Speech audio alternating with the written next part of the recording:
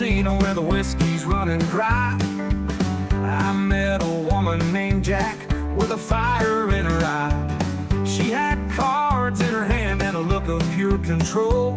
They said she's got the devil's look, taking hearts and souls. You gotta know when to bet 'em, know when to fold 'em, know when to stay away when you feel the burn. She'll take all your money, leave you broke and lonely. There ain't no second chances, girl, when it's her turn. Now Riverboat Jack, she's a legend on the rise. With every hand she dealt, another fool met their demise. She smiled that wicked smile, and you'd think she was your friend. But once the chips were down, your luck would need its end. You gotta know when to bet 'em, know when to fold 'em, know when to stay away when you feel the burn. She'll take all your money, leave you broke and lonely. There ain't no second chances, girl, when it's her turn. They say she's got no mercy, she don't play by the rules, but still you'll chase her shadow like all the other fools. Her heart is cold as steel, but she's got you in her grip. The queen of hearts, the ace of spades, she's sinking every ship. You gotta know when to bet 'em, know when to fold 'em, know when to stay away when you feel the burn. She'll take all your money, leave you broke and lonely. There ain't no second chances, girl, when it's her turn. So if you see Riverboat Jack and the lights are shining bright, best keep your wits about you or you're losing every fight. She's a heartbreaker, a gambler, and she's never looking back. When the river calls your name, you'll be chasing Riverboat Jack.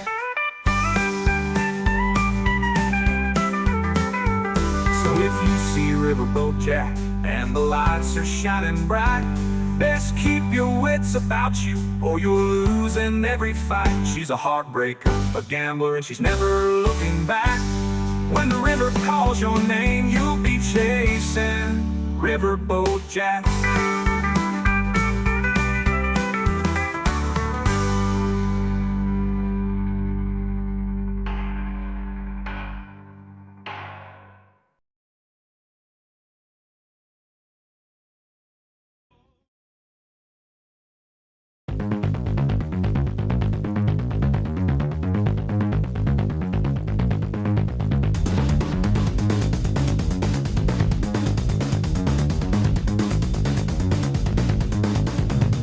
They're eating the dog. They're eating the dog. They're eating the cats. They're eating the pets of the people that live there. And this is what's happening in our country, and it's a shame. As far as rallies are concerned, as far as the reason they go is they like what I say. They want to bring our country back. Thank you, President Xi. Thank you, President Xi. Thank you, President Xi. Thank you, exclamation point, for what he did during COVID. Look at his tweet.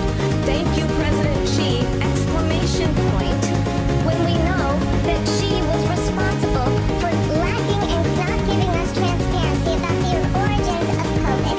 President Donald Trump was fired by 81 million people. And you know what? I'll give you a little secret. He hates her. He can't stand her.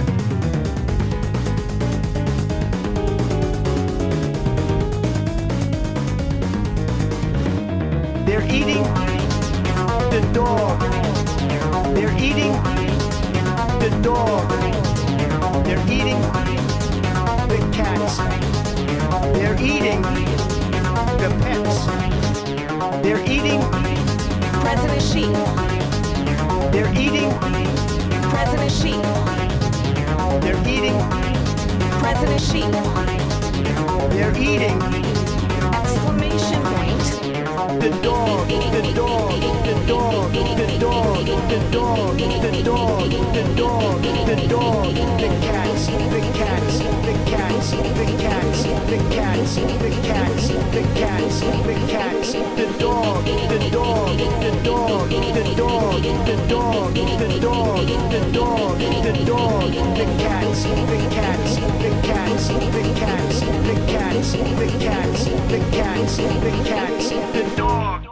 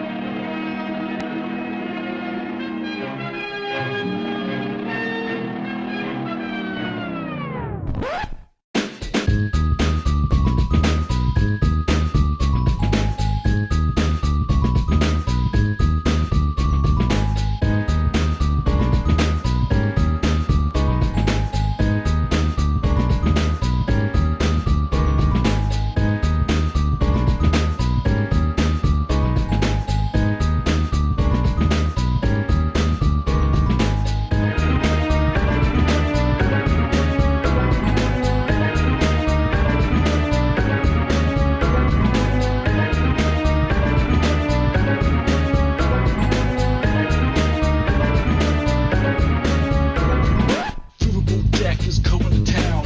All the viewers gather round. Twitch and YouTube is where she streams. All that content is bursting the seams. Politics, gaming, and plenty more. Her sense of fashion you'll adore. So grab your stuff and hop aboard. We're going straight to Jack's Discord. Riverboat Jack, Riverboat Jack, Riverboat Jack, Riverboat Jack, Riverboat Jack, Riverboat Jack, Riverboat Jack, Riverboat Jack. That's what I'm talking about. First time singing the songs for Riverboat Jack. Shout out. I don't know what I'm doing really, but I got passion. And that's what it's about. It's all about passion. Riverboat Jack. Riverboat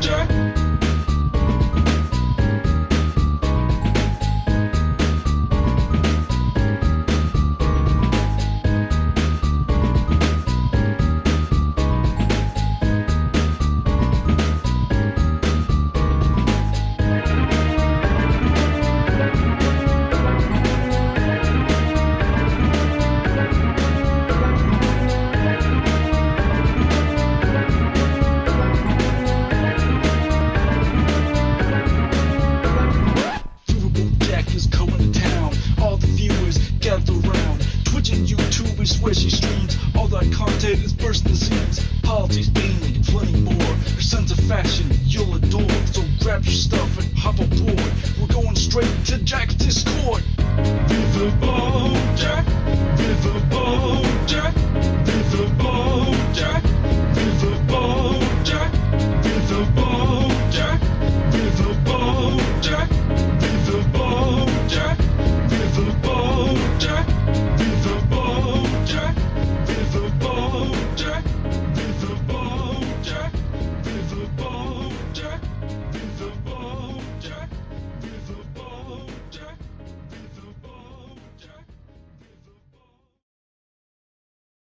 Hello, everybody. Hello.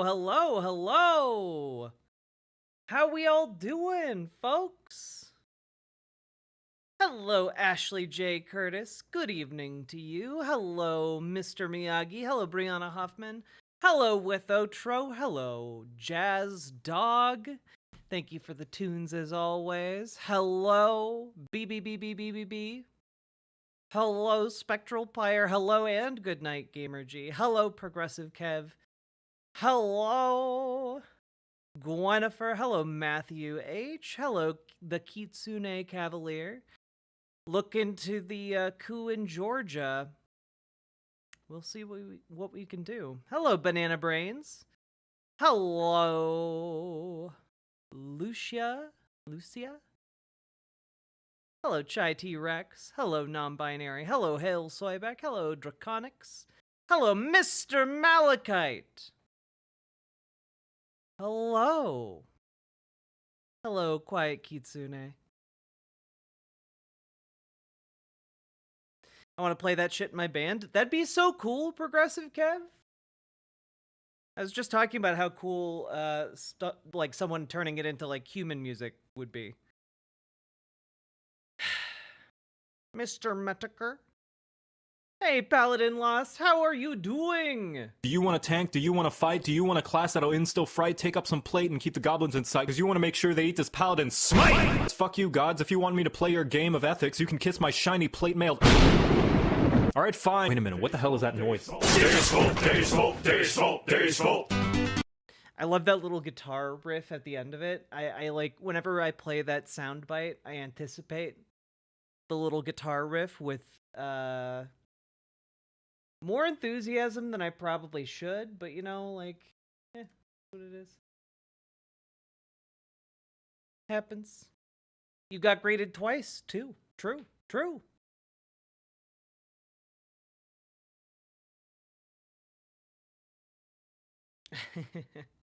I want a copy. Here's the song page. Just, you know, credit Forlorn79 for the lyrics.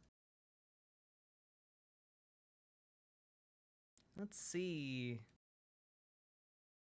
I'm boggling at the sweater. It's tank top weather here. Yeah. I did too much physical activity today. And my body's kind of reacting weird, so yeah. My body temperature is chilly.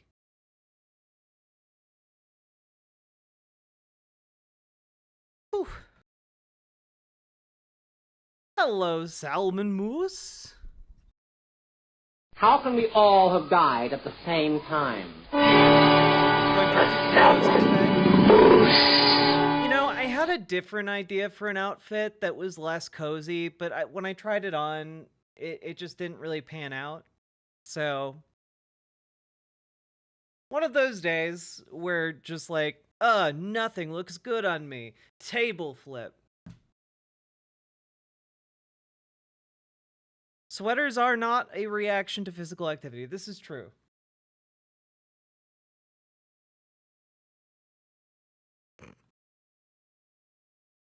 Okay.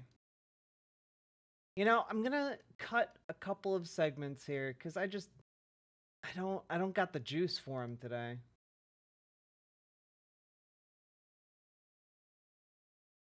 Dysphoria day? No, not a dysphoria day. I ran like 10 miles and then did a 4-mile walk, and so that was a lot. You know, I've been running like 6.5 miles, pushing myself and doing 10, and then walking on top of that for several more miles was a bit more than my body was comfortable doing. It's Saturday, you can just chill.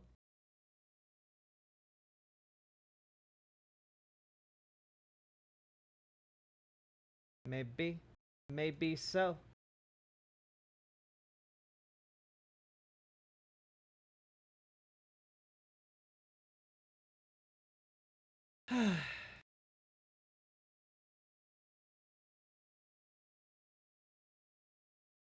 Beep boop.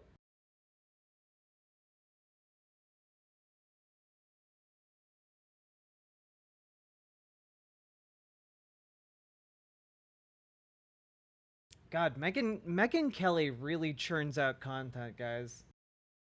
1, 2, 3, 4, 5, 6, 7, 8, 9, 10.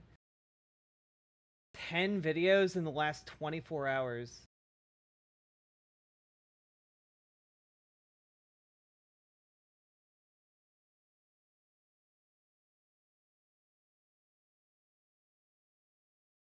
Guys, a bit of breaking news here. We'll cover this shortly, I think.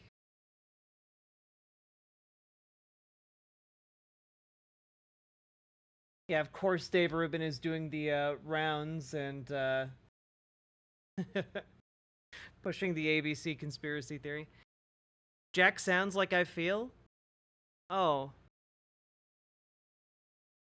I'm just tired.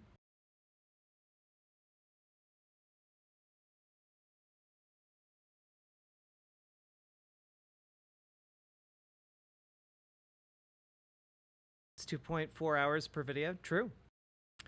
DB Wolf, thank you for the 10 biddies over on YouTube, on Twitch, being the first person today to support the stream. Two nice guys sounds like an awful gaslighting experience. I don't trust anyone who calls themselves nice. That's a really good impulse. Your instincts are serving you well, actually.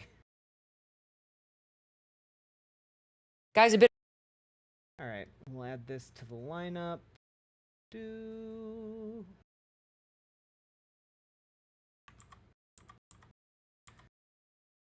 Closing the rot tab. I just had a lot of stuff to do today, guys. And I didn't get enough of it done. All right.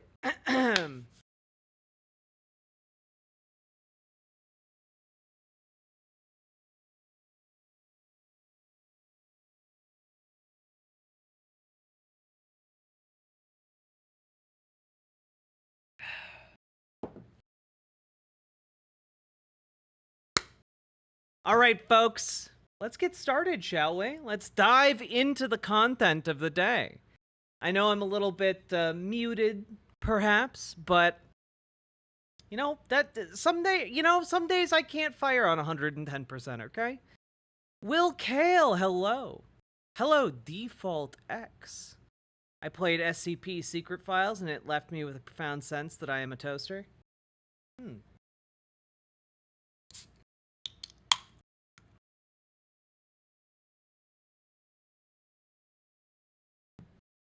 Oh, also, I guess it's my partnerversary over on Twitch.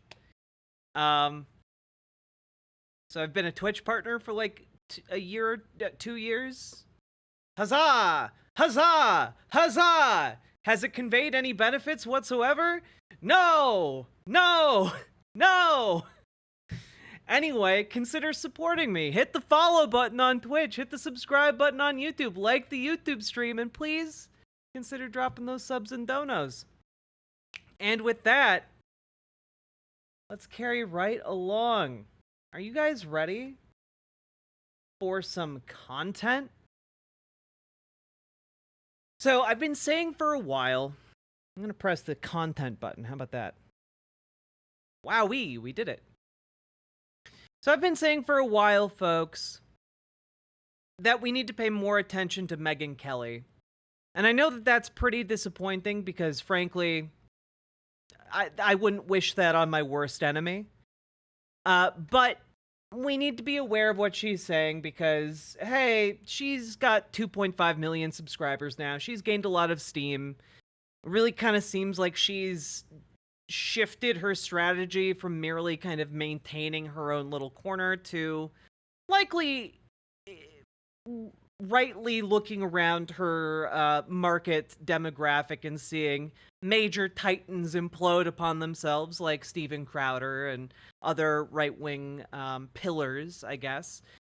She's trying to make an effort to rebuild her lost empire. And so she's been kind of pushing herself everywhere.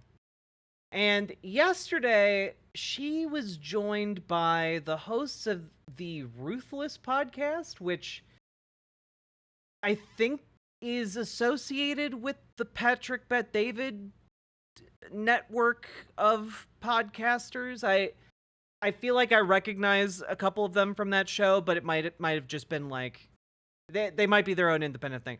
Well, let's find out, okay? Because they wanted to talk about Mark Robinson, the lieutenant governor of North Carolina, who's angling to become governor of North Carolina for the Republican Party, and who was outed yesterday as in his own words, a black Nazi who cheated on his wife with her sister, and took fashion photography with his set of dolls that he liked to dress up in SS uniforms.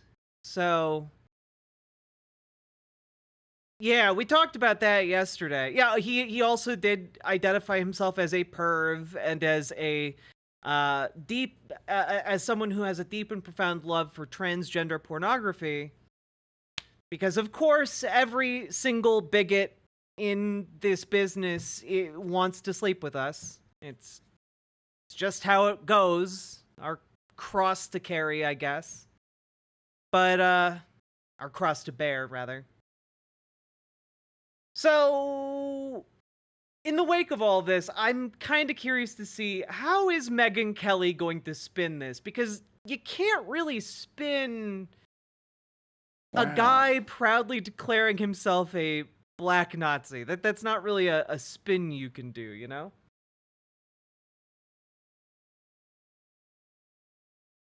I get the feeling that this black Nazi meme is going to be harmful to black folks in the long run. Oh, absolutely! Absolutely!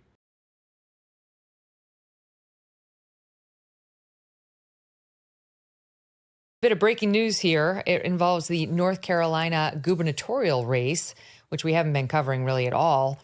But we do watch these state races from time to time because they can, if there's, one person who runs away with it or one person who absolutely is engulfed in scandal, it can depress the vote potentially for that party or inflate the vote for the other. So this would be, in that category, bad news for the Republicans. In that state, there is a retiring governor, Roy Cooper, who's a Dem, and the race to replace him is between the lieutenant governor, Mark Robinson, a Republican, and the North Carolina Attorney General, Josh Stein, a Dem.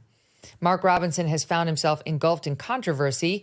He's made a lot of controversial comments that we already know about.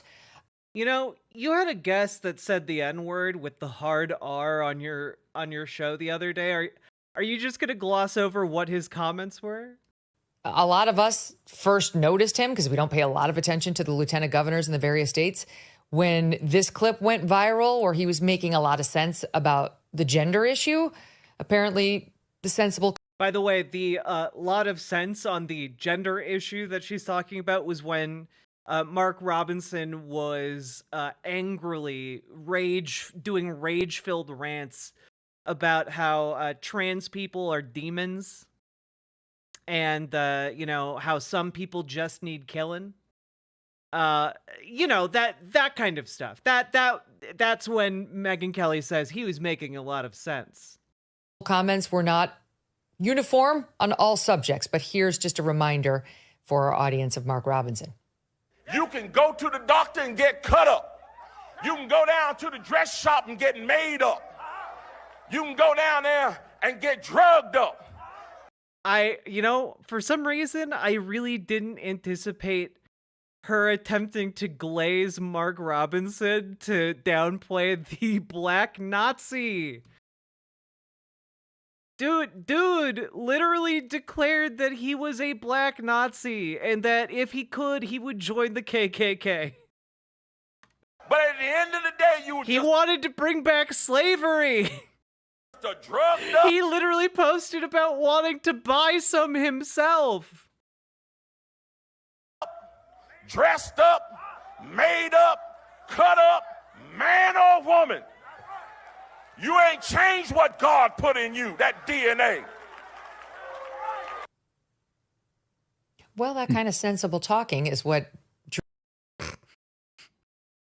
Was that sensible talking?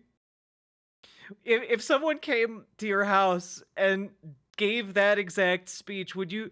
Oh, yes, what a sensible opinion to have. No, you did. That's fucking crazy. Dude's like ranting and raving on the stage about modern medicine. About not even just like fringe, like experimental modern medicine either. Just like straight up proven, has been around for over a century modern medicine. It's not even modern anymore. It's just medicine. Drew a lot of fans his way. However, it looks like he's about to potentially be forced out of this race.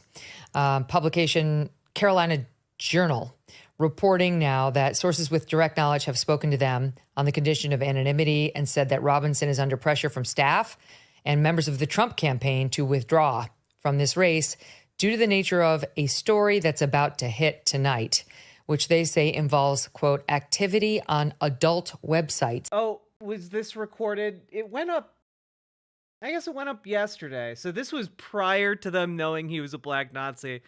Wow. Some things take a bit to age, like a week or two. Other things age like a fine wine in the span of just a handful of hours. In the 2000s. National Review also reporting on it, saying it involves sexual and race-related comments in chat rooms.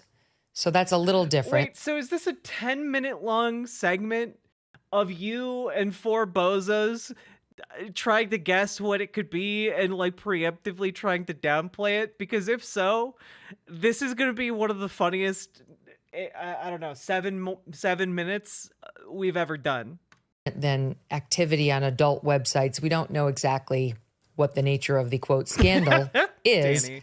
But according to the Carolina Journal, even Team Trump is distancing itself from him and potentially even pressuring him to withdraw. The Robinson campaign responded, the director, communications director, quote, whomever your sources are here, it is complete fiction. So they've been given, tonight is actually the deadline. It's the state deadline to withdraw from the race. And this is Oppo research that was leaked to the media by his opponent, the campaign of his opponent, who leaked it to CNN and local Raleigh news outlets. I do have to say one thing. One thing that's amazing here is that apparently people in like Democratic The tragic circles, story of Mark Robinson's life. Lily Love Stuff, thank you for the $5 dono. But apparently people in Democratic circles have had like this information for like the last 4 or 5 years and have just been sitting on it because they knew he was going to run for governor. And they apparently waited until the day it became too late to withdraw. And then they dropped this and now it's chaos. It's too late. They can't replace him with anybody else. If that's true, and I have not verified if that's true, but if that's true, that's incredible. Well done. At WRAL, expected to hit airwaves tonight. So is it important? Do we care? What do you make? Megyn Kelly is the evil parent junior high dance chaperone who tries to dress like the students. True. Think of it. Yeah. I mean, we care a lot, but you may and Coulter 2.0. or may not have noticed, but the Republican Party over the last few years has run into a touch of a candidate quality problem from time to time. This would certainly be one of them. Wait, who are these people? Josh Holmes, someone named Comfortably Smug, Michael Duncan, and John Ashbrook. I have no idea who these people are. Problem from time to time. This would certainly be one of them. Also, do you think that they started their show right after the death of Ruth Bader Ginsburg? And then they just named their show Ruthless? If so, that is kind of funny. Look, North Carolina is a really important state. The problem that you have is when you get down ballot and you're dealing with governor's races, there's not a Senate race there this year. But if there's somebody who just lags the field significantly, it depresses turnout, or at least has the capacity to depress turnout in a very meaningful way. And in a state where you need every last Republican vote for Donald Trump to get to 270 on the Electoral College, any little thing like this is potentially extremely problematic. I mean, Smug, you're from North Carolina. What's the take? I think there is among Republicans in North Carolina a lot of frustration because Republicans have a supermajority in the state legislature. They control the state House, the state Senate, and both Senate seats in North Carolina to the United States Senate are Republicans as well. It seems like for a while, governors just eluded part of the Republican majority in the state. And so for Republicans, the most important thing is to win. They need to get the governor's mansion under Republican control because for so long, you've seen the state start to take this like leftward tilt, which actually doesn't reflect the voters of the people of North Carolina. And so except that it does, though. Like the voters put in Democratic governor. Like, you can't argue it doesn't reflect their their views. the Republicans, this hunger to win is, I mean, it can't be overstated how bad. Man, listening to Republicans badly explain democracy and like always get it fundamentally wrong every time, like, it bothers me, man. Like, it was so fascinating when we did that segment going back and watching I think it was the JFK and Nixon debate. And just like fundamentally, both of those men had liberal worldviews that were like that agreed on like the basics of like a liberal society, right? And we have just like, we are so far gone from that. Like, these people genuinely don't even understand how the system works. They just yap. No, Nixon was liberal. When I say liberal, I don't mean in the sense of like, oh, liberal and conservative. No, I mean it in like the sense that in like the 1960s, there was an understanding of liberalism in America that people fundamentally agreed on. Okay? That like Nixon wasn't good. If you heard me say that, that's not what I said. Okay? There was an understanding of liberalism as a concept, but now we've gone to, hey, guess what? We've gone to neoliberalism, neoconservatism. We're beyond those things now because America's been descending into fascism. And so what I'm trying to explain here is that 60 years ago, conservatives and liberals, the left and the right, broadly in America, had an agreement on like some fundamental pillars of our political system. That's no longer the case. And none of these people understand how the system works because understanding how the system works is immaterial to their actual positions. We need this race. You see Donald Trump is neck and neck with Kamala Harris in North Carolina, and voters tend to break late in the state of North Carolina. So while there's time, whatever decision needs to be made, whatever can lead to a win at the top of the ticket, and the governor's Did you guys know that Biden's not a leftist? Race needs to be done. North Carolina is important. The latest poll, which we were going to get to in this block, is from Emerson Polling, showing them neck and neck in these swing states. In North Carolina, Trump was up 1 in August. Now it's showing a 2-point swing to Harris. Harris up 1. All of that is within the margin of error, and thus there could have been absolutely no movement from August to now. But anyway, for what it's worth, she's showing up 1, which just tells us it's just as tight as it could be there. So every tiny movement could potentially matter. Yeah. I mean, no question about it. Look, if this was the Democratic Party, that guy would be packing up the printer cartridges right now, right? Yeah, Foxbet. Yes, that is my point. Yes. Republican Party, look, we've had a problem when it comes to trying to figure out how to put our best team on the field in some of these races over the years. I think the Senate Republicans, who had a huge problem in 2022, corrected that under the leadership of Steve Daines at the Senatorial Committee. But it is a problem. And if you leave these things to their own sort of merits, they often just don't work out for you. And this is one of the prime examples. I think the only mistake Democrats made is if they really have the goods on this guy, they should have waited till after the deadline. But he's Oh, God. Why? Chat, why? Why does it have to be this way? Why does it have to be this way? Why when I make a comment about how like 60 years ago the political system and the political actors that operated in it had a different fundamental worldview. Like, why is that controversial? Why is it controversial to be like, yes, in the 1960s, like, hey, the left and the right broadly had some fundamental agreements. The right just generally wanted stuff like free market solutions, whereas on the left you had New Deal adherents of liberalism. Like, I was making a throwaway comment just to talk about like how we've come into like this post-factual era, and like I should be able to just say like a basic fact.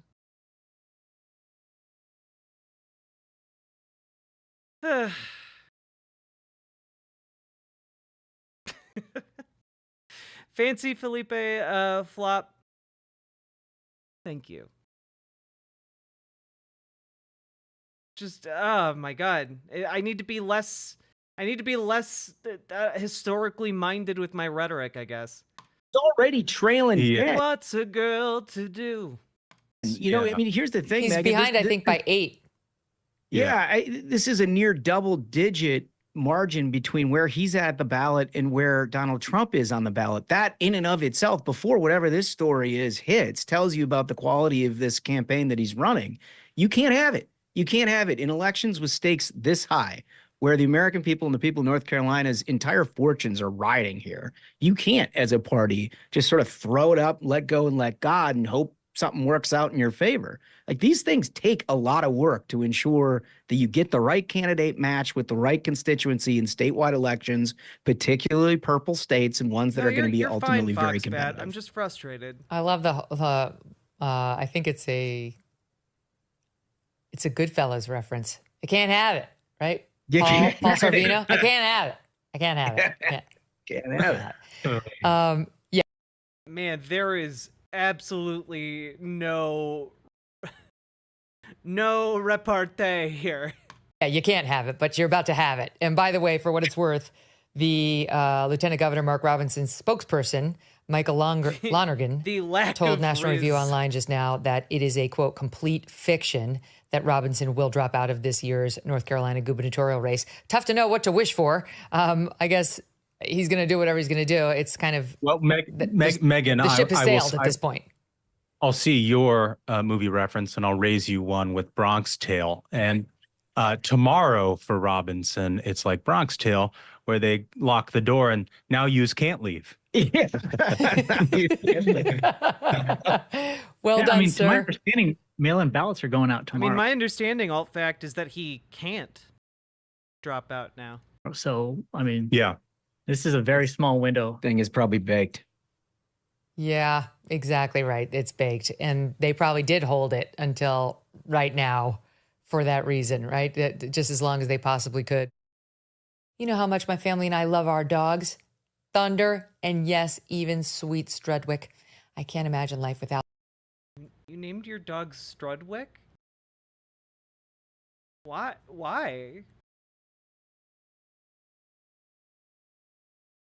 Them. They've got a great life and they're lucky. But some dogs are not so lucky.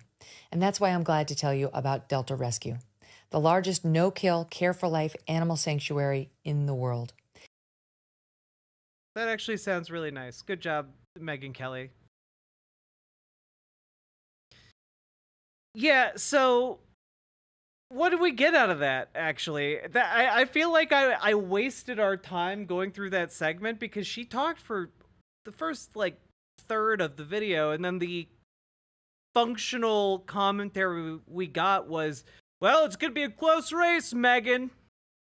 And she's like, yeah, it's divided by only 1 percentage point, so it's gonna be pretty close. And then, another guy's like, oh, well, anything could upset this race, but tomorrow he's gonna be locked in. And then she's like, yeah, you're right. Commercial break. And that's the end of the segment. That was really weird.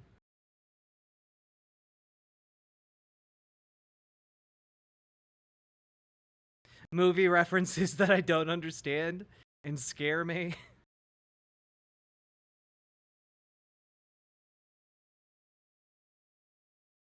I don't think any of them knew what he did. No, but it was an entire episode of like glazing Mark Robinson. It was really weird. It was like, let's glaze Mark Robinson and then say, hey, if it's really bad, things are going to be bad for us. And like, oh, wow, good analysis, everybody. Good job. Hey everyone, I'm Megyn Kelly. Welcome to the... No, thank you. Stop. What's a girl to do?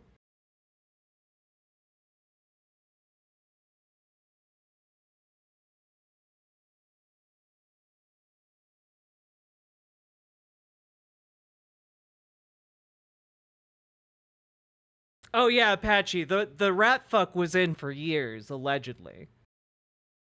Okay, well that was an interesting sojourn into a video, I guess.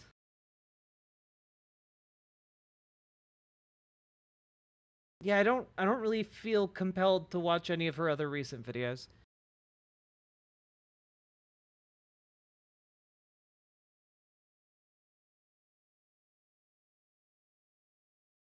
We got a surprise Friday evening poll from Pennsylvania. Harris is up 52 to 47. That's really good.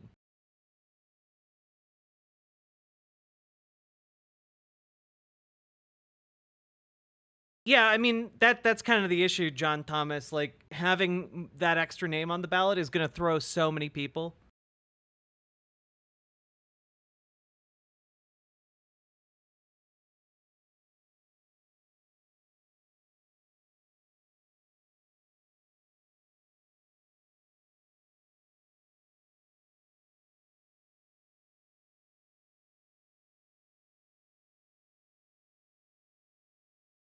All right, folks, it's time for us to dive in a little bit here. And so, segment button. And just refresh some of this stuff. Okay. Attenche Films posted a new video. Looks interesting. Yeah, probably. Attenche Films makes good videos.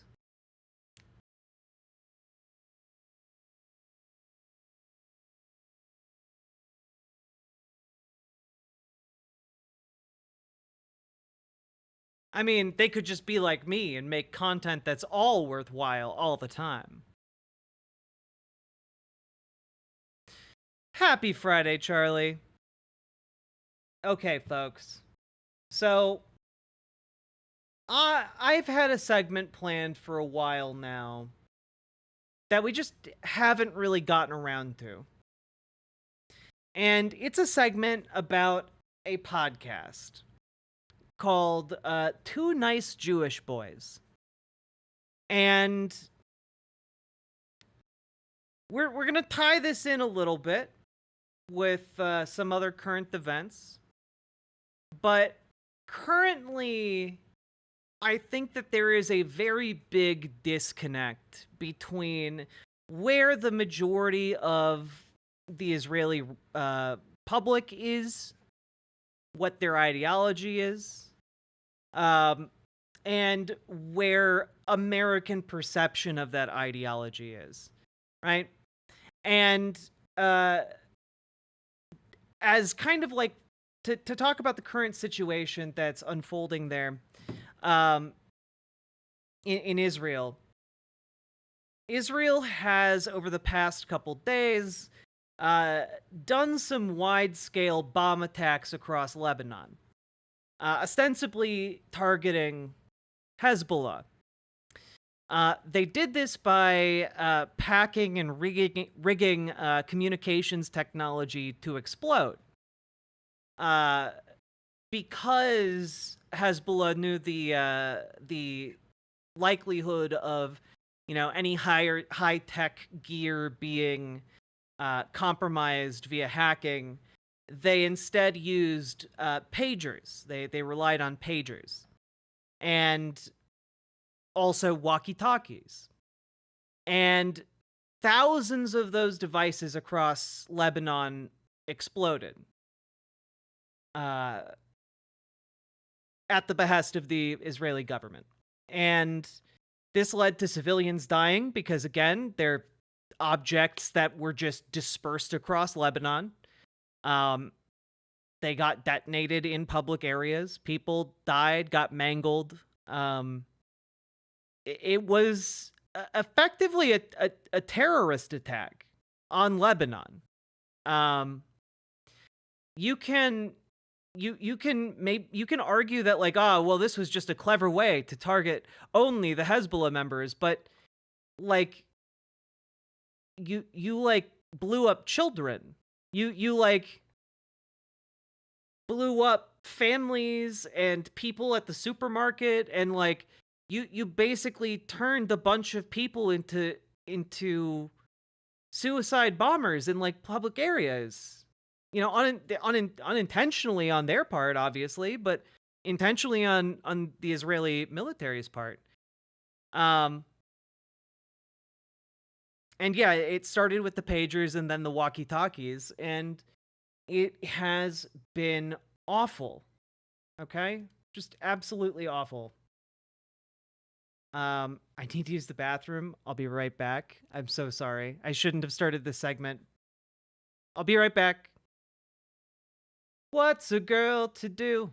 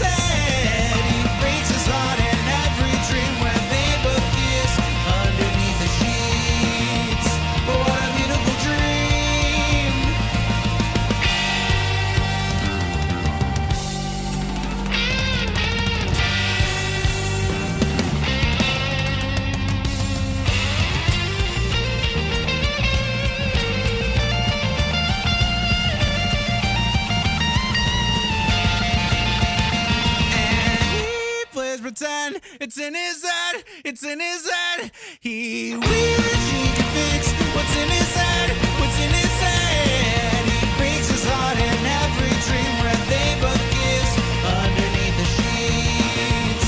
What a beautiful dream. Oh, and he plays pretend. It's in his head, it's in his head. He wishes he could fix what's in his head, what's in his head. He breaks his heart in every dream where they both kiss underneath the sheets. What a beautiful dream.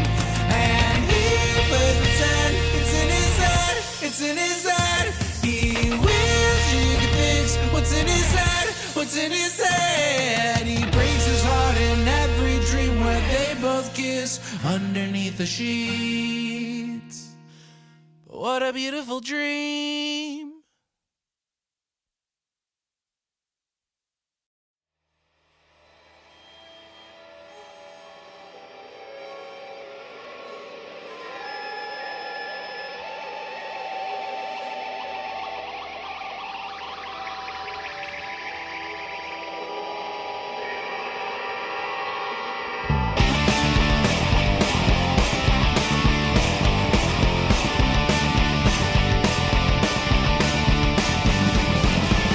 What does the fascist say when the lies are sold in spades? They say they need our civil rights while we work hard to die.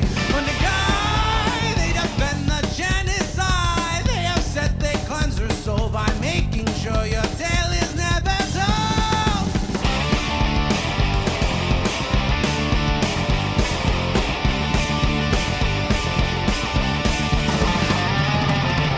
No matter how hard they try, through guns or laws or religious rhymes, they can take your arms, they can take your eyes, but when we sing your name, you can never die. You are true, they can't deny. To live is sweet revenge, we strike great fear into the hearts of men. The voice of nature can't be tamed, and that's why you're a me. To resist is the rise again, 'cause all they want is for you to end. Through the fire of their hate, you won't subside. You will rise.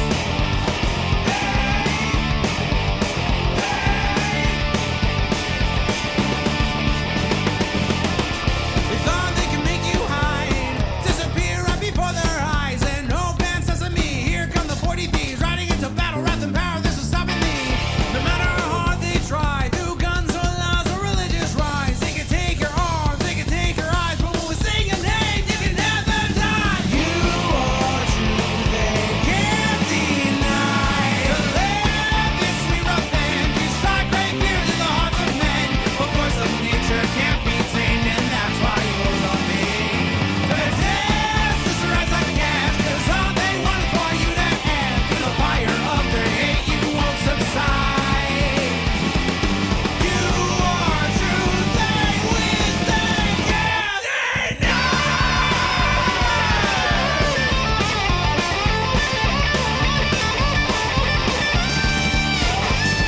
To live is sweet revenge, you strike great fear to the hearts of men. The voice of nature can't be tamed, and that's why you're a me. To resist is to rise again, 'cause all they want is for you to end. Through the fire of their hate, you won't subside.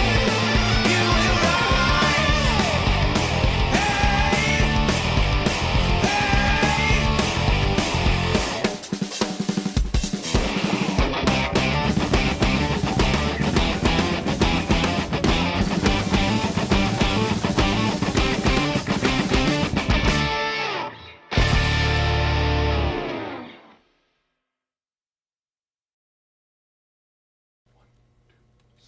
When the union's inspiration through the workers' blood shall run, there can be no power greater anywhere beneath the sun. Yet what force on earth is weaker than the feeble strength of one? But the union makes us strong. Solidarity forever. Solidarity forever. Solidarity forever. For the union makes us strong. Is there aught we hold in common with the greedy parasite who would lash us into serfdom and would crush us with his might? Is there anything left to us but to organize and fight? For the union makes us strong. Solidarity forever. Solidarity forever. Solidarity forever. For the union makes us strong. They say our day is over, they say our time is through. They say you need no union if your collar isn't blue. Well, that is just another lie the boss is telling you, for the union makes us strong. Hello, everybody. Okay, sorry about that.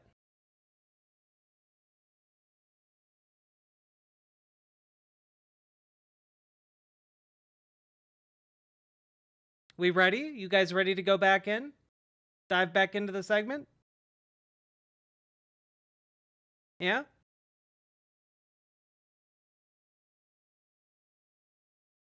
Always cool.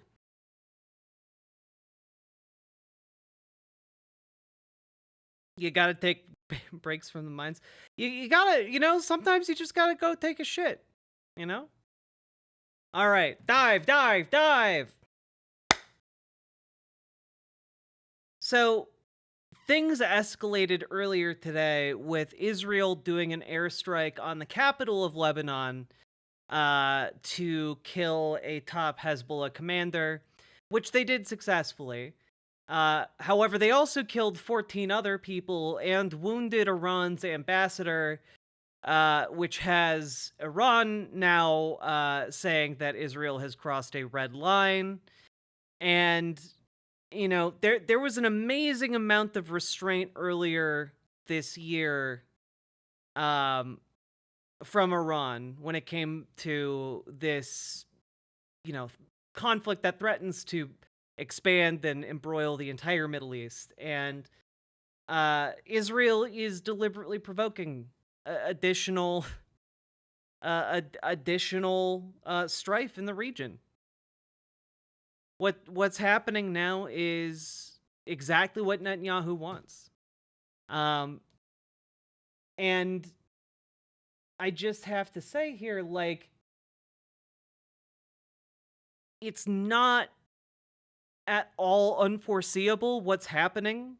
Like, IDF generals have commented on, like, yeah, hey, this probably isn't in the best interest of our nation to, spread the war.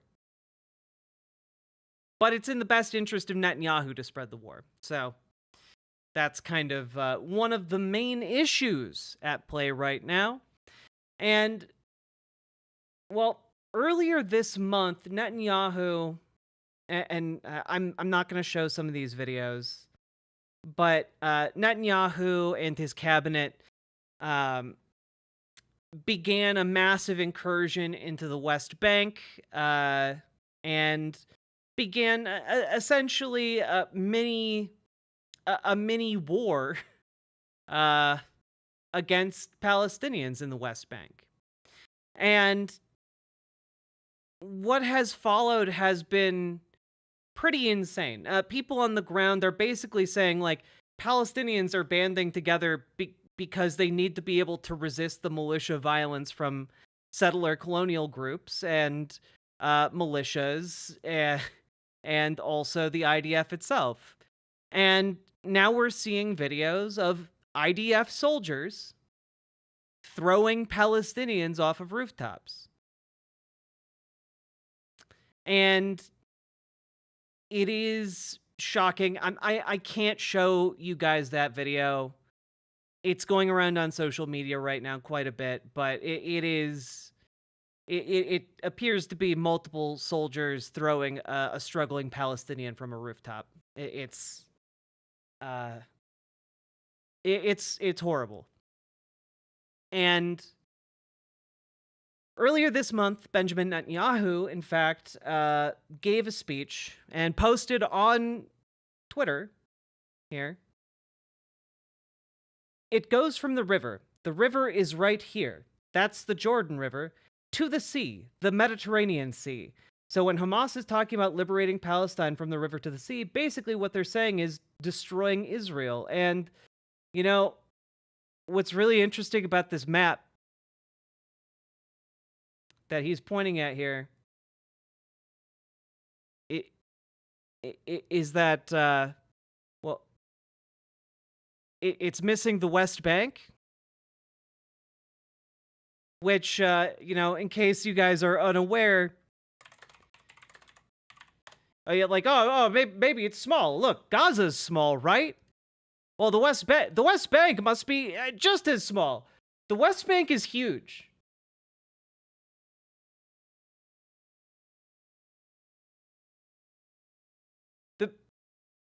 The West Bank is very large.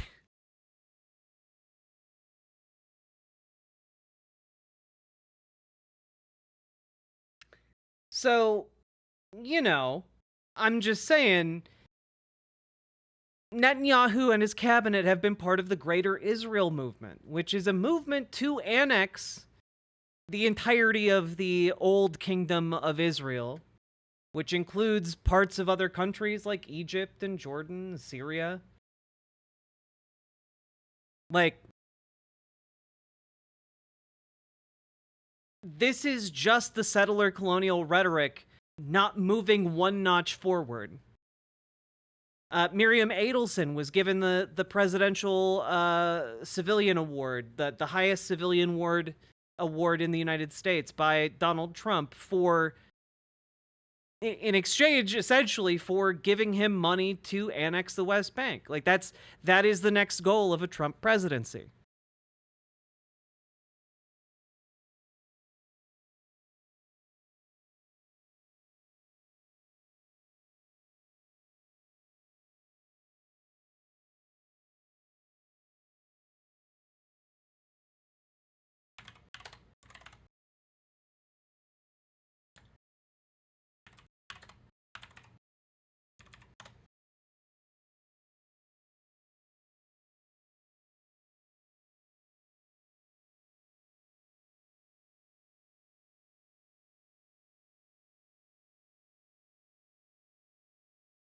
Oh, are we absolutely sure? Yes.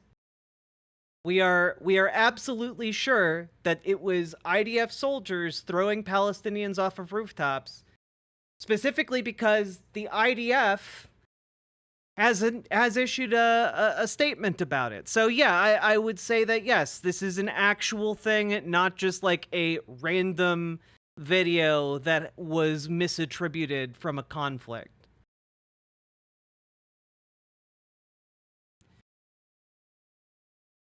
This is a serious incident that does not coincide with IDF values, and the expectations from IDF soldiers. The IDF said Friday, the incident is under review. We'll get an answer to it in several years, I'm sure.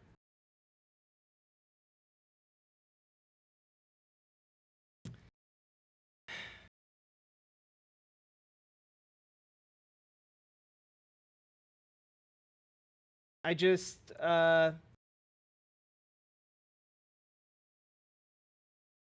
it's fucking disturbing, man.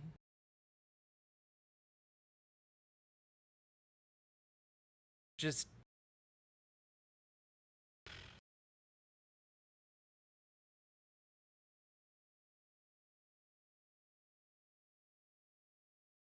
they'll probably be given a media press tour. Honestly, at this point, it wouldn't surprise me. They gave a media press tour to rapists who tried to cover up their rape on camera with their buddies' riot shields. Like, it wouldn't surprise me.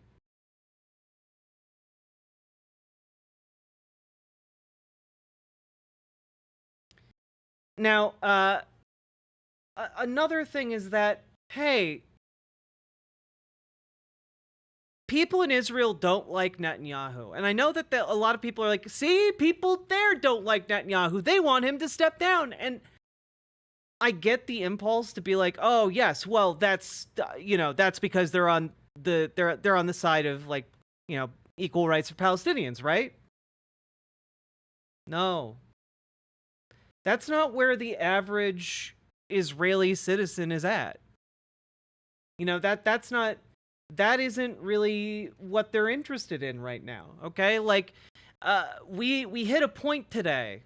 Like, the expansion of this war into Lebanon is happening. That's where we're at. Barring some miraculous diplomatic intervention, the war is spreading across the Middle East.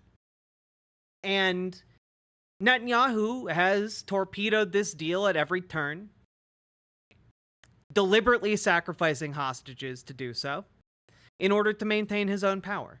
And now it's spreading because Joe Biden is a feckless, senile fool who isn't going to do anything about it. And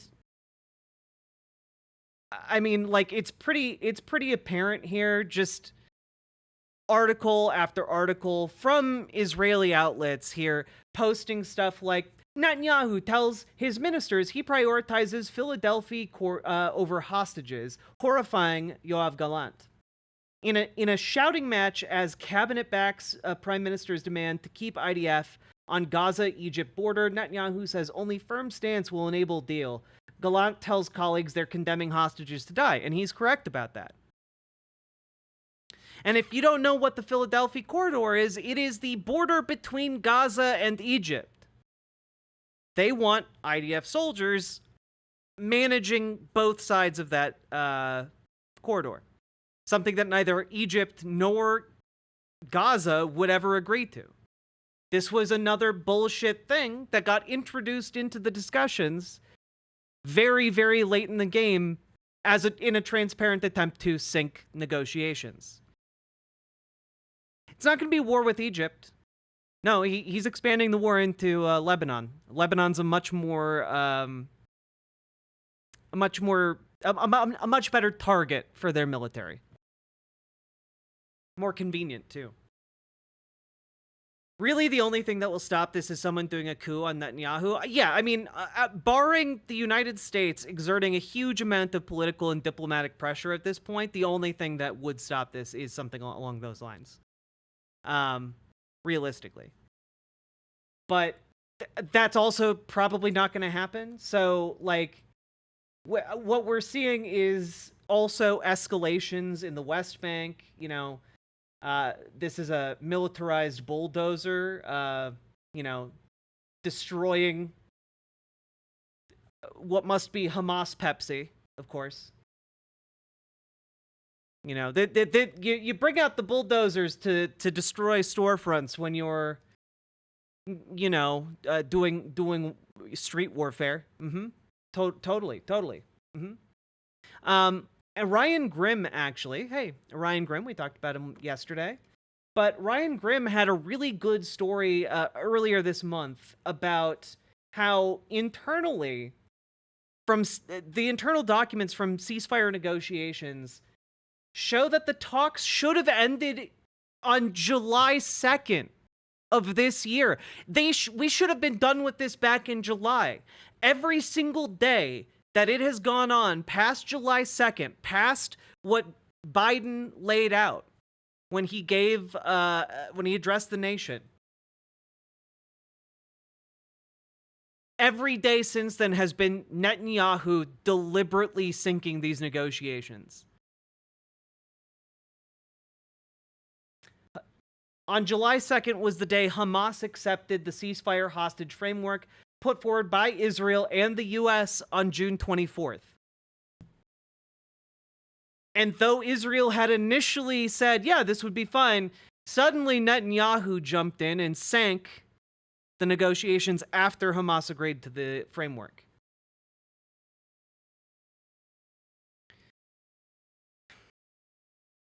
Well, and Super Jet Guy, the issue is there's no mechanism for Kamala Harris to distance herself from Biden. There's just not. She's not going to do it until after the election, at the earliest. Maybe the week before the election as like a Hail Mary to consolidate support if like things are looking super tight. But now a lot of people have been saying, well, but the Israelis want to get rid of Netanyahu, right? Like that's good. Like that indicates that they want, peace. They want the two-state solution. They want just to live harmoniously with the Palestinians. And no, I'm here to tell you that is not where the body politic is in Israel on this issue. Unfortunately, I really wish it was. I don't really know how. I don't have any answers here on how to change that, barring like sustained activism over the course of like 40 years to de-radicalize the entire country. And that is on people who live there. I have no solution from here in America outside of, hey, we should use whatever political power we have in the US to leverage for peace. That being said,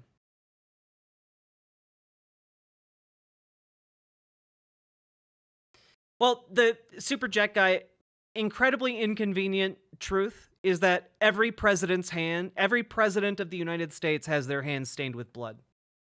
No president of the United States has ever served and not like sent people to go die either directly or indirectly. That's not... There just hasn't ever been a president like that. So... yeah, the Israeli left has been pitiful for decades, and October 7th killed a non-trivial portion of it. Yeah, for real. And I want you all to take a listen, okay? Check my message. I don't know where you're saying. Where is the... I'm not going to get derailed during this segment. But this is one of the longest running podcasts, okay, in English, based in Israel. All right? I'm going to play, we're going to watch a few clips from, I believe, the same show. And I want you all to know that I did my damnedest to get the full audio of this show. I couldn't for the life of me find it because they took down that episode and several others from recent, recent weeks. But here's this. So I would, if you gave me a button to just erase Gaza, every single living being in Gaza would no longer be living tomorrow, I would press it in a second. That's just, I think most Israelis if probably that's agree. The choice, yeah. Yeah. Mm-hmm. No, even if it's not like right now. Yeah, no. I would press it right now. Mm-hmm. Yeah, same with the territories. I would press it right now. They're both like, yeah, I think most Israelis agree with us. If we could instantly obliterate not just every Palestinian in Gaza, every Palestinian in Gaza and the occupied territories, every Palestinian within the zones of Israeli control, they're saying deserve to be wiped off the map. By the way, this show's name is Two Nice Jewish Boys. Told you we'd get here, folks. Mm-hmm. No choice. No, Sharon is safe at home. God willing, I don't know. I haven't spoken to her in like an hour. No, I'm saying for the chance. Yeah. Yeah. I would press it right now. Give me that button and press it right now. There you go. And I think most Israelis would. Yeah. Most Jewish Israelis. They wouldn't talk about it like I am. Mm-hmm. Most Jewish Israelis. Yeah. We all know, I'm sure, what this guy thinks of any we'll say Arab Israeli here. I think there might be a bit of a disconnect there. And you might say, but Jack, you're getting ahead of yourself. Maybe I am. But we're certainly going to find out by the end of this segment. Mm-hmm. They wouldn't say I pressed it. Yeah. But they would. They press don't it. have balls of steel like you. They would, but they would press it. You right? Like if it takes a huge amount of balls to say you want to instantly obliterate everyone of an ethnic group you dislike. They were in a closet alone. They wouldn't even hesitate. Mm-hmm. Someone came to them and said, "No one will know. You press this, all the Palestinians are gone." You'd be like, "Fucking hey, is there another one?" Ha ha ha. What fun they have. What fun. Now, of course, there are other clips floating around. We might get a little bit of repeats, but I tried to find as many clips from this episode as I could because I think it's kind of important for us to hold on to that. What we're doing in Gaza. Because in Gaza, maybe there's mass destruction, but there's not massive death. Or deportation. Anyway, so, when you sit on your high horse, and, I'm sure I don't mean to belittle our listeners. We love you guys. But if you're listening to our words and saying, how could they be advocating to, do massive bombing, indiscriminate bombing, how could they talk about killing children? We're not advocating to target children. The size of the butt coming up here is massive. But forgive us if we don't give a shit. If, everybody there dies. It's just the way we feel. It's just the way Israelis feel. Yeah. Because, and this is what that's what the Hulon attack did. I wrote to Sharon, my wife. I was like, it'll be you or me tomorrow, or Daniela or Itai, God forbid. Yep. I think a lot of people in the United States in particular need to know this is where a lot of people's heads are at in Israel. Like, the genocidal rhetoric has been amped up to like 12 for like the last 15 years. And so I would, if you gave me a button to just erase Gaza, every single living being in Gaza. Okay, I think this is the part we watched. Oh no, I haven't spoken to her in like an hour. But all the Palestinians are gone. You'd be like, fucking hey, is there another one? Just, it's so monstrous to be calmly sitting there discussing the murder of children, and you're like, well, I don't really care about the murder of children, though. This the same clip. No choice. No, Sharon is. Hey. Yep. Okay.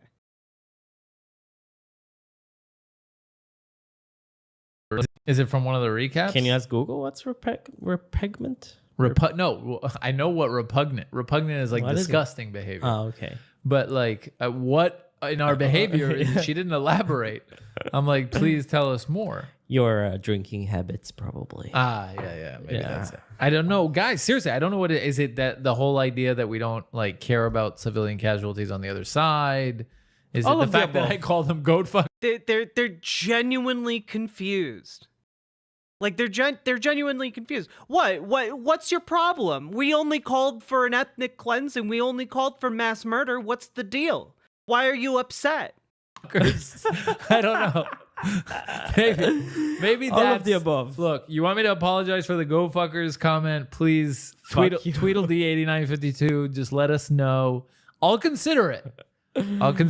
But not before I go on a 30-minute rant why I call them goat fuckers. Is it from one of the recaps? Can you ask Google what's I just...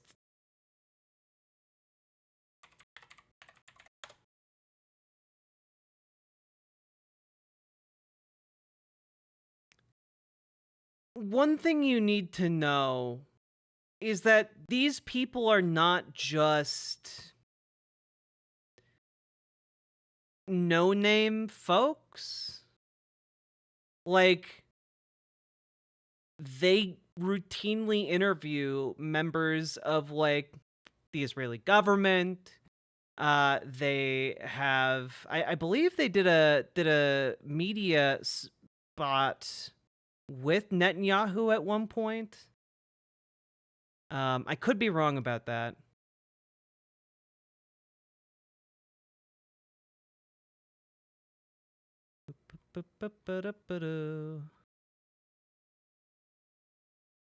Ah, yes. So, let's see here. One second. So I believe here you have a man named Noir Menninger, who is, might be hard to tell from this picture, but he is, in fact, one of the guys who films Netanyahu's videos. Or at least he was at one point. And that, I just want you guys to know, this isn't just some, like, random podcast. Oh, just a random, tiny podcast. No, these people are connected, is what I'm saying. And not only that, we're just, I want to give them. No, well, frankly, I've done the research for this, so I already know what is coming here. But let's see. 0 people in Israel. If you go up to them, and you're like, 0 people in Israel. If you go up to them, and you're like, do you care if this baby in Gaza gets polio? They'll be like, I don't fucking just. If Oppenheimer would care. Yeah, okay. There'll be like 20 people who care, and they're all wearing Meretz shirts. Like, fuck them. This is the guy who was filming Netanyahu videos. But seriously, nobody would give a shit. They'd be like, leave me alone, man. I'm trying to buy Eat shit ice cream for Shabbat. Fuck off. I don't care about this Gazan kid with polio. Also, as long as they're in their Nakba state in their tents, and we're living still, if you put aside the news, day to day is okay.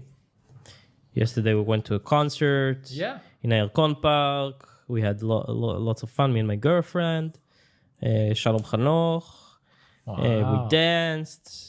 And it was amazing. And you can't help but think, it's nice to know that you're dancing in a concert while hundreds of thousands of Gazans are, homeless, sitting in a tent and eating. Makes it even better. Yeah. More enjoyable concert. If only they put the live video footage of Gaza. But seriously, you guys that. That's what people don't understand. Look, I know that you guys might be appalled by this, some of the listeners, but seriously, this is how Israelis feel. And you might think that Eitan Weinstein and Naor, who refuses to kind of back me up on it publicly. I'm from the UN. Yeah, he's the UN. But you might think I'm extreme. But I have conversations with lots of people, coworkers, friends. People enjoy knowing that they are suffering. No, also it's very prominent on Twitter. He's defending mass torture. As a he's proposing that as a water cooler conversation, people all really are enjoying talking about the torture of Palestinians.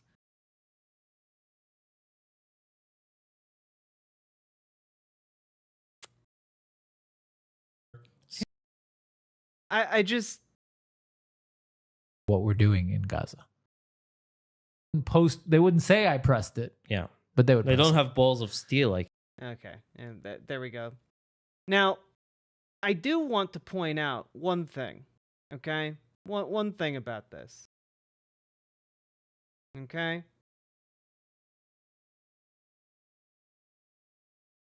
Which is that we have to take a look at their Twitter.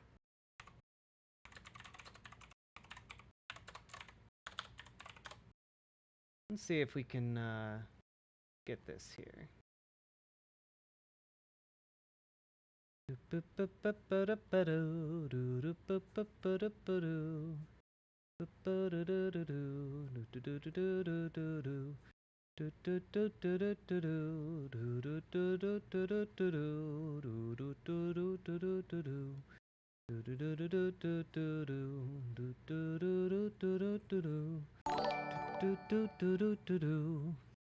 Five mods graduated today.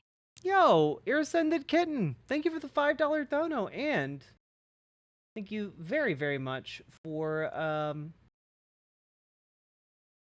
keeping us updated on the moth situation.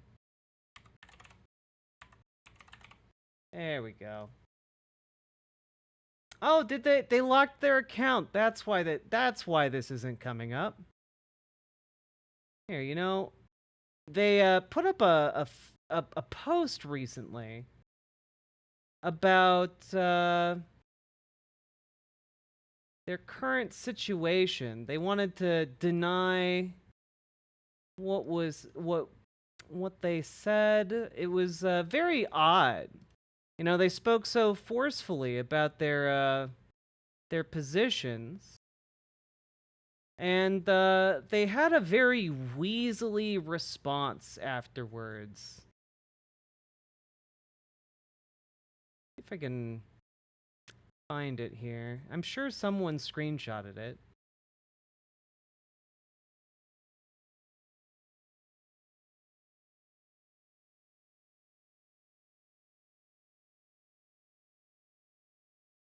Let's see.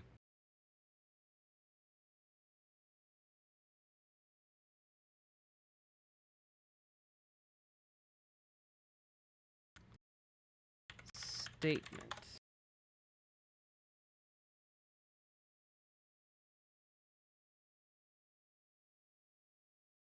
Okay, I'm not going to be able to pull it. Damn. I'm sure if I had like 30 minutes, I could go find it, but I'm not going to find it right now. Long story short, they tried to claim that, oh, well, we people are saying we're pro-genocide. They're taking it out of context. And the context was just they want to kill all Palestinians. That's it. That's the only context that is there, okay? And, I figure, maybe we shouldn't be too quick to try and give them good faith here, because, well, here's a screenshot from their now locked Twitter account. We thought X was for free speech at Elon Musk. And they were temporarily suspended for saying Gaza should be wiped off the face of the planet, not Hamas, Gaza. So, I feel like they're telling us who they are, and we should believe them. I feel like that's where we're at on this one. And I figure, maybe I'm Eitan. I'm not. Maybe we're being unfair to these guys. After all, tensions might have been running high. It might have been a fit of passion, a fit of madness even, that pushed them to this genocidal state. Let's take a look at some of their older videos, their older content, their older videos.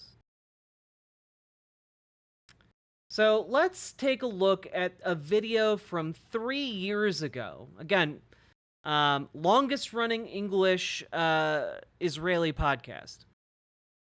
Let's take a listen, shall we? This video is called Reaction. 25% of US Jews think Israel is an apartheid state. And we're from the Two Nice Jewish Boys podcast, and we're here to talk a little bit about the latest poll. Yes. About American Jews, their thoughts on Israel. Yeah, they were polled and asked a very simple question. Is Israel an apartheid state?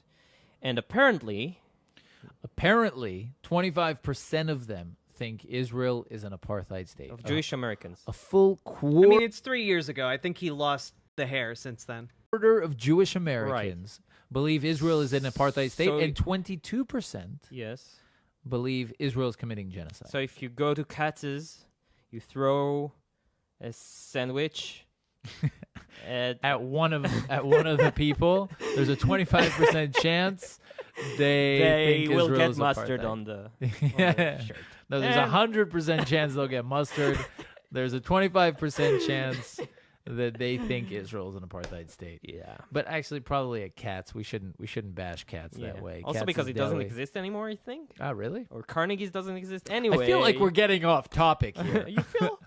But yeah, guys, if you think Israel's an apartheid state or that Israel is committing genocide, there's three options. It is, by the way, human rights organizations in Israel, run by Israeli Jews, have said that it is an apartheid state. You have regions that are occupied by Israel where Palestinians operate under a completely different set of laws. Options. Either you're willfully ignorant or you're just ignorant. You're an idiot. Okay. Or you have malintent and you're just a horrible person Let me who's play lying. the devil's advocate here. Yes. I'll be Abby Martin for a day. Oh God, don't do that to yourself. I mean, there's occupation in the territories. Yes.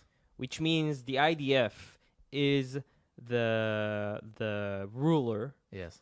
Of Judea and Samaria. Yes. And oh, by the way, someone in the comments of one of the last times I talked about this was like, Judea and Samaria aren't dog whistles for anything. What are you talking about? And it's like, no, these people use those names because they're talking about the West Bank is as if it's already part of Israel. Like it's to normalize like the annexation, the coming annexation of the West Bank. And even the big Palestinian cities, in the end of the day, are under the army's ultimate control. Mm-hmm. And the Palestinians don't have freedom of movement. They cannot fly abroad. And so either we make them full citizens or we leave them be. But that's not the definition of an apartheid state. Okay, what's the definition? An apartheid state is a state where the citizens of the state are split into two categories based on race, generally. Okay, the apartheid state in South Africa was a differentiation on race. White citizens had a different level of rights than black citizens. You have Jews and Arabs. Okay, but that's not the differentiation you just made. Why? Because you said the Palestinian territories are under occupation. There are Arab Israelis in Israel. There are 2 million Arab Israelis in Israel living in Israel. They are Israeli citizens, and they enjoy full equal rights under Israeli law. They are just as equal, just as much of a citizen with all the rights as a Jewish citizen. Yeah, but don't look too deep into this because there are informal rules and regulations in certain areas. For example, if you are an Arab Israeli, you can't buy certain houses in certain areas because it would undo the Jewish character of the neighborhood. You know, they have their own version of redlining in Israel to, maintain ethnic majorities in different areas. It is not actually, in effect, equal rights. That's kind of why, it's part of why it's called an apartheid state. Those are 2 million. Those are 2 million Arab Israelis. There's an Arab Israeli on the Supreme Court. There are 12, 13 Arab Israelis. The issue that he's gonna run into here, because I can see it coming, like the iceberg that is about to hit the Titanic. The issue he's gonna run into here is that Israel can't annex these territories and also give enfranchise, make citizens the people who live there, the Palestinians who live there, predominantly because if they did so, there would be more Palestinians, and they would be too large and too powerful of a voting bloc if they had voting rights. So part of the issue he's going to run into here is that he's someone who's very much in favor of the ethno-state, right? And enfranchising, giving voting rights, making citizens of Palestinians in occupied territories, that would kind of clash with the other value.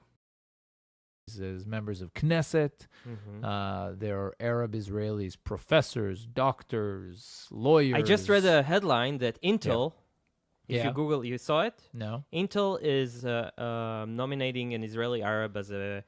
As the CEO? Not CEO, but very high executive in the corporation. There you go. So Arab Israelis, meaning... Well, I guess racism has been defeated. Thanks, Intel. Citizens of Israel that are Arabs enjoy the same rights. So there's no differentiation in Israel. There's no apartheid state. There's no differentiation based on race. The occupation is a different story. There is a military occupation of a certain territory, and it's the same as the Americans occupying Iraq or Afghanistan. Yeah, that was also bad. We killed hundreds of thousands of people. That was bad. And I'm not sure that many of these people would disagree with the statement that America is an apartheid state, but I think that that's absurd. Mm-hmm.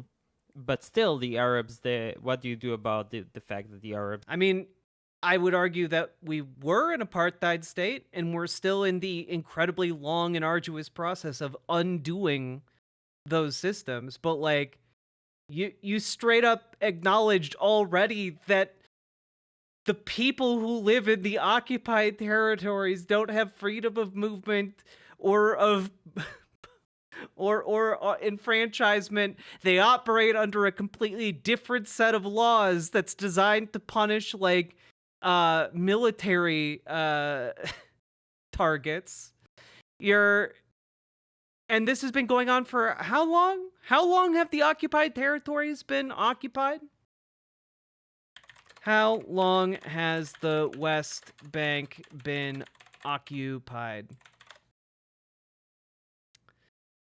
Oh, it's been under military occupation since June 7th of 1967. So we're nearing 60 years. You know, just a casual 60-year-long occupation. What? When in another 40 years, are you going to be like, okay, well, we no longer need to occupy it. It's been 100 years. At what point do you stop? Because it really seems to me as an outside observer, and maybe I'm wrong. I'm open to discussion, of course, but it seems to me that part of the issue here is that the occupation is there deliberately to prop up the settler colonial movement that is building illegal settlements across these occupied territories and using fear and intimidation to push out the native Palestinian population and ethnically cleanse them along just a longer time scale so that it's seen as more acceptable by the global community. That's what it seems like to me. In the territories have less rights. It's true. They are restricted. They are not citizens of the state of Israel. Okay, but what should you do with them, though? Yeah, functionally, though, I think if you've been occupying a territory for 60 years, I think that maybe the argument that, well, they're not citizens and they don't deserve rights. I think if you've had people who have been born, grown old, and died of old age, well, I guess maybe you wouldn't have died of old age at 60, but you know what I mean. You have almost an entire human lifetime, right? Under occupation. I don't think you can say like, oh, what's a girl to do? I don't think you get to say that about a military occupation, actually. That's a whole other discussion. Let's solve it. Let's solve it right here, right now. That's a whole other discussion, but they are not citizens of the state of Israel, Yeah. and therefore they do not deserve full Israeli rights. So why do you think so many Jewish Americans get this wrong? Well, I'm gonna just answer that real quick. Because arbitrarily saying, well, they're not citizens, so we can do whatever the fuck we want to them is kind of... It's that genocidal rhetoric, It's what kind of leads you to being like, yeah, I think we should kill all of them. It took you, less than a couple years to go from this point to kill them all. So, I feel like maybe hindsight's 2020 on this one. Because yes, they've had it too good.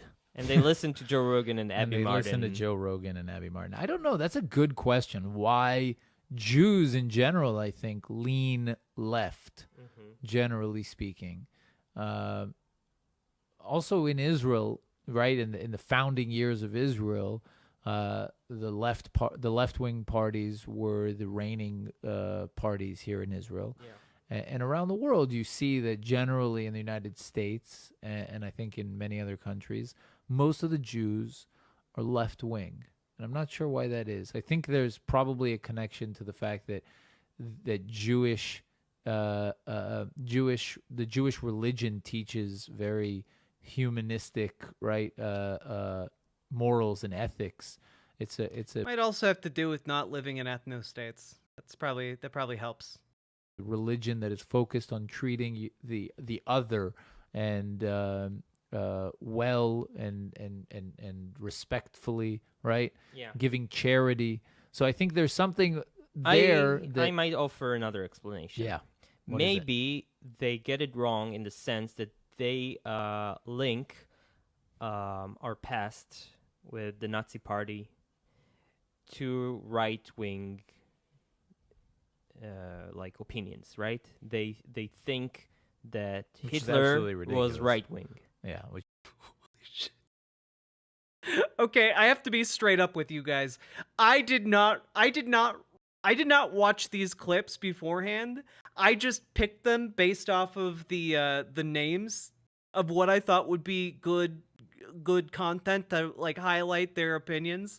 And oh my god, are they like, yeah, Hitler really ruined the conservative politics for all of us. Like, what the hell, man? which is just ridiculous. But in fact, He was left wing. he was left-wing. Yeah. Yeah. Oh my god! What the hell? Dude! It says he was a National Socialist, guys. Oh my god. Oh god. This is insane. Guys, Hitler wasn't socialist. Look at his policies. His policies weren't socialist. Any kind of like economic boom that Germany experienced under Hitler was largely due to like just appropriating land from people he was mass murdering or expelling from the country. He democratized businesses into monopolies that were controlled by the state. Like, what are you talking about? None of the policies he had were socialist in the slightest. Question. Okay, if you're a conservative, okay? You're a conservative, you believe this. I need you to understand. I'm a socialist, okay? And socialism is democracy in the workplace. It is when workers own their workplaces. That's what workers owning the means of production. That's what that means. Workers collectively own their workplace and decide, how their labor is used and how profits from that labor are used together via democracy, right? And I challenge any conservative to point out, how do you think, what was the democratic workplace reform put in place by Adolf Hitler that made him a socialist? What workplace reform did he do that made the workplaces democratic? And keep in mind that one of the main mechanisms of democratic workplace ownership, or at least a progenitor, a precursor to democratic workplaces, are unions. And I just want to ask you a simple question. What did Hitler do to the unions in Germany? Anyone want to take a stab at that one?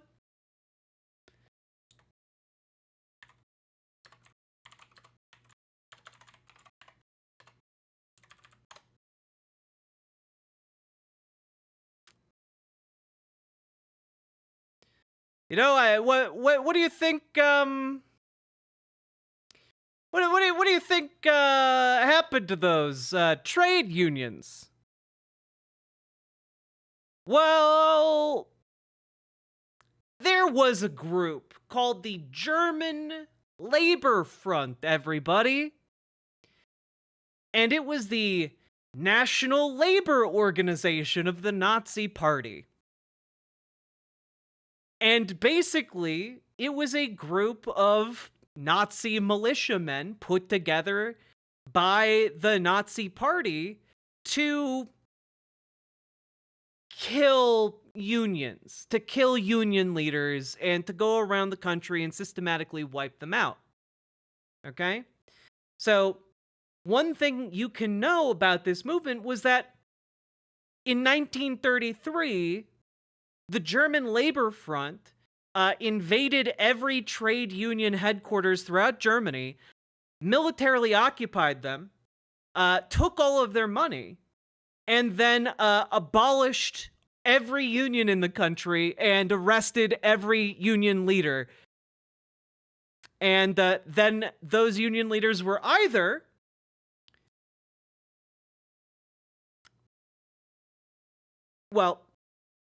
they were all summarily beaten by members of the German Labor Front, aka the Nazis, because the Nazis were just basically killing all worker leadership and then using the German Labor Front as kind of like a PR shield to say, hey, we're doing what the workers want. See, our organization that we made told you so. And the union leaders were beaten and then either sent to concentration camps or flipped as spies for the SS. So that's how that went. And you might be like, well, you see, they made this German Labor Front organization, and that just nationalized the way people could participate in the German system of worker ownership of the means of production. That was the socialism part, right? You know, they were collectively bargaining with their employers in the workplaces, and that would be an argument to make. If 3 weeks after the occupation and destruction of all trade unions in Germany, Hitler hadn't banned collective bargaining and then claimed that the German Labor Front had their entire board of trustees had that he appointed, by the way, would regulate labor contracts. So he literally banned any kind of worker representation in the government. So I just explained all of that so that you guys know how full of shit this comment is, because I hear it all the time from conservative far-right nutjobs. So I wanted to really explain it this time so that you guys get just how full of shit they were. And are. Yeah. Guys, Nazi is National Socialist. Yeah. But, you know, whatever it is, it really is just a completely ignorant thought. So again, like I said, you're either willfully ignorant or an actual idiot. Yeah. Most of them have never been or here. You're a really crappy person. They have never been here. They don't understand what we're up against. They haven't been here in the Intifada when they don't understand. We have to kill children. You don't understand. We have to indiscriminately bomb civilians and talk about how we want to eradicate Palestinians. You just don't understand, man. You just don't understand that these Palestinians are human vermin that we need to exterminate, okay? You just don't get it. Absolute ghoulish monsters, these guys. And they've always been like this. Came here, crossed the border, and blew themselves up. They don't understand what Palestinian state in the territory means. They haven't stood like in... You don't know what that would mean either. You literally haven't even spent 10 minutes contemplating what that would mean. You just think, oh, a Palestinian state? Well, they would just instantly go to war with us. That's as far as your thinking goes. That was less than 20 seconds of thought. Tel Aviv in Tel Aviv University. No, they were here on birthright. Yeah, right? of course. They ate a falafel. Yeah, and they ate a falafel, and did steamy sex with a soldier. I saw infected mushroom in the desert. Trust me, I know what Israel is. Okay, it's like when you go to Tel Aviv University, which is an occupied territory, by the way, it was Sheikh Munis, so you're an occupier, and if you study there, and you stand up the hill. There's a great vintage point. You see the entire Judea and Samaria from there. Yeah. The entire skyline. Because it's on a plateau. Yeah. And you realize that if there's a Palestinian state there, we're all doomed to destruction, basically. Yeah. Israel at its thinnest point between the sea and the West Bank is 9 kilometers, I think. So it's just unfeasible that there would be a state in the West Bank in Judea and Samaria, what some people call the West Bank. But, you know, that's a different issue. It's a completely different issue. And I think that's why a lot of people conflate it, is because they think about Israel's treatment of the Palestinians. But you have to understand, the Palestinian people, which are governed by the PA, the Palestinian Authority, are a separate people, which you guys are claiming should have a country. They are not Israeli. Yeah. And you're the occupying power that we're saying should stop occupying them. Yeah, that is the dynamic. You are correct. Citizens. They're not Israeli citizens. No one was fighting for and they the were blacks. Never Palestinian No one citizens. was fighting. Were they faking being gay? They were making a joke about how all American Jews are effeminate and gay. Meanwhile, all Israeli Jews are Chad and violence-pilled. That was their point. That's what they were saying. They were saying American Jews that are there on birthright are effeminate. And because they're not Chads that like violence against Palestinians, they couldn't possibly understand Israel as a concept. For the blacks in South Africa to have their own state, right? Yeah. People would have said that's racist. No, they wanted to be citizens of their own state. Yeah. You know, you're walking dangerously close to the idea that all these Palestinians should be enfranchised, which, if we are going to go with a one-state solution, we should absolutely do that. But something tells me that you would not suddenly be okay with 5 million or so newly enfranchised Palestinians being a part of Israel and voting on policy. Something tells me you guys would have the biggest shit fit of your lives. By the way, guys, in case any of you are curious when this took place, this video is from 3 years ago. This isn't post October 7th. This is from 3 years ago.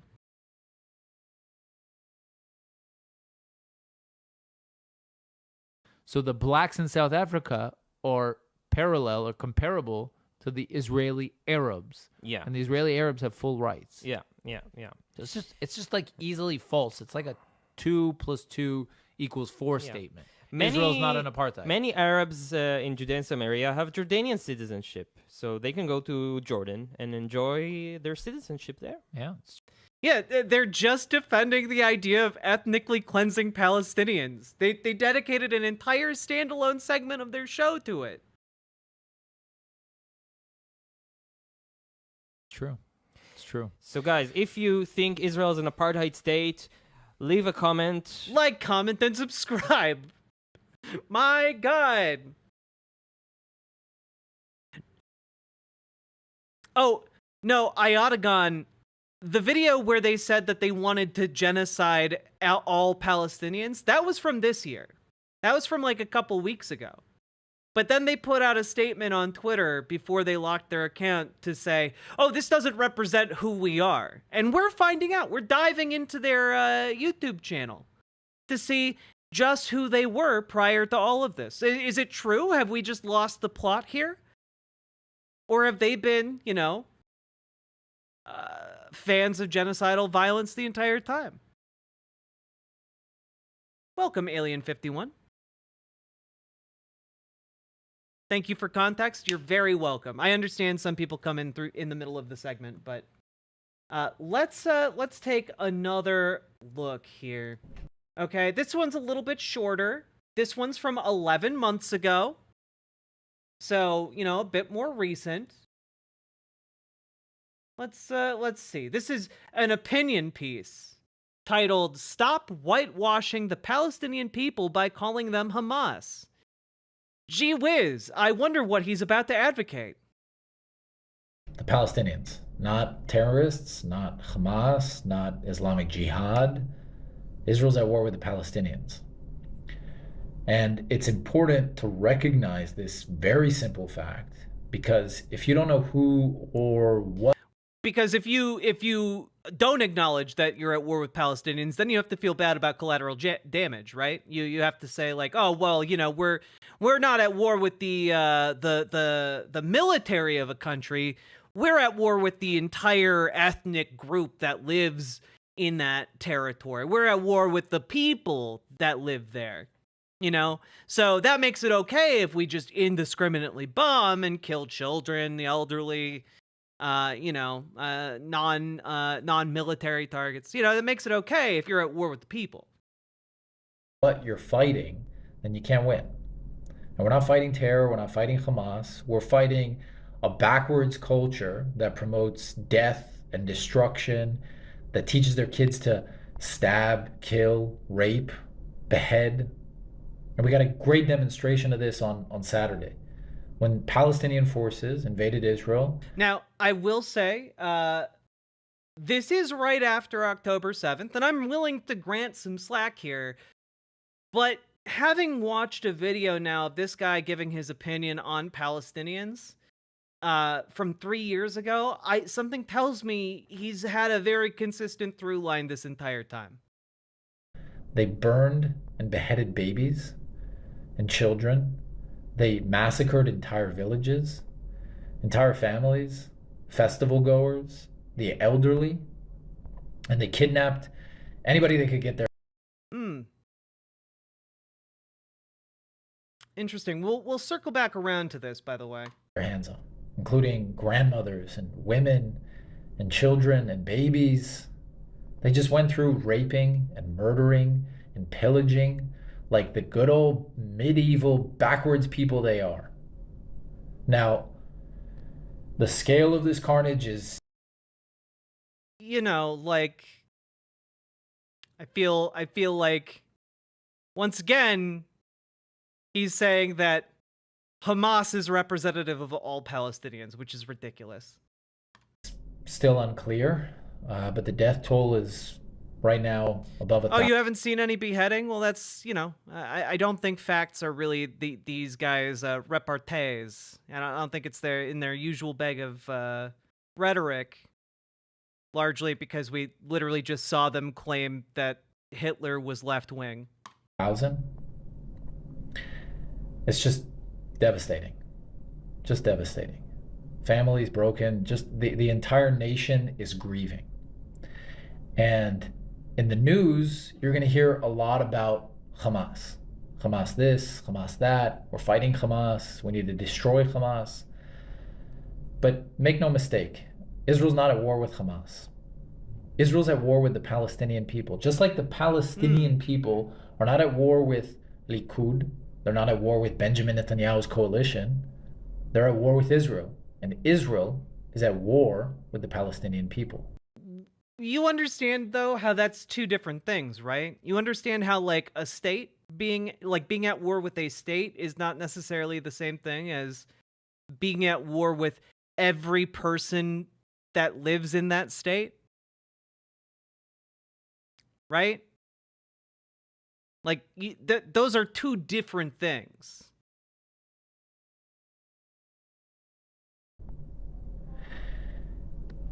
Everyone loves to talk about the Palestinian people's right to self-determination, their right to be recognized as a people, to have agency and autonomy. Also, wars between two states, he recognizing a Palestinian state. Now, something tells me he considers them vermin. I think on some level he already considers the occupied territories, just part of Israel proper. Over themselves. Suddenly, when the Palestinian people decide that they want to be led by a group called Hamas and rain murder and just to point out here, Benjamin Netanyahu funneled billions of dollars to Hamas to prop them up, specifically so that they maintained control of Gaza. Massacre and rape down on Israel, Jews and non-Jews alike, suddenly it's a terrorist organization. It's Hamas. It's a separate entity that needs to be uprooted, eradicated, and we need to free the poor Palestinian people who are held hostage by this regime. Excuse me, but what a load of bullshit. Give them credit and wake up. This is the Palestinian people. This is their culture. This is their self-determination. This is their legacy. Not only did the Palestinian people in Gaza elect Hamas in 2005, but Hamas enjoys really broad support. In the West Bank, if elections were held... I mean, I would hazard a guess that they probably have more support when Israel assassinates the non-violent political leaders in Gaza, but we don't have to get into that. Held tomorrow, Hamas would win by a landslide, especially after the events on Saturday. That just helps them win. I mean, just look at the Palestinian streets after what happened on Saturday, after 9/11, after any murderous attack against Western society. You'll see dancing in the streets. You'll see handing out of sweets. Just general jubilee. Yeah, and that's pretty disgusting too. Look, I'm not here to say every person in Gaza is good. Because frankly, I don't care if they're good or bad. What I care about is that are they combatants or are they civilians? Because I don't think being a bad person means that you should be eradicated by an occupying military force. I think you have a right to be a bad person if you want to be, I guess. But, if I believed that every, horrible conservative person should be eradicated, we don't have to look that far afield, guys. There are Nazi groups marching in the streets of the United States. That's a thing that happens already, but they get to be terrible people. That is a right they have.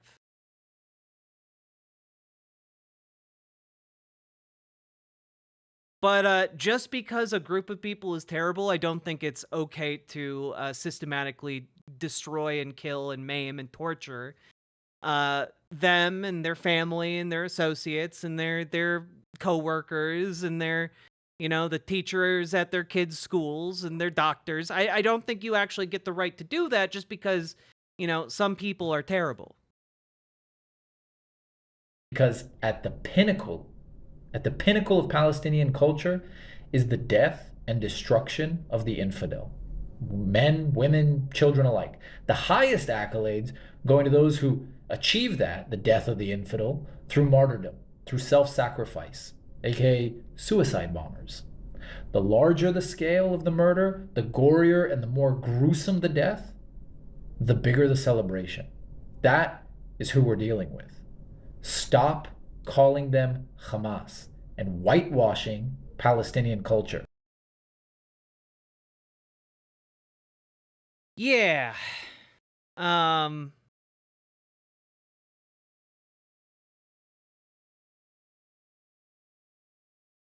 going to play a short clip here. Okay? Short clip here. This is an excerpt from an April 3rd, 1994 broadcast.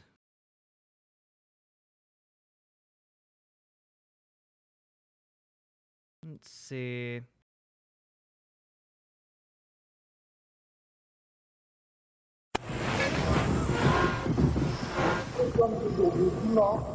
Dimanche 19 juin 94 et il est 16h22 à Kigali dans le blindé de l'SLM. Avis à tous les IND qui nous écoutent. Oui, à tous les IND qui nous écoutent. Le Rwanda appartient à ceux qui le défendent vraiment. Et vous les IND, vous n'êtes pas des Rwandais.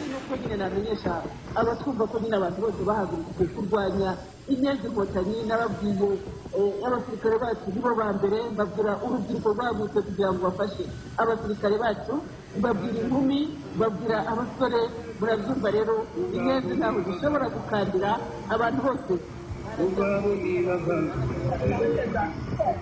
Imana tugira iwacu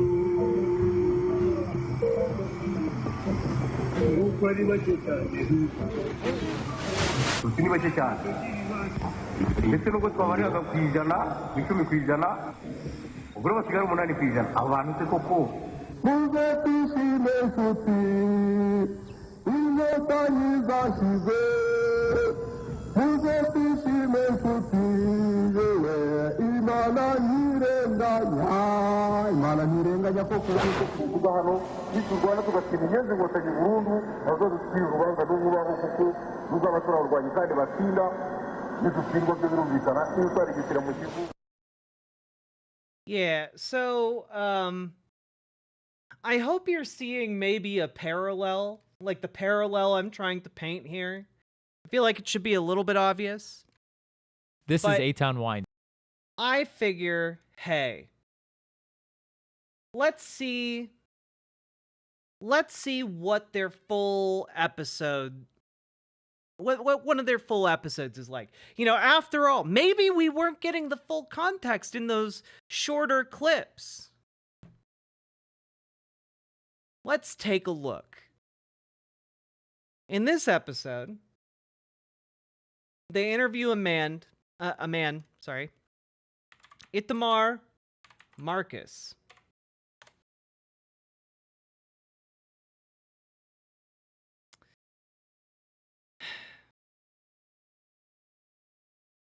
And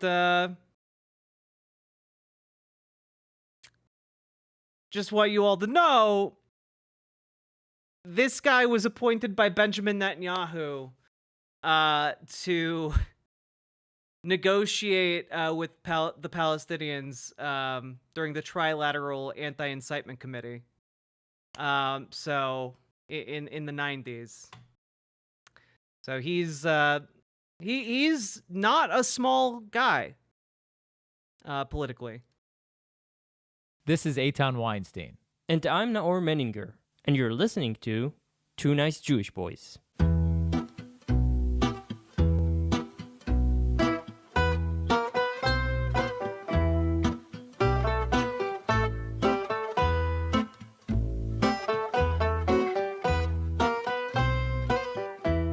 In early December, as the dust settled on the devastating, barbaric massacre which Hamas perpetrated on October 7th, a Palestinian official made a seemingly unsurprising statement, for a Palestinian official, that is.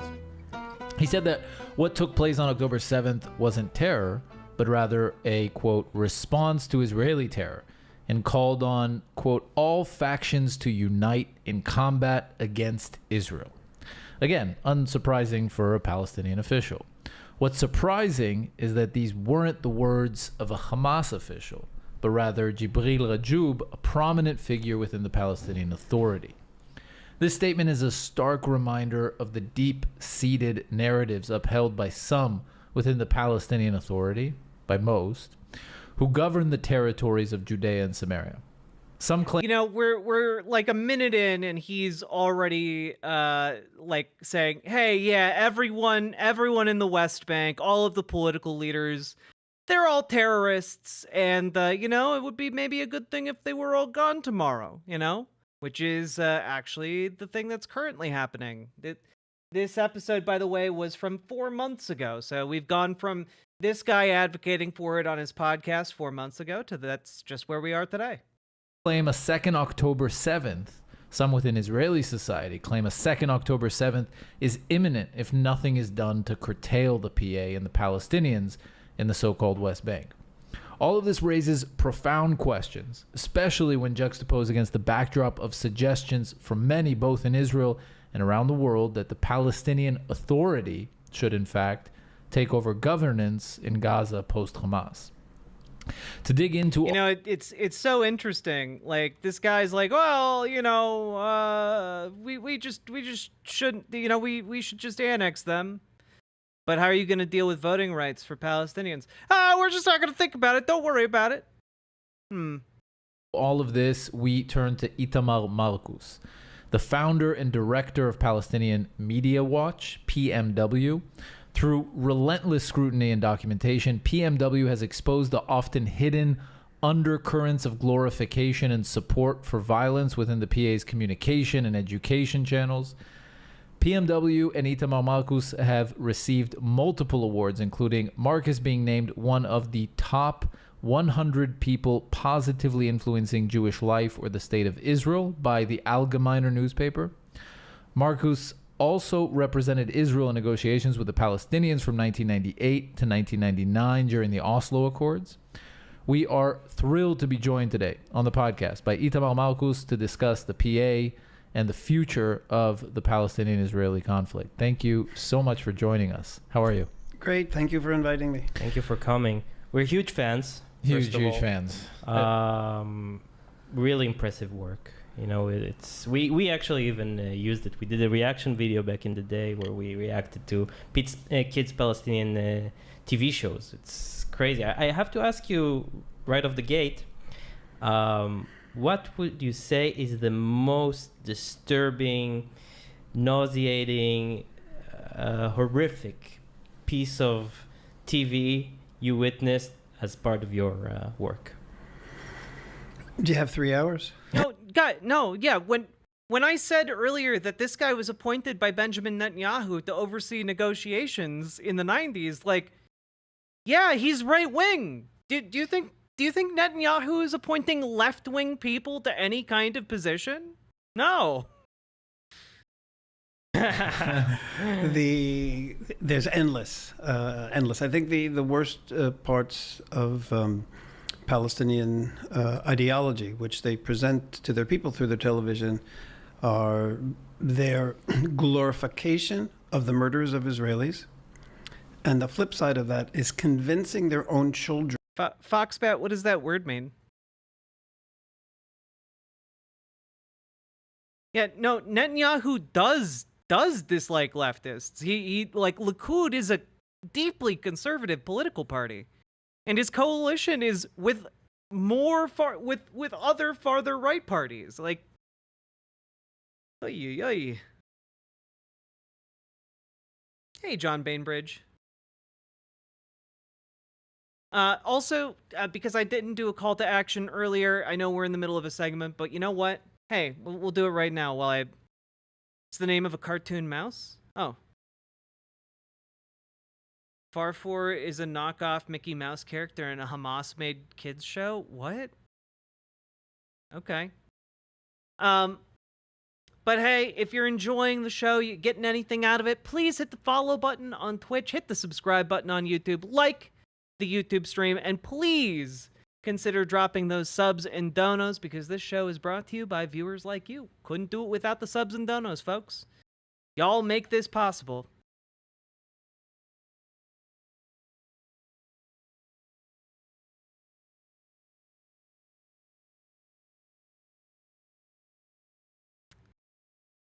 I'm sorry. This is one of the wildest things I've seen in a while here.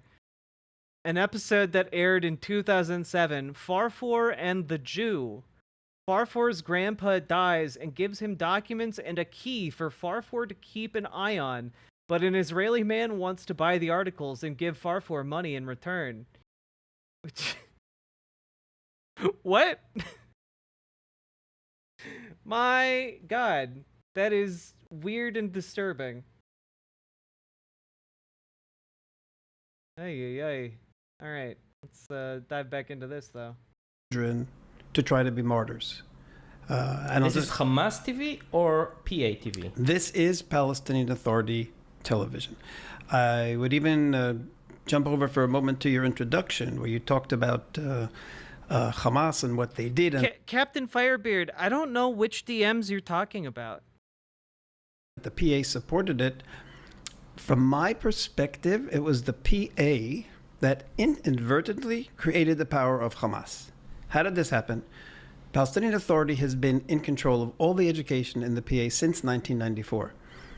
They've controlled since, even after Hamas took over in the Gaza Strip, they controlled the education there. The school books, paid for the teachers, gave the messages. Children are That is what a government usually does, yes. Those are government functions. growing up with the same hate messages of the Palestinian Authority that Hamas has. Israel has no right to exist. The Jews are the enemies of Allah. The Jews have to be killed. You get rewarded if you kill. The same identical messages. So a kid grows up in a Palestinian school and he reaches age 16, 17, 18 and says, you know what? Yeah, I don't have any message from you on Twitch. Palestinian Authority and Fatah are talking about this, but the ones who are doing it are Hamas. So straight from the Fatah education, they go into the hands of Hamas, and Hamas is the powerhouse that it is because they agree with everything that Fatah has been saying. Fatah agrees with everything Hamas has been saying, but Hamas does it a lot better. This is an insane argument to make. Like, that Hamas is an arm of Fatah. No. They're not. They are distinctly different groups with different goals and different ways and methodologies of going about. Like, what is he talking about? My understanding, and granted, I am not an expert in this region of the world by any means, but my understanding is that Fatah and Hamas despise each other quite a bit. Than Fatah. That's the perception. And that's why Hamas is so powerful. PA created Hamas. Not Bibi? that's the big farce. And I'm sorry. How did Fatah gave money to Hamas? Or is that how that worked? Let's just take a look real quick.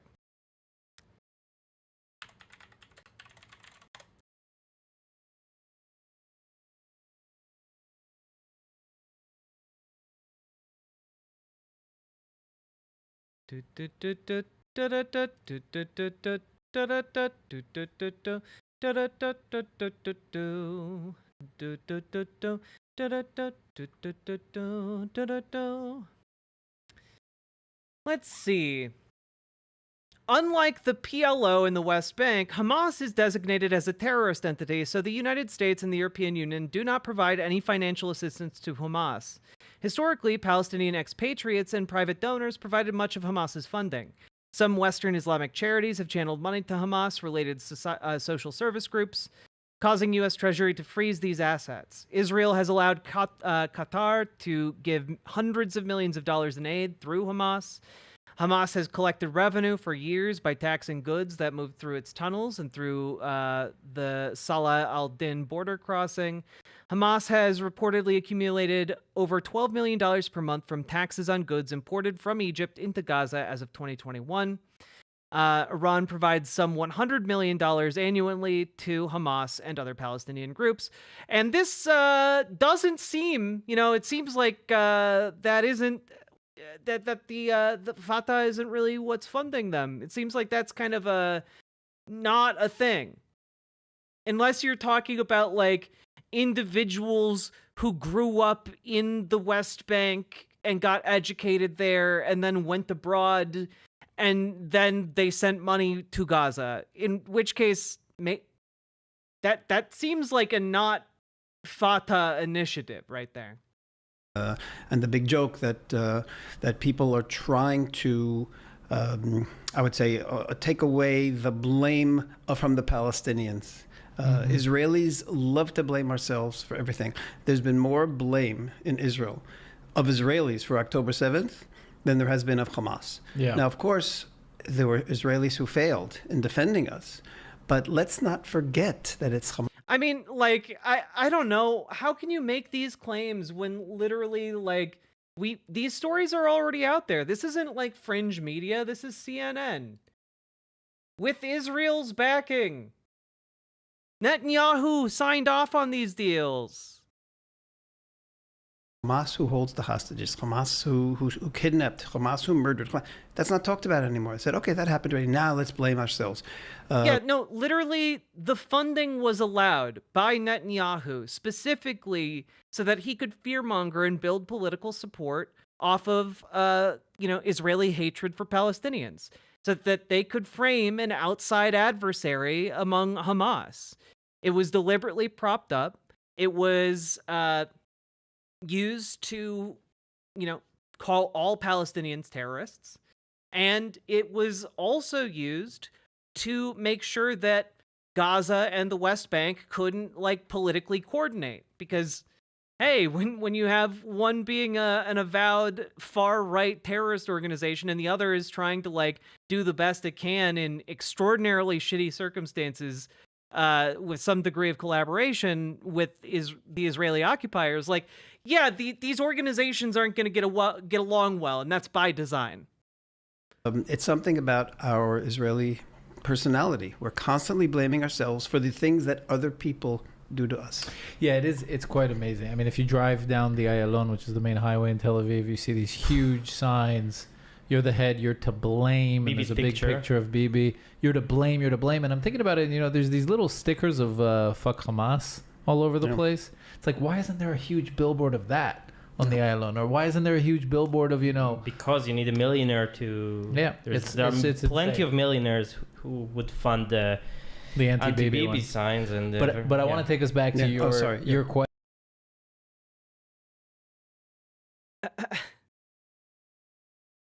Why aren't more millionaires speaking out about this? Question, which is, but I'd like to make it more specific, which is, since October 7th, I mean, we grabbed, you're the guy that runs the organization that's monitoring this stuff. That sounds really fun. We grabbed a random quote from Jibril Rajoub.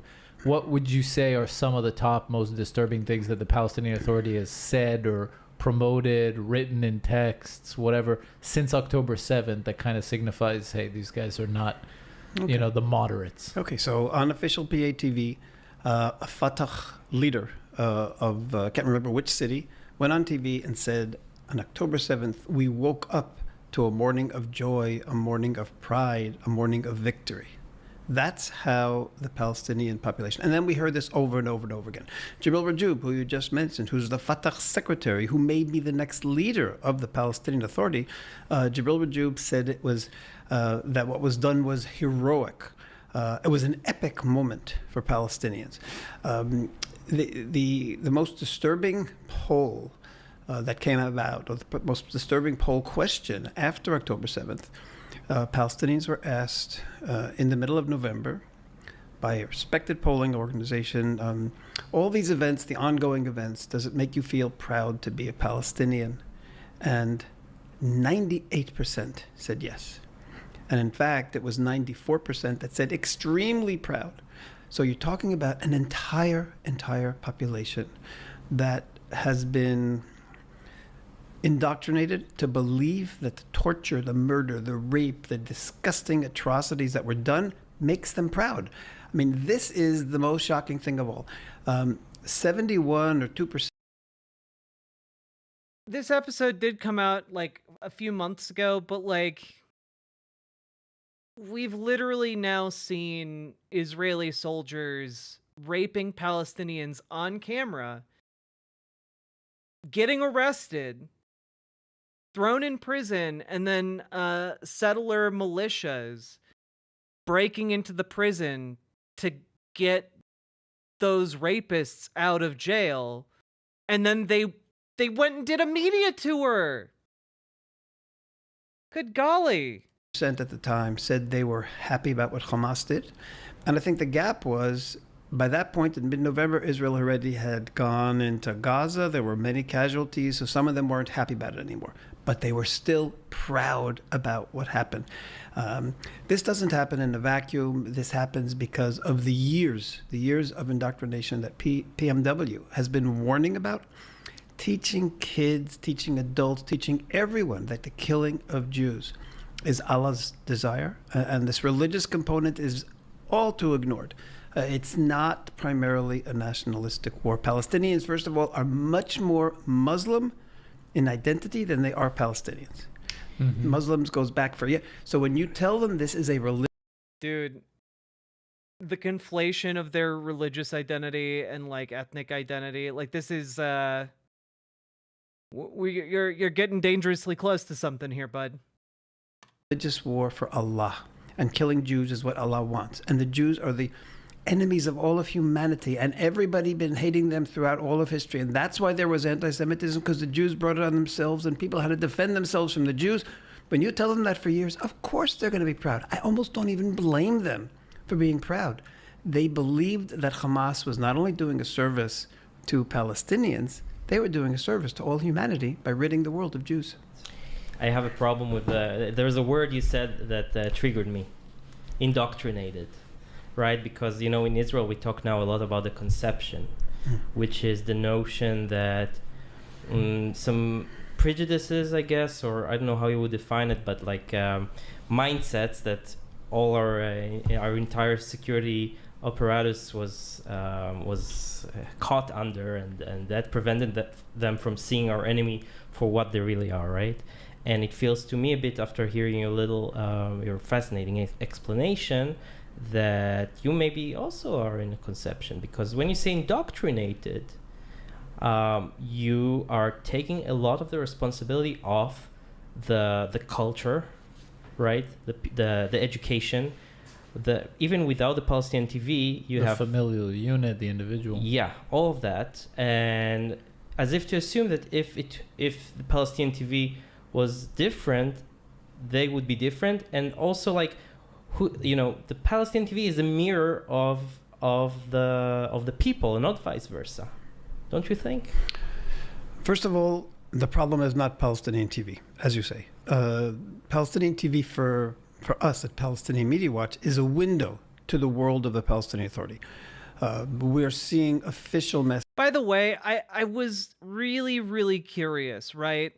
I was really, really curious what kind of quote he was going for here.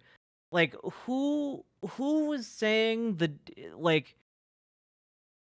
day after October 7th, you know, who said this thing? And I really wanted to look it up, so I did.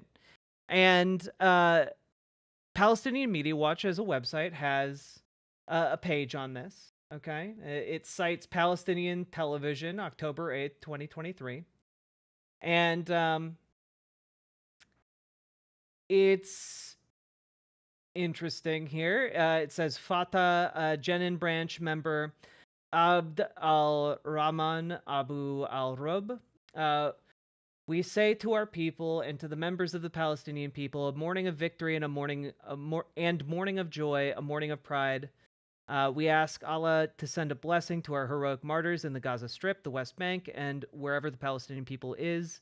We in the Fatah movement in the Jenin district convey the message to all our brothers and all of our Palestinian people that they are compelled to take action and participate in this story of heroism with the Palestinian people that is realizing its natural right to fight the occupation and liberate the occupied lands. So that's the statement. And yeah, that's pretty bad. You know, right after a major terror attack, right? And I was like, who's the guy saying this? Who is this? Because one thing you should know is that the PLO is a multi-party.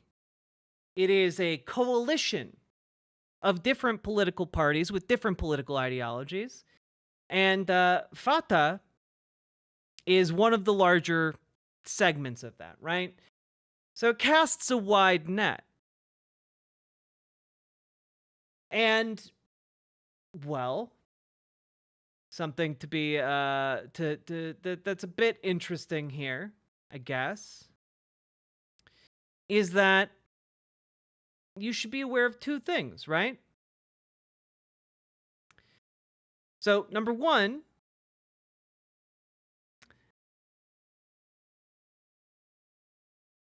is that this man appears to be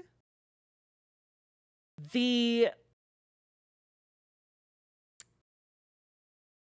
he appears to be the spokesman of the Al-Aqsa martyr brigades. So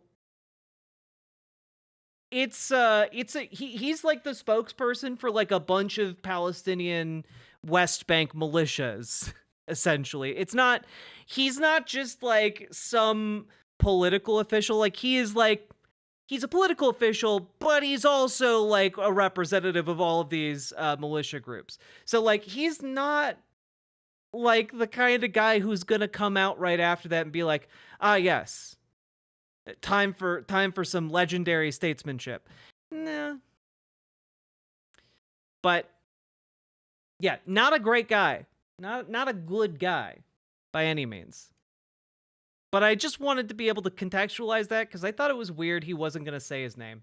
Messages. We're seeing leadership. If you look at our website, most of the material we quote are leaders who appear or official messages coming through school and education and school books. So it's not a problem of television. It's a problem of what do Palestinians believe? What do their leadership and what are they teaching them?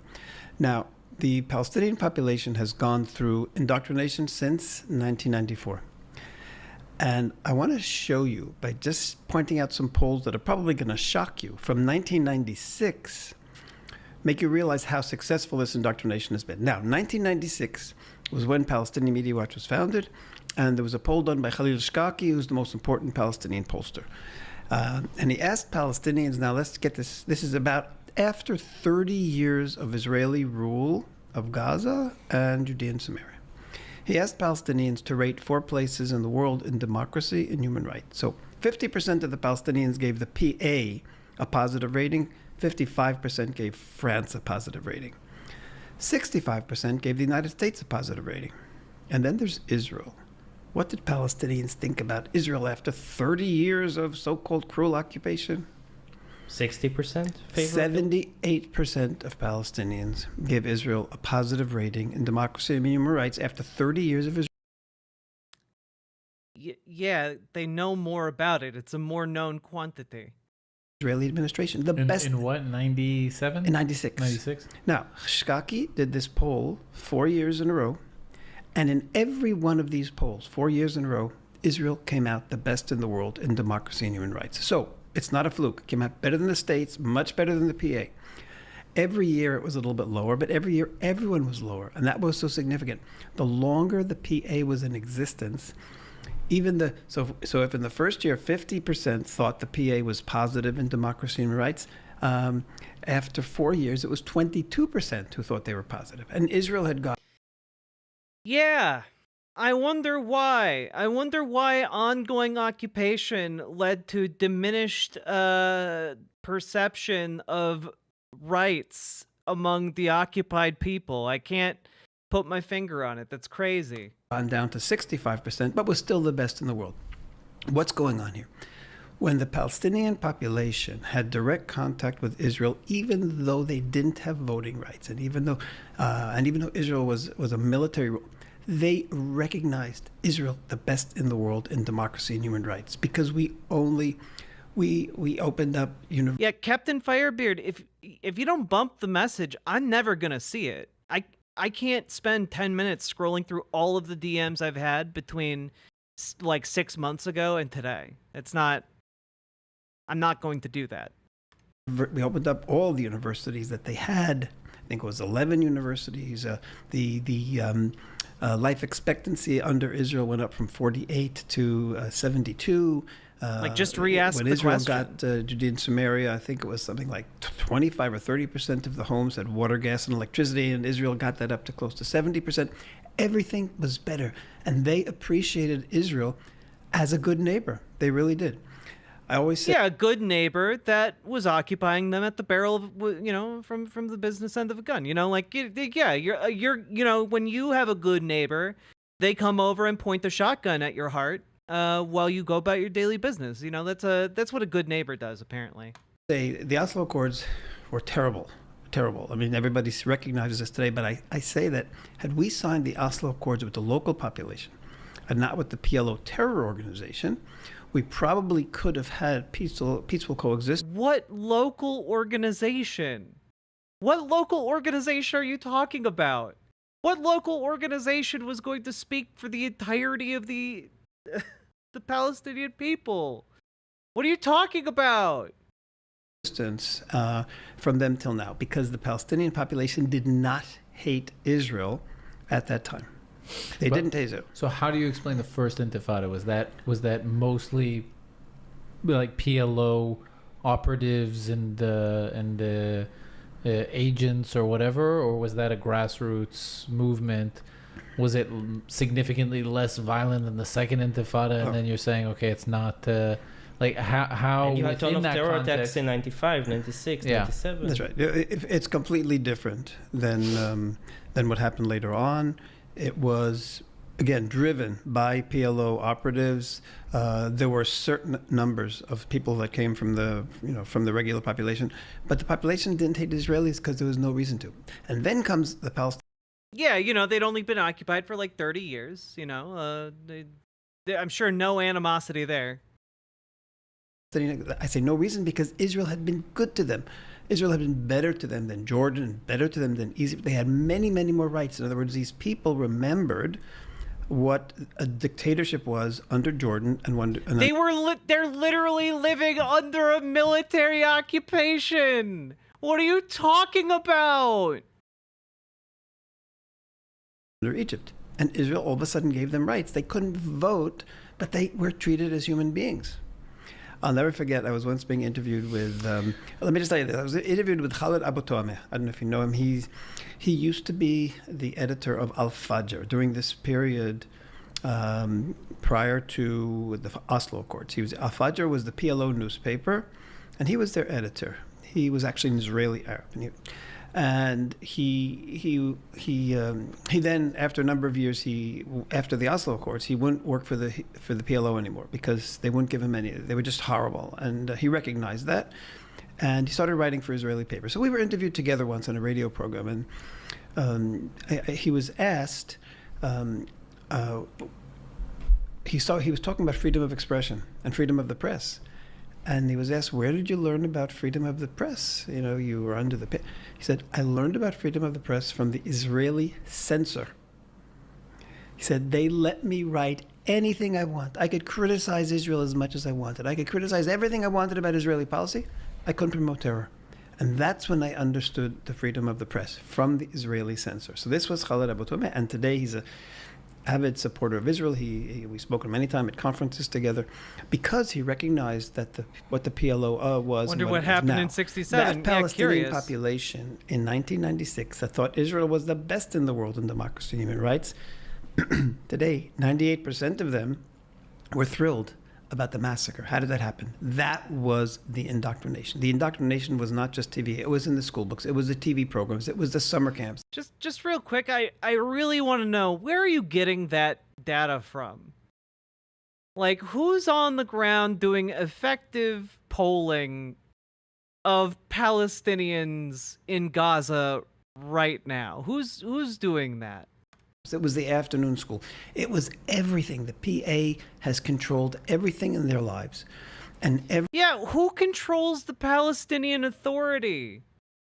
Bro, in the occupied territories.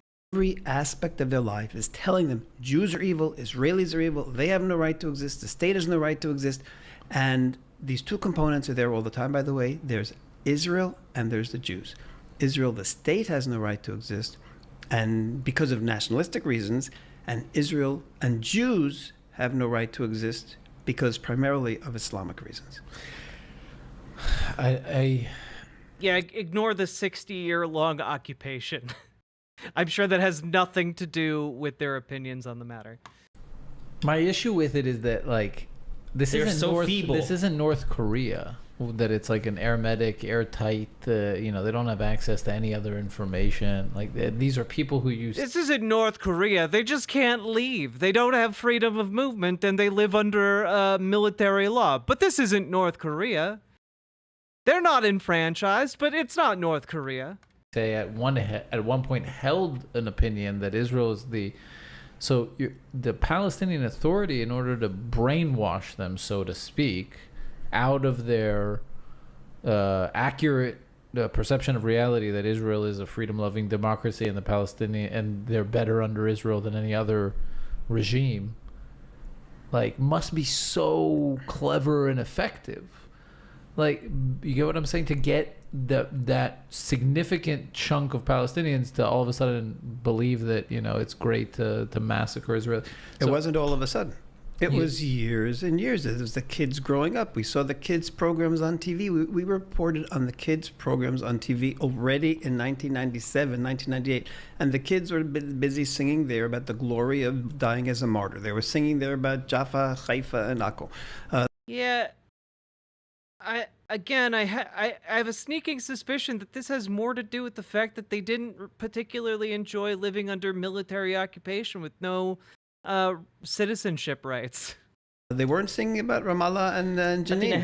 What I'm wondering is, because it seems, I think the argument is, okay, there's a Palestinian. No, there is an element of white man's burden here in it. MW, for sure. Like, oh yeah, you know, things were so great when we were occupying them. You know, we built up their electrical systems, and, you know, we lifted their society up, and what did we get in return for that?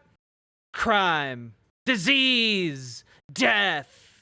It's really, you know, yeah. Authority. The question is, like, is it bottom up or top down?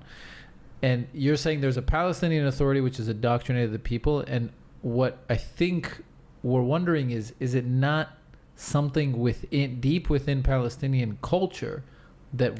Oh no, D. Clams, earlier he directly said that you know, Muslims are the problem. He conflates the two. He conflates, like, Palestinians with Islam, and therefore, like, that's why that's one of the contributing factors of their, you know, what he views as kind of a subhuman trait, I guess.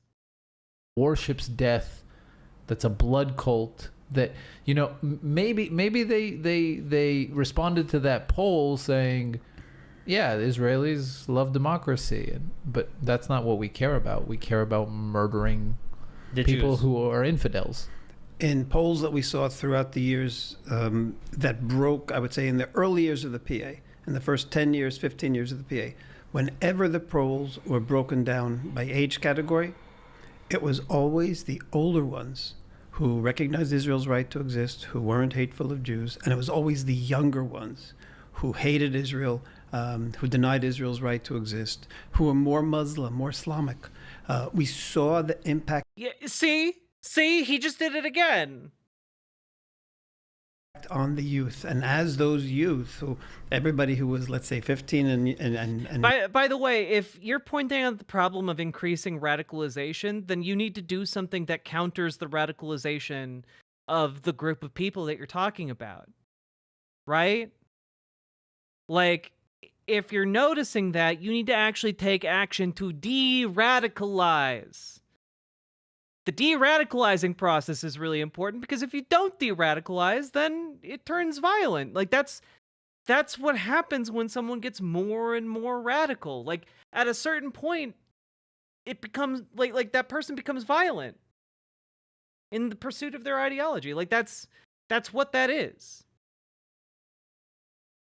So it's not enough to simply be like, oh wow, look at these animals becoming more and more radicalized. You need to actually, like, de-radicalize. And that, like, if my conclusion can only be that if an occupying power sees this process unfolding and does exactly nothing about it, and all their actions are taken to exacerbate that radicalization, to radicalize more people to more violent extremism, that was part of the goal of the occupiers. That's my takeaway from that. Aren't, like, more than half the Palestinians in the occupied territories under 18? I think that's true of Gaza. I'm not sure if it's true of the West Bank. And younger, when the PA was established, 15 years later, 20 years later, it's like the whole young population who's ruling the country, who's ruling the streets, they're all indoctrinated. You have to There's realize causality and there's correlation, right? And yeah, the West Bank's median age is 21.9 years. So it's a bit better than Gaza, which had 40% of Gaza's population was 14 years old or younger. And the median age in 2020 was 18. So, yeah. who's to say it's not because they just didn't experience the might of our fist like the older generation did, for example? There could be many reasons why this change happened. First of all, there was very little might of our fist during all those years before the Oslo Accords. There was the might of 1967, and that was it. And then from then on, Palestinians got used to living with us, and the borders were open. They worked in Israel. They spoke Hebrew. They knew Israelis, and I think this was the key. They knew Israelis face to face. The workers all spoke Hebrew. In those days, because there was no terror or minor terror, they were sleeping within Israel, hundreds of thousands. And they respected, and they saw that they were getting rights, and they were protected by Histadrut labor. But by the way, just in case anyone doesn't remember this, Netanyahu's very proud of having scuttled the Oslo Accords. He's very proud of it, and he has bragged about it.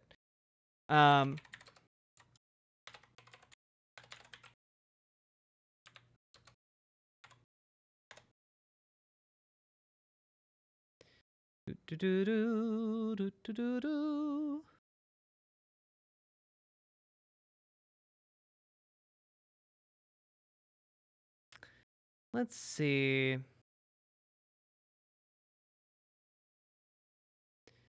Whoop. Now clear, the Oslo peace accords were wrecked by Netanyahu's bad faith. I thought the peace accords 20 years ago could work, but Israel used them as cover for its colonial project in Palestine. From The Guardian, in 2013.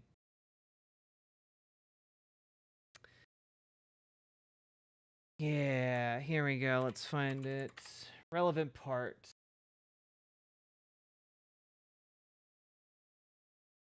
Sadly, the Jewish fanatic who assassinated Rabin in 1995 achieved his broader aim of derailing the peace train. In 1996, the right-wing Likud returned to power under the leadership of Benjamin Netanyahu. He made no effort to conceal his deep antagonism to Oslo, denouncing it as incompatible with Israel's right to security and with the historic right of the Jewish people to the whole land of Israel. And he spent his first 3 years as prime minister in a largely successful attempt to arrest, undermine, and subvert the accords concluded by his labor predecessors. Which I would agree is a pretty accurate summation of events. Today, the number of Israeli settlers on the West Bank exceeds 350,000. There are an additional 300,000 Jews living in settlements across the pre-1967 border in East Jerusalem. Thousands more settlement homes are planned or under construction. Despite his best efforts, John Kerry, the U.S. Secretary of State, failed to get Netanyahu government to accept the settlement freeze as a precondition for renewing the peace talks suspended in 2010. As long as Netanyahu remains in power, it is a safe bet that no breakthrough will be achieved in the new round of talks. He's the procrastinator par excellence, the double-faced prime minister who pretends to negotiate the partition of the pizza while continuing to gobble it up. So, yep. Union laws, they got travel expenses, they got vacation days. These things didn't exist in the PA. They appreciated what happened under Israel.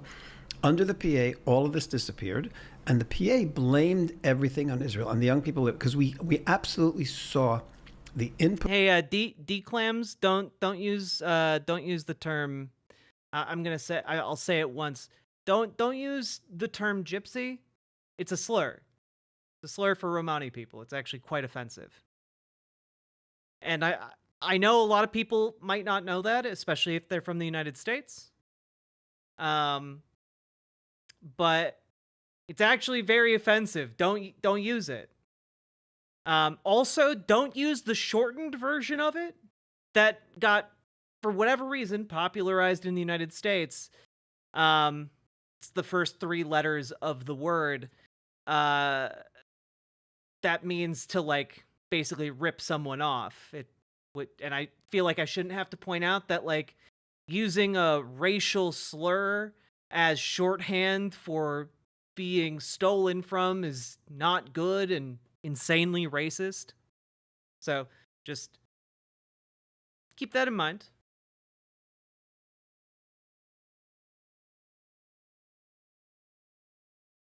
Input and the output. We see the input on the kids growing up with this message of, I want to be a martyr. Yeah, you never knew where that term came from. Yeah, a lot of people in the United States just don't know that.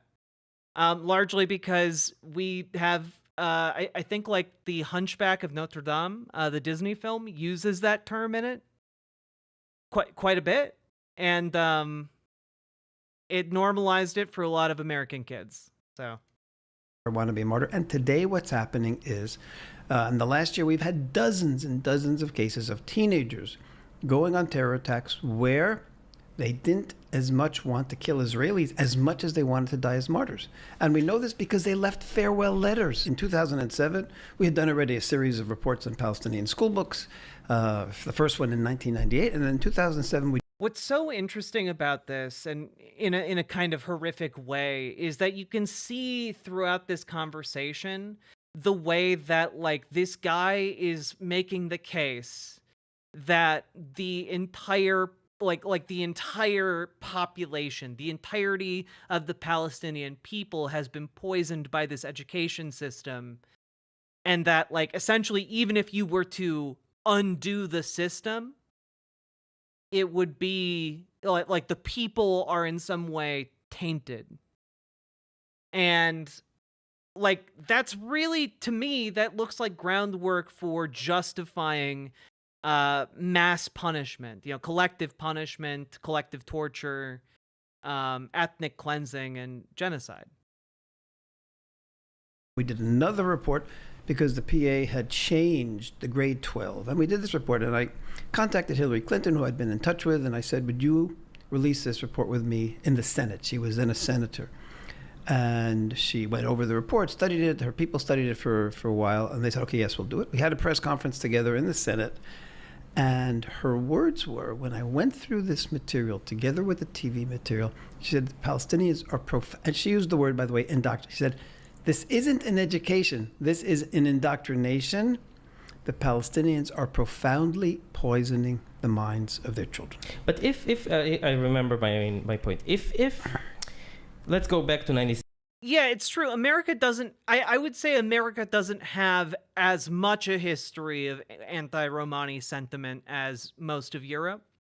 But we Americans tend to do pretty okay at being racist to everybody. So, like, it's something where, like, there might not be as much ill intent, but it's pretty normalized to just, like, associate Romani people in the United States with, like, theft. So, like, I don't know. I don't think we're that much better, but that's my 2 cents. 7, for example. Okay, let's say these broadcasts are just starting. Now, if I had... Broadcasts, not just school, summer camps, afternoon activities, everything. Great. Now, if I'm a parent, right, with values, with certain values, certain world... Yeah, like some of the stereotypes from Europe made their way over, yeah. Some of the vocabulary, too. When I see this, if I saw it in my school, I would storm this, like, I would organize a rebellion, and if in my school they start to teach, like, Nazi propaganda, I'll rebel, and I'll do whatever it takes for that not to happen, including pull out my, like, you know what I mean? The ground has to be set for that move to flourish. Okay, let me just, you mentioned Nazis. Let me just point something out, just in terms of time. Is he also going to say that the Nazis were left-wing? because they had socialist in the name, like these two chuckle nuts did in their last video. That's needed to poison a generation. Nazis came to power 1933. Hitler Youth played a major role, we know, in the Nazi forces, Nazi army. He retrained the whole young population. From 1993 till the end of World War II, it was only 12 years. Palestinian. Look, Gala Deville, I don't know what any of the words you're saying mean. Authority has been around since 1996, almost 30 years.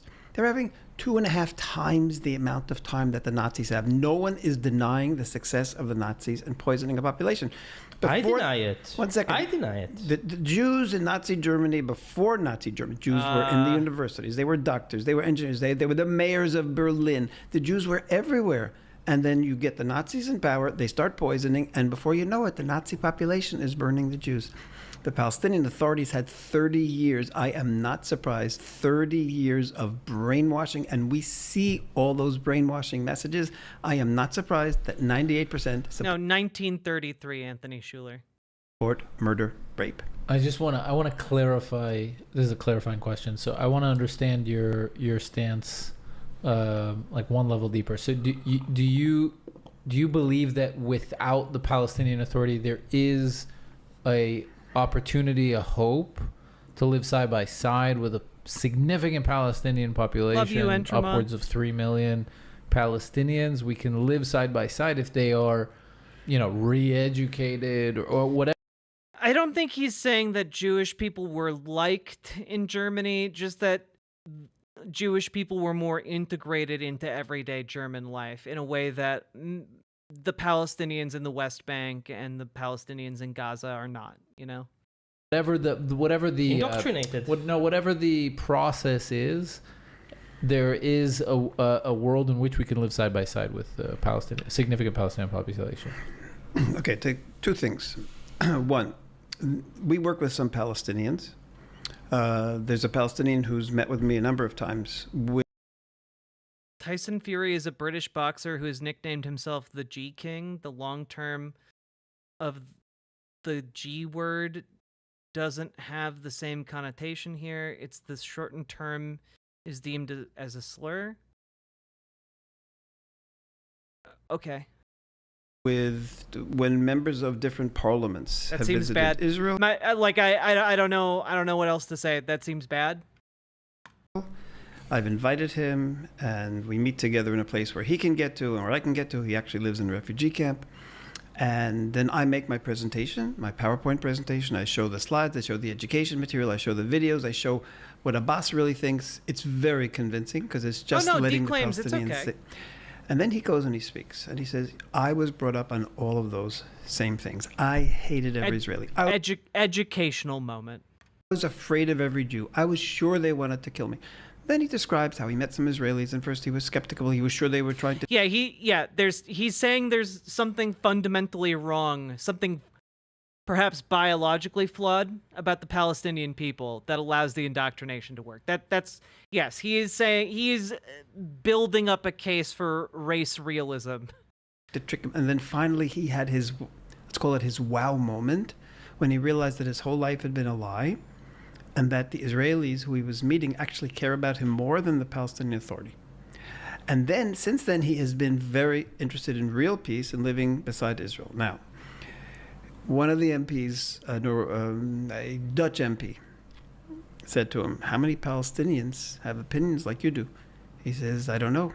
He says, well, don't you ask people? He says, no, I'm afraid to tell people my opinions because I'll end my life in a Palestinian Authority prison, being tortured to death, if I let anyone know what I feel about the PA and that I actually think Israelis care about Palestinians. And the MPs were shocked by this. The MPs were shocked. Not all of them were supporters of Israel before that evening. I think by the end of the evening, everybody was. Because they heard it from me. They saw the schooling. They saw the education. They saw the media. They saw the messages. And all of a sudden, he's putting his stamp of approval and said, yes, I was poisoned. Though, again, under a military occupation, you could take steps to de-radicalize the population. You could do that. You occupy the territory. right? But that hasn't been done. Policies were not adopted to de-radicalize the Palestinian population in West Bank or Gaza. Instead, steps were taken to do the opposite of that. So you can't sit there and be like, oh, they're all bad. You created the material conditions for this. The Israeli state created the material conditions for this. Poisoned like that. So when they said to him, how many are there like you? And the answer is there are very few. And the polls of the support for the October 7th shows that there are very few. So Israel can't live today beside any population of Palestinians. And I'll tell you another reason why what happened to the Palestinians is worse Thank you very much than for the what raid. happened to the Nazi population. Nazi propaganda and brainwashing and indoctrination was primarily nationalistic. The Jews are either too communist or too capitalist. They're our misfortune. They're responsible for all the world's woes. It was all on nationalistic level. It was all Nazi Party opinions. When the Nazi Party fell and all that is gone, it was not that much of a challenge to re-educate once you're controlling the education, as it happened, and that's what happened. They started controlling the education. With the Palestinians, they have attributed all of these ideologies to God. This is what Allah says. This is not what we see. Allah. Yeah. But also, a lot of extremist groups do that. A lot of non-extremist groups do that too. Like, a lot of theocratic groups do that. Like, yeah, it is a classic maneuver to say that your political stance has been ordained by God. That is one of the OG classic moves throughout all of human history. Oh yeah, I'm in charge because God put me in charge. I'm in charge because God told me what is right and what is wrong, and has empowered my sword. This is divine right of kings throughout the from the fall of the Roman Empire until today. There is still the idea that God consecrates royalty. And it's not unique to Palestinians in these situations. Israel does it too. It's literally set up as an ethno-state / theocracy. This is crazy to me. You also claim it. Allah, and then they quote from the Quran, they quote from the Hadith. The hour of resurrection won't come until Muslims fight the Jews and kill them.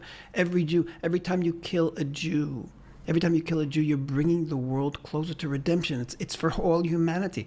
Do you know that 2 weeks after October 7th, the Palestinian Authority Ministry of Religion, on the Thursday, when it always announces what the talking points are for the Friday sermons, the talking point they said for the Friday sermons was that hadith that I just mentioned.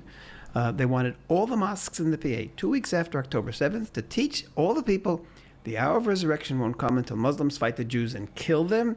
Jews will hide behind rocks and trees, which will say, Muslim, servant of Allah, there's a Jew behind me, come and kill him. Come and kill him.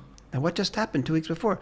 Jews at the festival, at the party, were hiding behind rocks and trees, and they were massacred there. And the PA is telling... Did the trees there rat them out? Like, what are you talking about, man? It's people, hey, what happened then wasn't a nationalistic thing. This is Allah's bringing the world closer to redemption. That's what's going on. That's what they wanted to teach all their people. Now, there was a poll a number of years ago, after we had released one of the many times that the PA has cited this religious message to its people, that Allah, the end of time is with the extermination of all Jews. They asked Palestinians how many believe this, and it was like 70% of Palestinians believe that this is the future, that they have this, Muslims have a destiny to bring about the extermination of Jews for the benefit of all of humanity. Now, Once they Hey, like, one of the things I absolutely hate about this is that from my perspective, it seems like he's making an argument that, Muslims are inherently flawed or predisposed to think in this way. And like, I know Muslim people. They're not. They tend to be real chill, real cool. They tend to be quite kind, quite loving. And that being the case, what I see here is a case of the ideology of hate that he is describing here. It arises from the material conditions imposed upon the people who have been living under an occupation for 60 years, who have been living in a state where if the defense forces decide, you look like you may have broken the law, they can arrest you and hold you indefinitely without charges because you have no legal rights. The kind of material conditions where strangers that live 5 miles away can show up one night, dressed in black, burn your house down, kill your pets, threaten to kill you and your children if you aren't gone by sunrise, and then drive off into the night. Or just straight up murder you and your child. These are the material conditions we're talking about. And I think that the ideology he's describing arises from the military occupation. That is the simplest explanation. Because I would love to ask a question to people who are saying, but it was so nice when they were under occupation. They got along just great. I want you to search your heart. If you were under military occupation, but your occupiers treated you real nice, but then you started seeing that, you didn't actually have any civil rights or any kind of actual legal recourse if the powers that be decided to not be so nice, which you started seeing happen more and more frequently. Would that, and you your friends had to move out, were forced out, evicted from their homes by a roving militia gang, had to flee for their lives. You personally had your entire farm slaughtered and salted.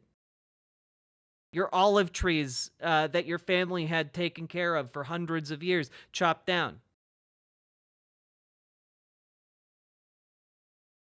Are you gonna be like thinking to yourself, it's that they're so benevolent though. This system that I live under is so good. And it makes me so happy to be militarily occupied by our neighbor. No, no matter how nicely they're treating you, once the conditions have moved in that direction and continue to move in that direction, you're going to get more and more radicalized people.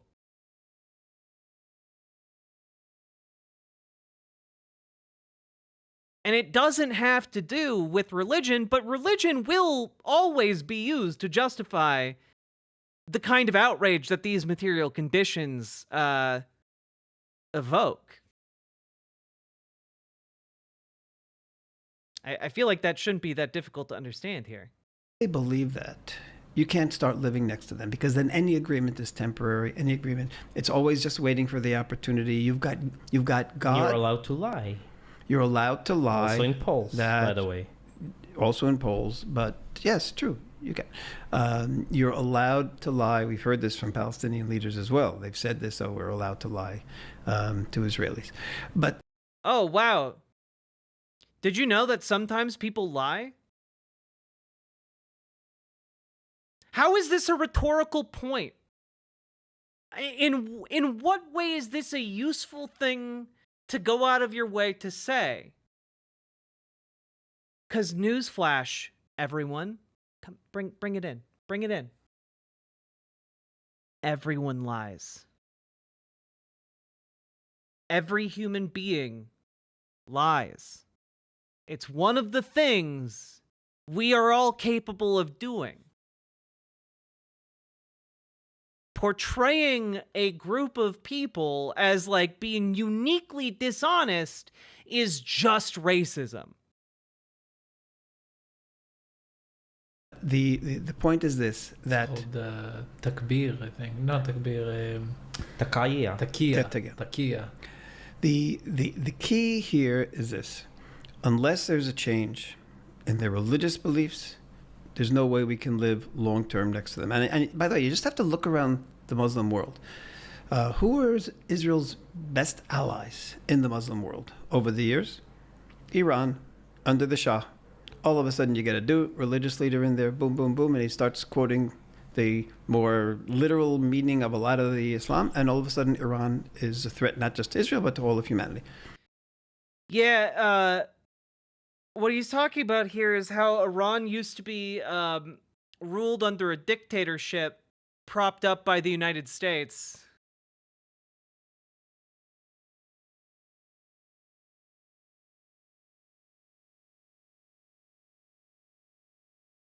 Who else was a close ally? I mean, we used to sell weapons to Iran. Who else was a very close ally? Turkey. And who is one of the leaders now of the hate against Israel in the world? It's Turkey. But what was the Shah? The Shah was a dictator who didn't represent the will of the people, as opposed to the Ayatollah. So what you're saying is, right, that we need to put secular dictators who have nothing to, who don't enjoy the support of the base of the people, right? Don't enjoy the consensus, in order to have fake peace with those fake countries that are not even represented, but representing the people. No, I would say Yeah, for those of you who don't remember, just a slight refresher, okay? Basically, World War II, there's an invasion of Iran, and, well,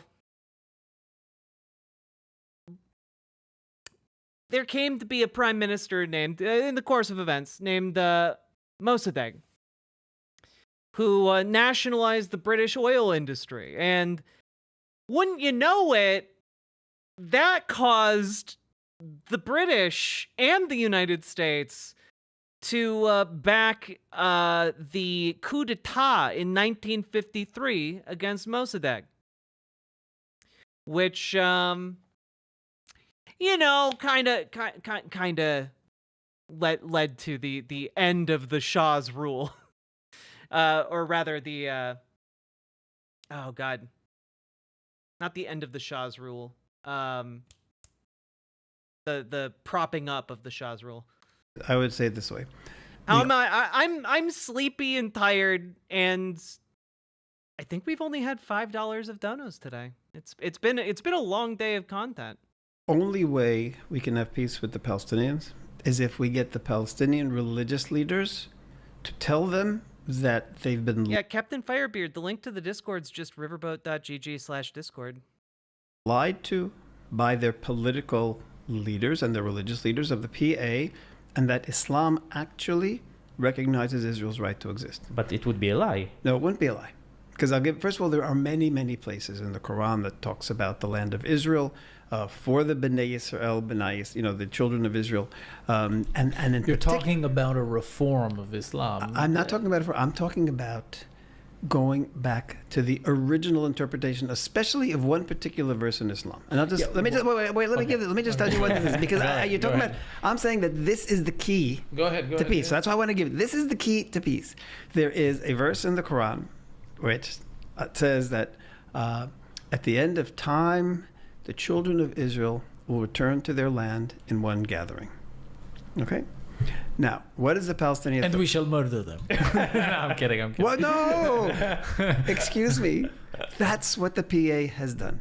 And it's not the PA. 100 years ago, the Muslim Brotherhood, in an attempt to delegitimize Zionism, that's what they added to that. They absolutely added that. And we have heard sermons on TV where they said we must kill the Jews, as it says in the Holy Book. I will bring the Jews back in one gathering so you can. Yeah, you know, maybe some concerted efforts to de-radicalize the territories you occupy for the last 60 years. Maybe de-radicalizing them would help. Maybe treating them better or giving them national autonomy would alleviate their current material predicament that is leading them to these horrific conclusions.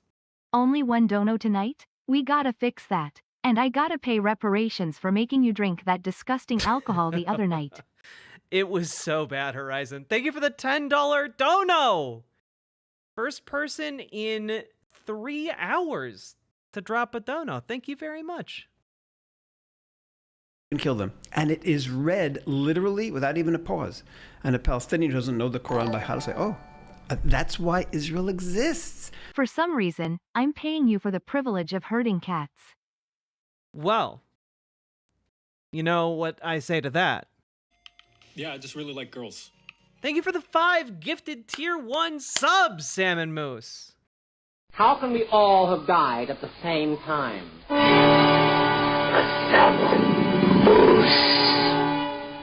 Because it's impossible to kill all the Jews in the world if they're spread out everywhere. So therefore, Allah brought them back so it's easy to kill them. That is Palestinian Authority ideology. Now, I asked my staff, first of all, there are Muslim leaders around the world, like Sheikh Abdullah Palachi of Italy, who first explained this to me. We were speaking together. Was the Mountain Dew worse? The Mountain Dew beer was probably worse, but the essence of a corn chip distilled into liquor was truly abysmal, especially because, and my partner actually just texted me this not that long ago, a screenshot. I'll just read you the review. But a nacho cheese flavored spirit? If anyone could pull it off, it's Empirical. And pull it off they have. To my palate, at least, it really was like a Dorito in a glass. That's owing, no doubt, to the fact that genuine Doritos were used in the making of this spirit. Through some combination of vacuum distillation and dark magic, it feels like you're drinking a Dorito because in actuality you are, and I have to tell you that is a lie. It does not taste like Doritos at all. It tastes like you whispered the dream of a Dorito to it, and you just whispered that dream to a bottle of rubbing alcohol. That's what it tasted like. Anyway, totally unrelated.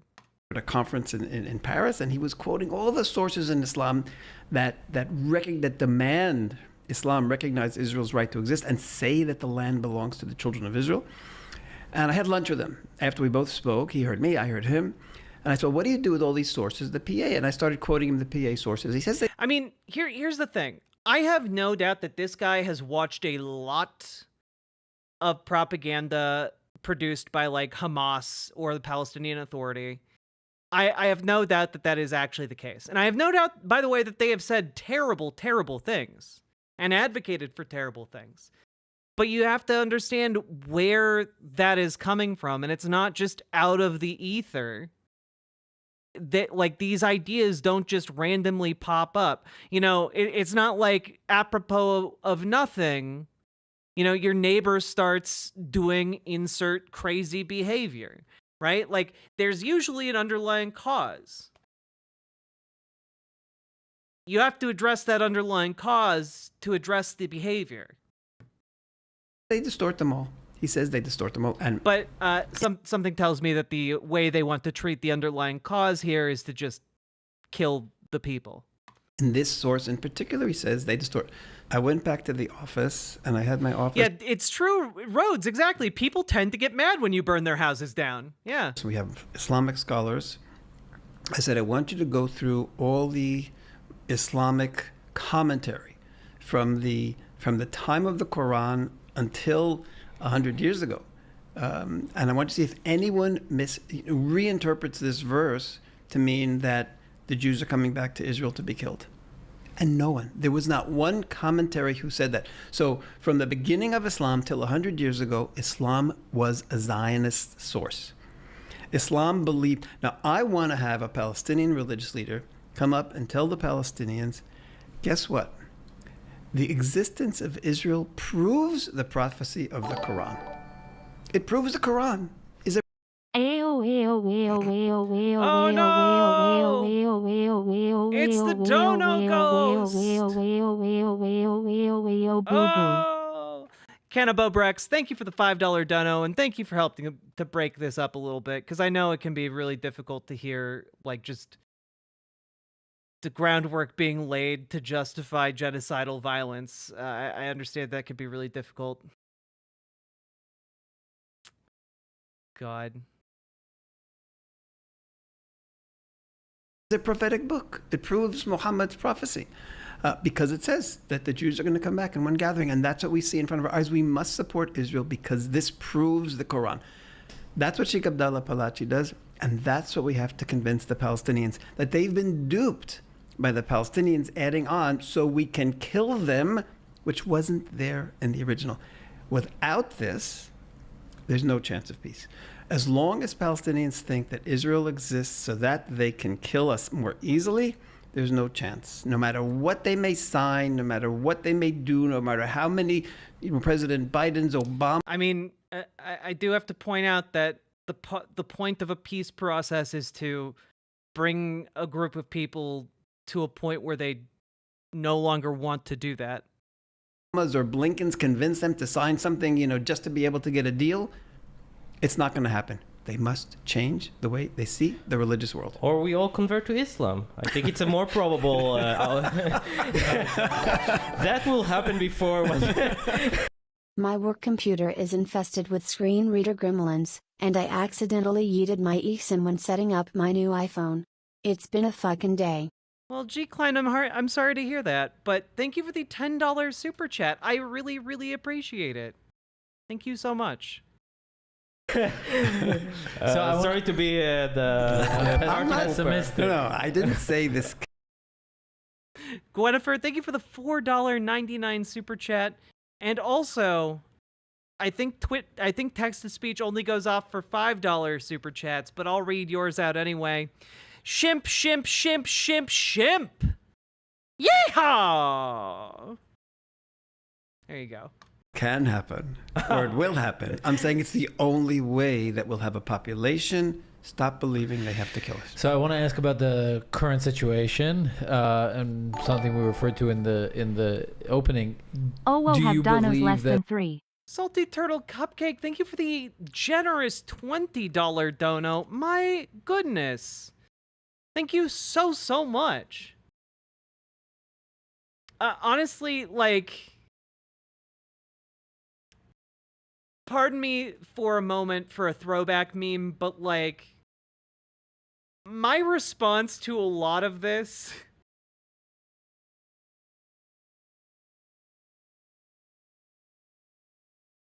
is something along these lines. Everything is in context. My mother she would give us a hard time sometimes, and she would say to us, I don't know what's wrong with you young people. You think you just fell out of a coconut tree?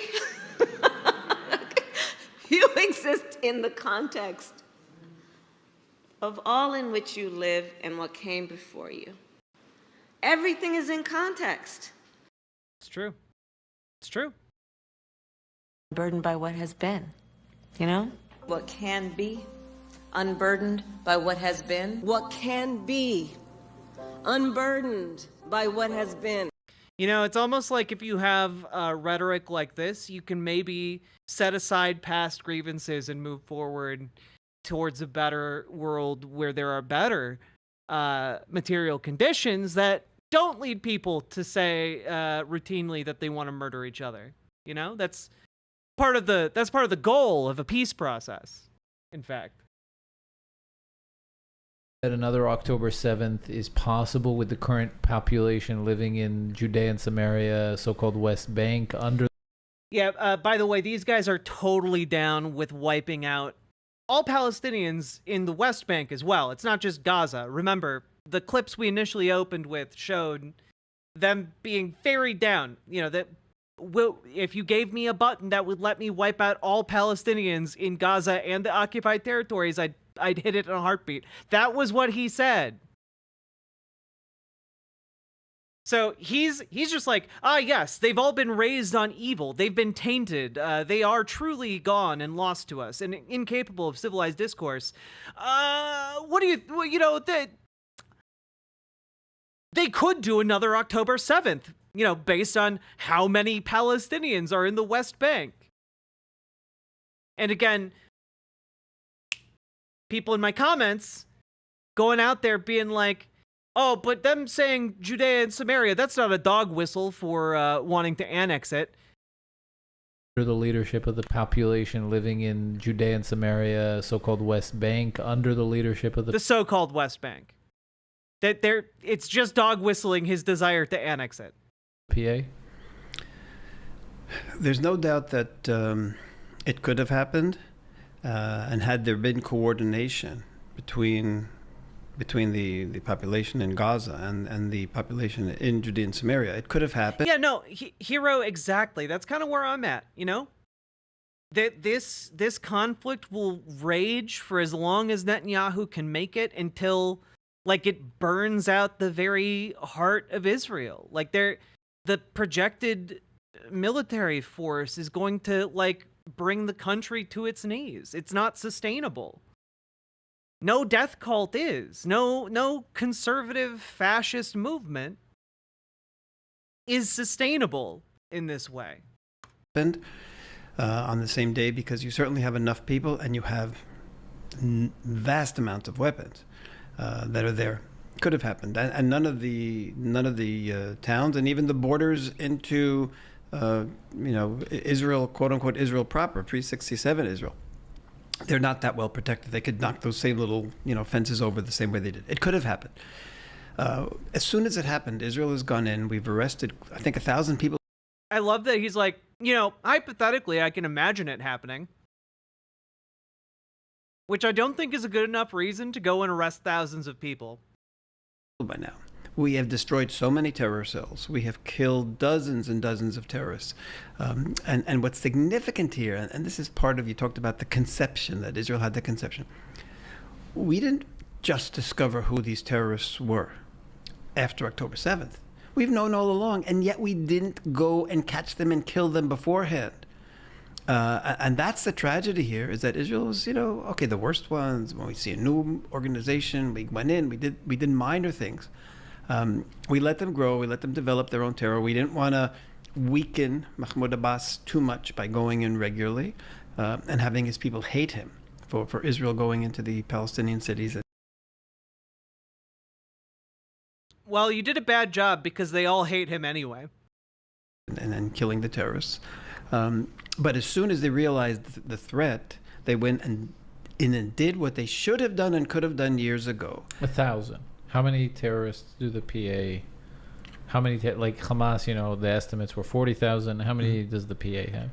Okay, so it's very interesting numbers, because what you have, first of all, is you have a Palestinian police, the Palestinian Security Services. Now, we recently published a report which we called Terrorists in Uniform. 14 pages of a few hundred examples of Palestinian Authority police security services. These are funded by the West, given weapons with Israel's permission. Training abroad, snipers who were trained in. So, like a modern police force. The United States sends its police abroad to learn as well. Like, you're just describing police.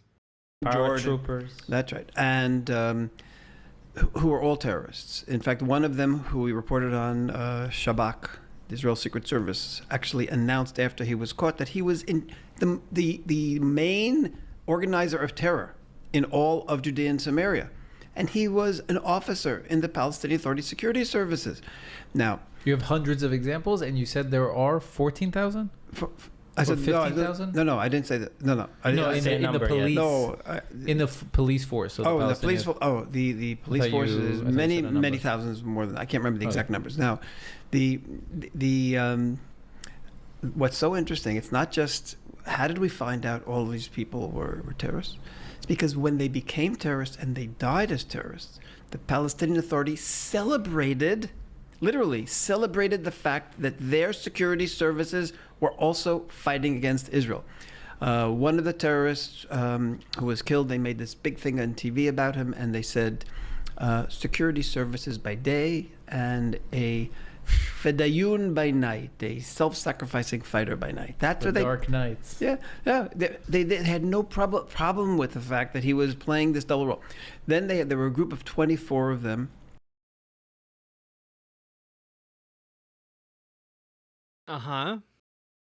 Who were all killed in terror attacks. So they made a video to celebrate them. And in each one of them, they had a picture of the terrorist in uniform. And they had some background of, all sorts of military pictures in the background. But they had his picture in large. And then on the right side of the screen, they had the logo of the branch of the PA Security Services that he was a member of. And on the left side, they had the logo of the Al-Aqsa Martyr Brigades, which is a terrorist organization designated by the Europeans, by the Americans. And they had no problem publicizing this on TV that they were both members of the thing. So you've got... Yeah, after they died. Yep. Many thousands of Palestinian Authority security services. They are all dedicated to destroying Israel, the same way these terrorists were. Man, it's incredible how, throughout this video, this guy is essentially saying, yeah, all the children are indoctrinated to be evil, so don't feel too bad if they get killed. Also, all of their police are evil, so maybe they really shouldn't have a police force, and maybe it'd be okay if we just killed them all. I feel like that's generally the thrust of his argument here. They also, by the way, good night, Ashley. Heads of the security services do work with Israel. They notify Israel whenever they know about Hamas terrorists. Why? There's a reason why I introduced this entire segment here, and while I played clips from the Rwandan radio broadcasts. This is just that for a more,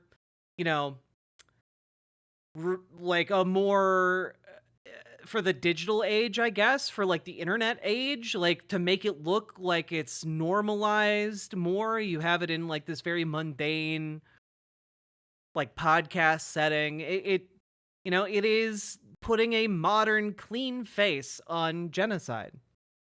Because the PA is afraid of Hamas much more than they're afraid of Israel.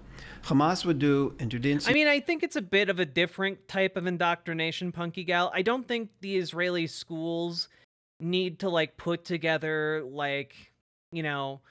children's television about how evil Palestinians are. I think it is so normalized within the just everyday living of Israel that kids get radicalized just living there. It's the general thrust of the culture that they grow up in, and they tend to absorb that and justify it. So it's a different dynamic. They don't need the explicit television programming. Area what they did in Gaza. The PA is afraid of Hamas. Everyone thinks and makes this terrible mistake thinking that the security services is something, the security cooperation that the PA has with Israel, they do for Israel's benefit. They don't. They do it for their own benefit. Didn't they have a hit song after October 7th about killing Palestinians? Yes, they did. I do think that is kind of a normal reaction to have, unfortunately, after a terrorist attack. There's an impulse for artists to basically write "fuck you" media. The United States did this heavily after 9/11, just as an FYI. But yeah, all I'm saying is that there's not a systematized propaganda geared towards children in the same way that it manifests in Palestinian media. Under occupation. They tell us when Hamas is organizing, they're too weak to go in and stop them or capture them or arrest them. They tell Israel. Israel goes in. They tell their soldiers to get away. What band made this song? I don't remember the name of the band, but the name of the song is Harbu Darbu. And like I had people in my comments saying, "Oh, the translation is wrong," and I don't know. I double checked that, and the translation seemed pretty fucking pro murdering people to me. Israel's going to do the work for us. Israel goes in, and they even condemn Israel, of course, afterwards publicly. But they're the ones who tell us about it because it's for their own benefit. Sounds like we're getting handled. Can you name one ideological difference between Hamas and the PA? The ideological differences have to do with internal religious beliefs and how strict. But it's not Sunni and Shia, like it's no, nothing significant. No. We're talking about probably about the role of women and should women drive cars or not, things like that.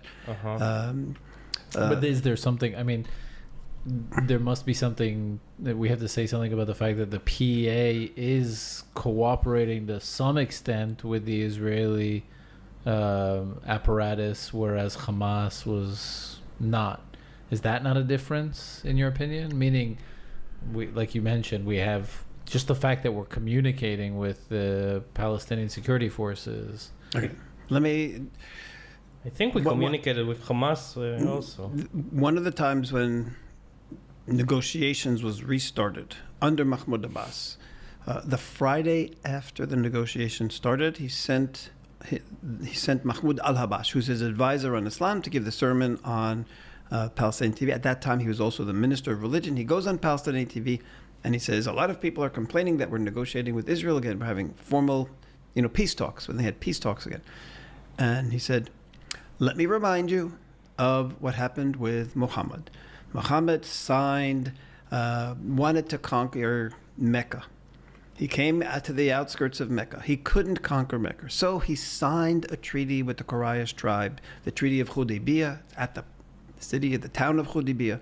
What's really weird to me is that, like, it's very obvious that Hamas and, like, the Palestinian Authority don't get along with each other. Like, they're not friends. They violently fight each other sometimes. Like he mentioned, and he should know this. So I this is weird to me, but like the Al-Aqsa Martyr Brigades, which he cited as a terrorist organization not like 5 minutes ago, literally have violently had clashes with Hamas. They're like, these different groups are not all friends with each other. They're not all sharing in the same ideological outlook. Hell, we've talked about some of the peaceful Palestinian leaders that have emerged from Gaza.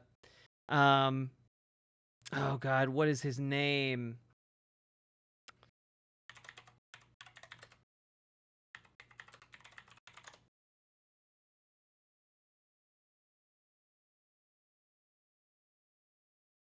What is his name? I'm dying here.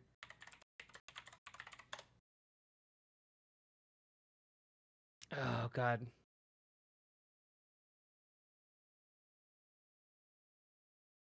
Come on, chat. One of you throw me a lifeline here, guys.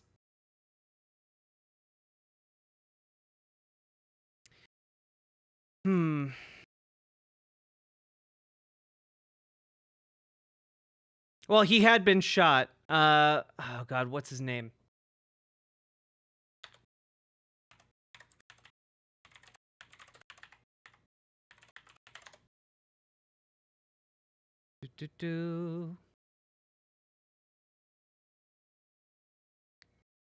Who? What? I'm trying to remember a very specific thing, and I'm not able to articulate it well, which is not allowing me to find what I want from you guys or from the internet, which is deeply irritating to me.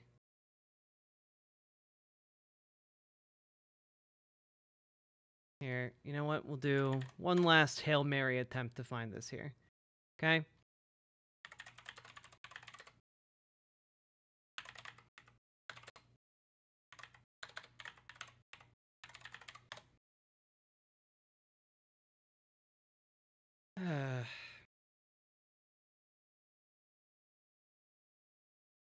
No, no, no. God, what is his name?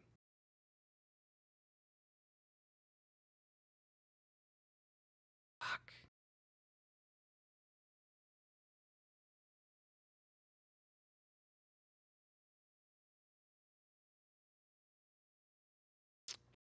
No.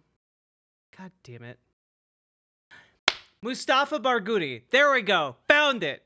God damn, that took so much work. God damn.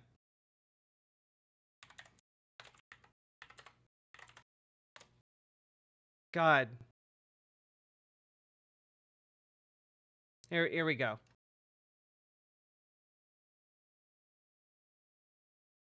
He's a doctor, activist, politician who serves as the general secretary for the Palestinian National Initiative, also known as Mubadara. He's been a member of the Palestinian Legislative Council since 2006, also a member of the PLO. Minister of Information in the Palestinian Unity Government. He's basically my understanding is that he's a politician that has been standing and like protesting peacefully and organizing nonviolent movements for like as long as he's been on the scene. And hey, guess what? He's a pretty good political leader, but I wanted to bring this guy up, right? Very specifically because, hey, there are Palestinians, even amongst these horrible conditions, that have radicalized so many. There are people who can go out there and still, like, be a partner for peace.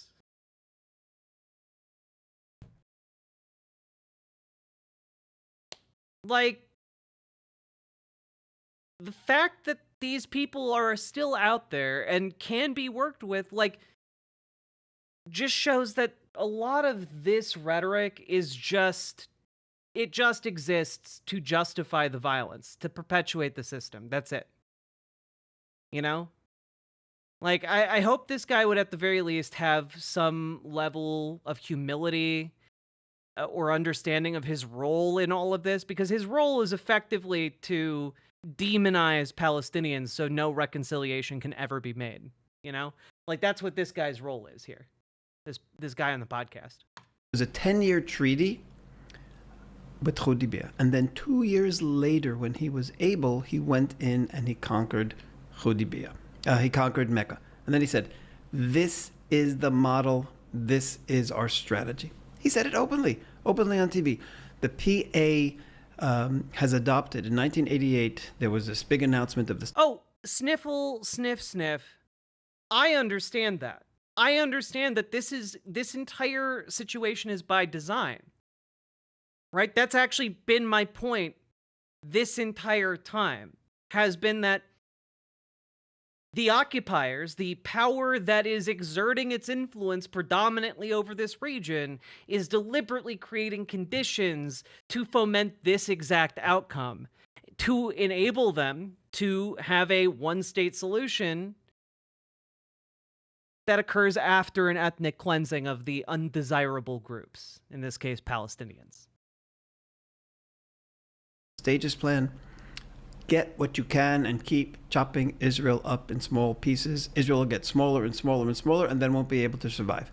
That was what was announced many times. We've heard this mentioned. Yasser Arafat mentioned it, by the way, just a couple of weeks after signing the Oslo Accords. He mentioned this at a speech in Johannesburg to Muslims in a mosque. And this is Mahmoud Abbas' advisor, just saying this a number of years ago. And I'll give you another example. Abbas Zaki, who is very close, he's a member of the Fatah Central Committee, he's close to Abbas, he represents him sometimes as a speaker. He went on TV, this is Al Jazeera, and he said, of course we want greater Palestine, meaning all of Israel. He said, but we have a political program. We're going to get what we can. And then he said the following, and the political program is to ask for the 67 borders. Why? Everybody knows Israel can't survive those borders. So we're trying to get to those borders, and then we'll continue. And then he says at the end, you can say this to yourself, you can't say this out loud.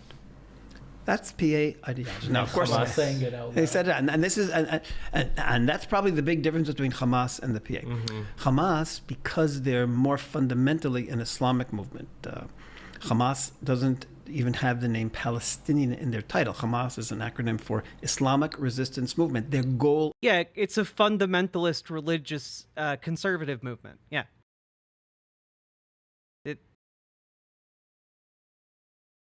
Yeah.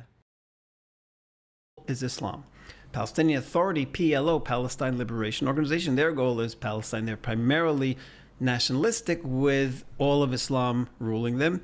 And the other ones are an Islamic movement, but they have a nationalistic component because the first part is there. But so that's the fundamental difference. Now, because they're an Islamic movement, they can't even openly say, they won't even lie and say we recognize Israel's right to exist. They won't do that.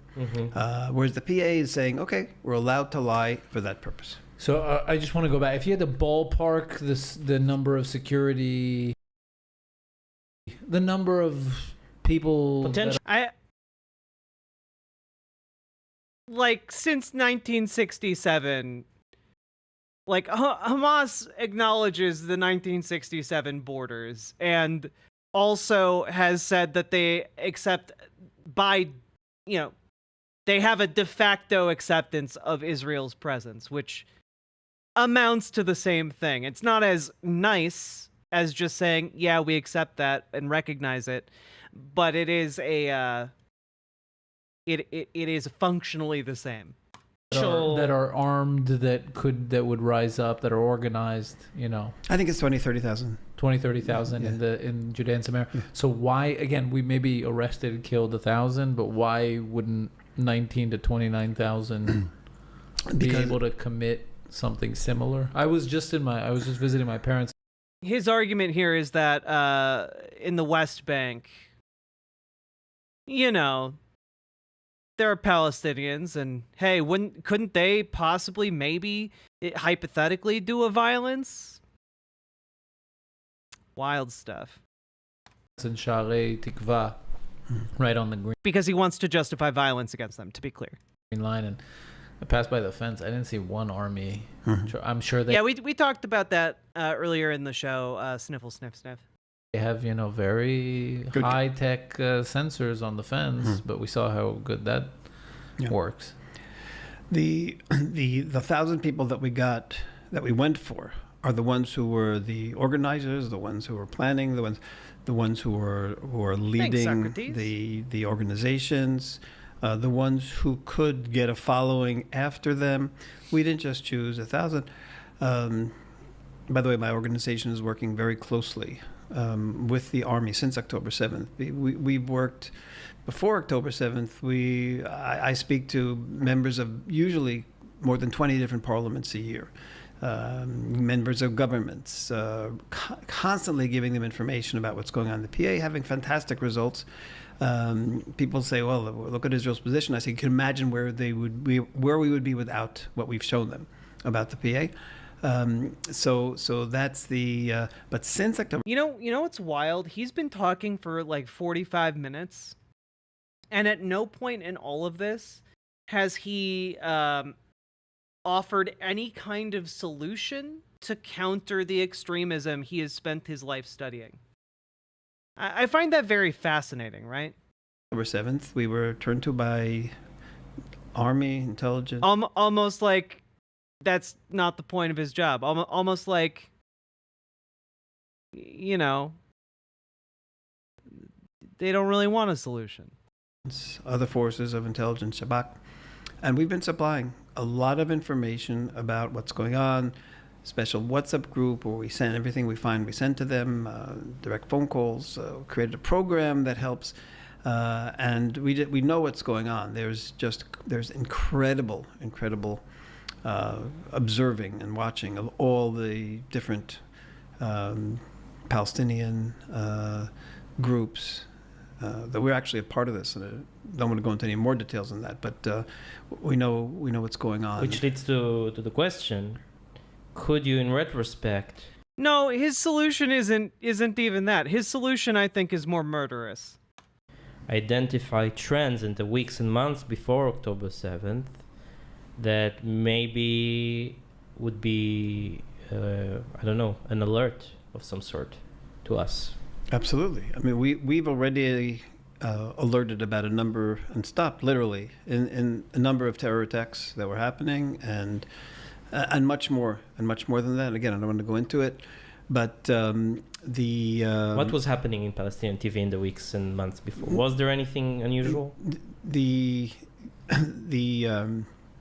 important things won't be on Palestinian TV. I mean, the important things are the trends, the leadership's messages, but the important things that we're talking about happening on the social media, which you also monitor. Which we also monitor.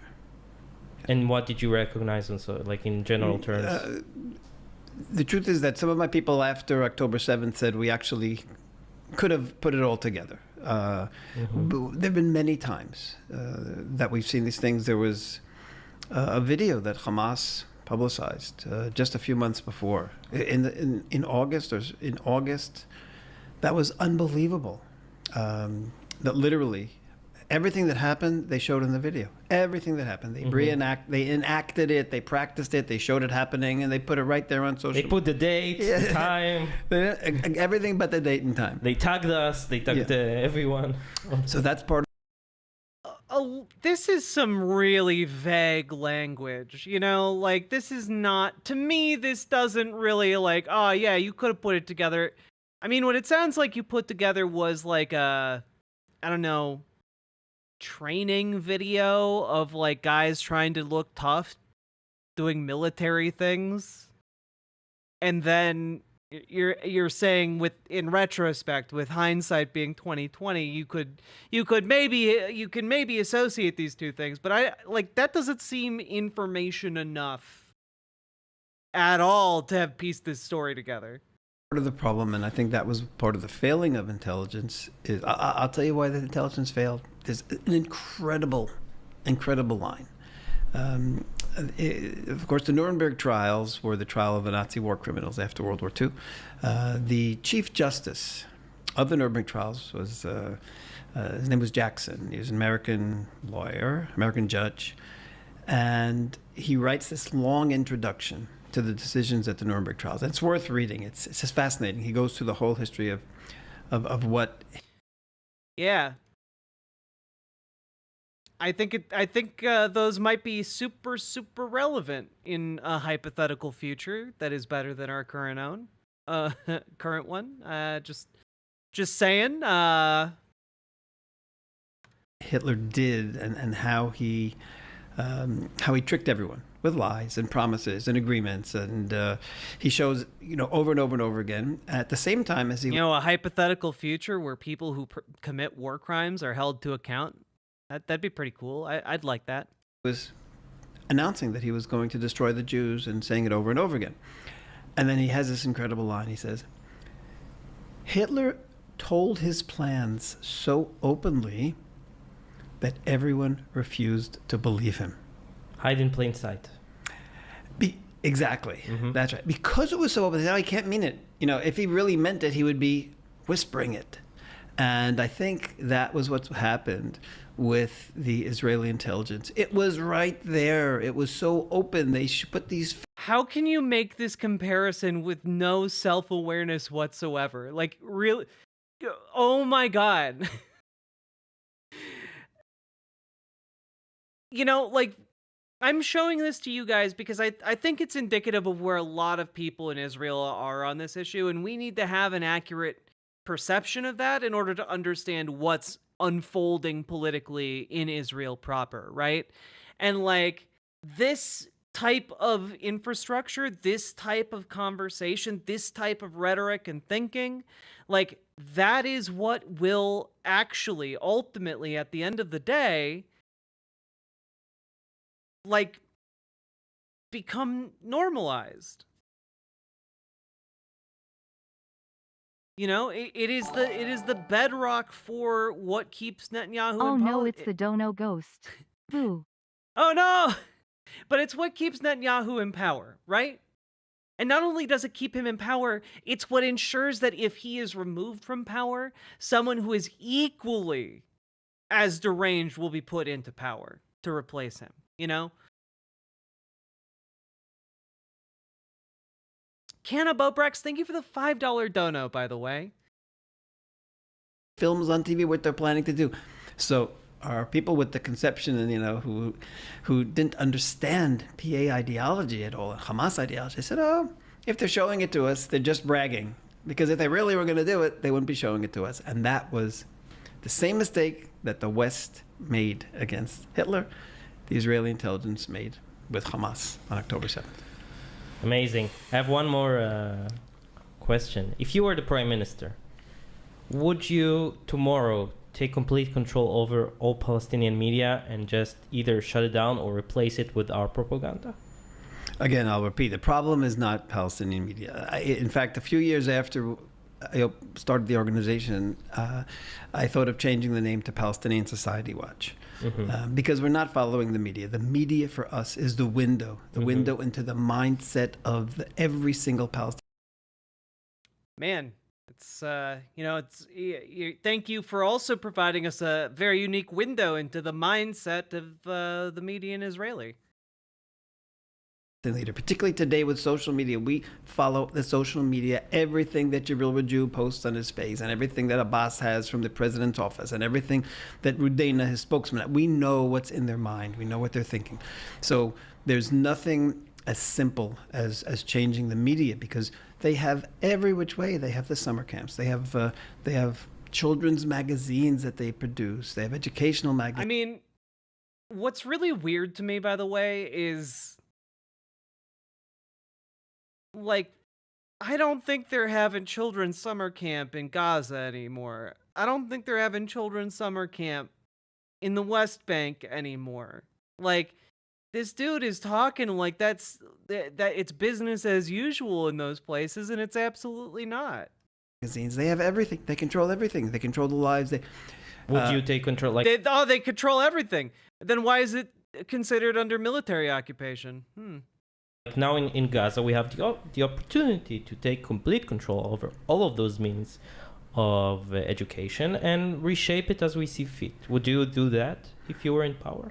Okay, absolutely. That's what has to be done, but we can't be the ones to do it because of the way they have been poisoned to see Israelis as poison. True. Al Jazeera and the Associated Press were shut down in Israel. True. And Jews as poison. They won't accept it from us.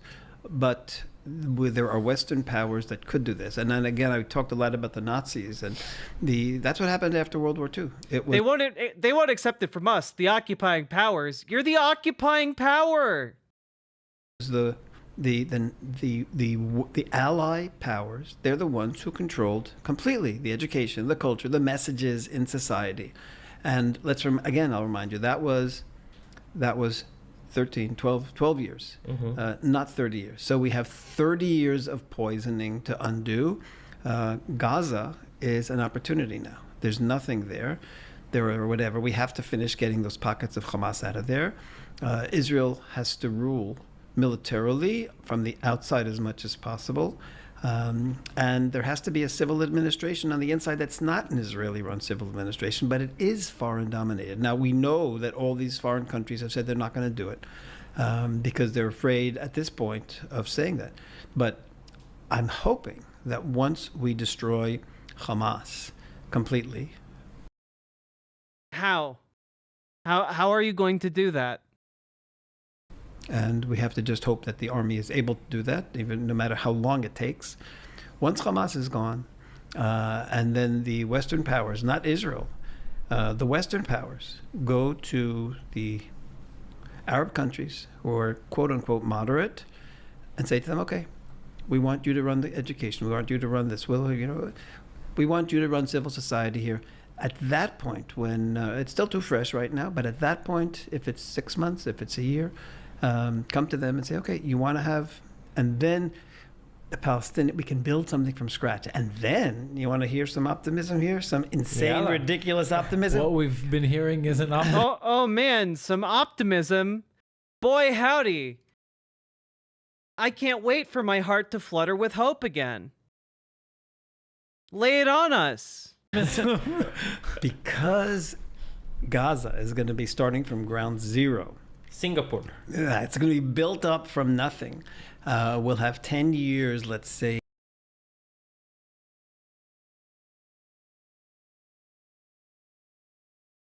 to re-educate, to make them realize that Israel's not the enemy, that Jews aren't the enemy, that they want to live in peace. Do you think that that will be a successful endeavor when you were the ones that leveled it to ground zero in the first place? If someone comes in and burns your house down on purpose and kills half your family, do you feel good about it if they come back years later and rebuild a home and say, you're welcome to live there? Do you want to live there? Do you feel safe? Do you feel grateful? No! Peace, they can, and then... What's wrong with you? That can be a model for redoing of Judea and Samaria. In other words, once that's successful and we have a peaceful Gaza that is created not by Palestinians, but by outside forces, by the way, it'll be the Palestinian mentality that existed before the Oslo Accords. The Palestinian outlook that Israel is the best in the world in democracy and human, that's what we have to get back to. Wouldn't it be just easier that one poll? I 4 years in a row. 4 years. No, but one question. Yeah. On one poll, which is Israel do you view Israel positively in democracy and freedom, right? Yeah, democracy and human rights, yeah. But maybe they don't care about democracy and human rights. At that time they did, because they were living. Just to really clarify, so that you can judge for yourselves, because the words that I have for this are not suitable for me to say on stream. What he is putting forward here as an idea is essentially that, hey, if we level the entirety of Gaza, displace the entire population, and then, after 10 years rebuild it, well, they'll love us in Gaza, and then we'll do it again in the occupied territories in the West Bank. It's so delusional. He thinks that if you raise the entirety of the West Bank, that the people who live there will be grateful to you.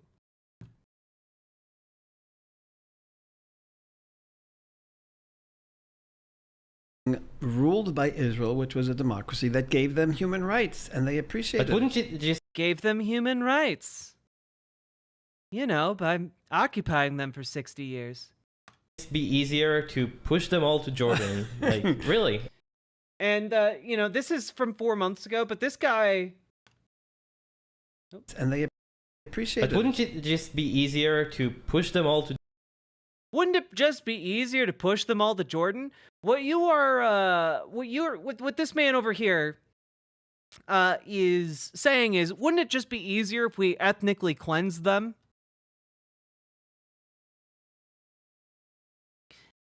This is in one of the episodes they thought was acceptable to leave up. They took down many of their recent episodes for being even more extreme than this, but this is one of the show hosts casually being like, but have you considered ethnic cleansing though? Jordan, really? Wouldn't just be more the easier solution? Did they get archived? I could not for the life of me find the full episode that I wanted to listen to that started that made me interested in watching this on stream in the first place. all that currently exists that I know of are clips from the show. It's been deleted everywhere else. Even Internet Archive doesn't have it. And that's sad. Easier from what sense? I mean, they're practical. Okay, no, come on. There are international forces. Here They'll say you occupy them and indoctrinate them. What? No. In your scenario. In my scenario, it's going to be occupiers. We had a right to destroy Hamas. They were the rulers. Hamas, the same way. I mean, John Bainbridge, were you here earlier when I played the clips of them talking about if there was a button that they could press that would just annihilate all Palestinians in the occupied territories in Gaza? Were you there for that? Because that clip was from the episode that they deleted. Because people watched that episode and were very unhappy with them just straightforwardly, full-throatedly endorsing genocide. And I don't know why Israeli leaders don't say it every day. The same way they refer to ISIS. ISIS, people. Yeah, they deleted not just that one, they deleted several others from recently. ISIS never really ruled. Talk about the Nazis. The same way the Nazis were destroyed till the last one, literally. And then the God, if only. If only the Nazis were destroyed down to the last one, that'd be pretty great. Outside forces ruled. That's the model. That's what Israel has to say the model is. We need a re-education, reculturization, everything new. What's the name of this? The name of this episode is Palestinian Media Watch Exposing the Palestinian Ideology of Hate, featuring Itamar Marcus, and it is put together by two nice Jewish boys. That's the name of the podcast. In the Palestinian Authority, the same way the Nazis, who had been poisoned by the Nazi Party, the same way the Germans, I should say, who'd been poisoned by the Nazi Party, needed something from the outside to force them to see the world differently. The PA, the Palestinian population, we have to reverse to go back to the way it was. History is not any of their strong suits, Robert Ad said. Like, the two hosts of the show literally think that Nazis were left-wing because socialist is in the name. They're not the brightest of the bunch. In 1992, 1993. Yeah, just for the record, I have a deep disagreement with you. It starts in Germany, my disagreement with you. I really disagree that the German population was indoctrinated. I really disagree. What?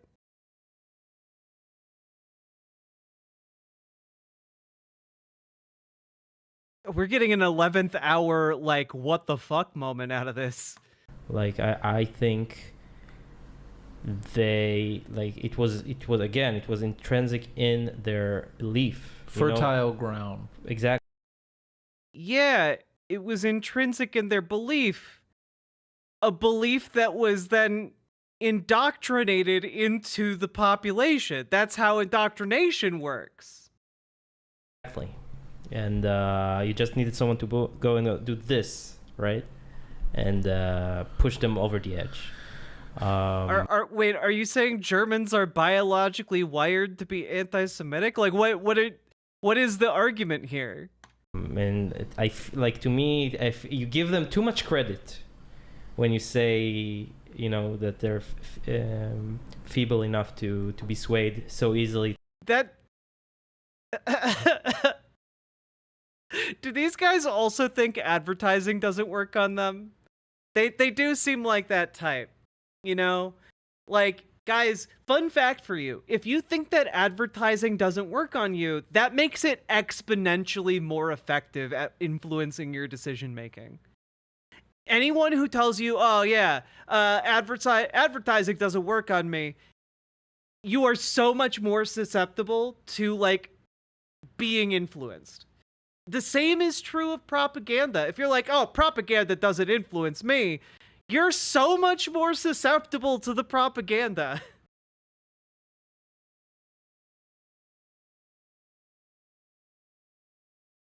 I think that his argument, and I would wager he thinks that trash about ads. No, hippie punk, 100%, right? These guys fit that type of guy to a T.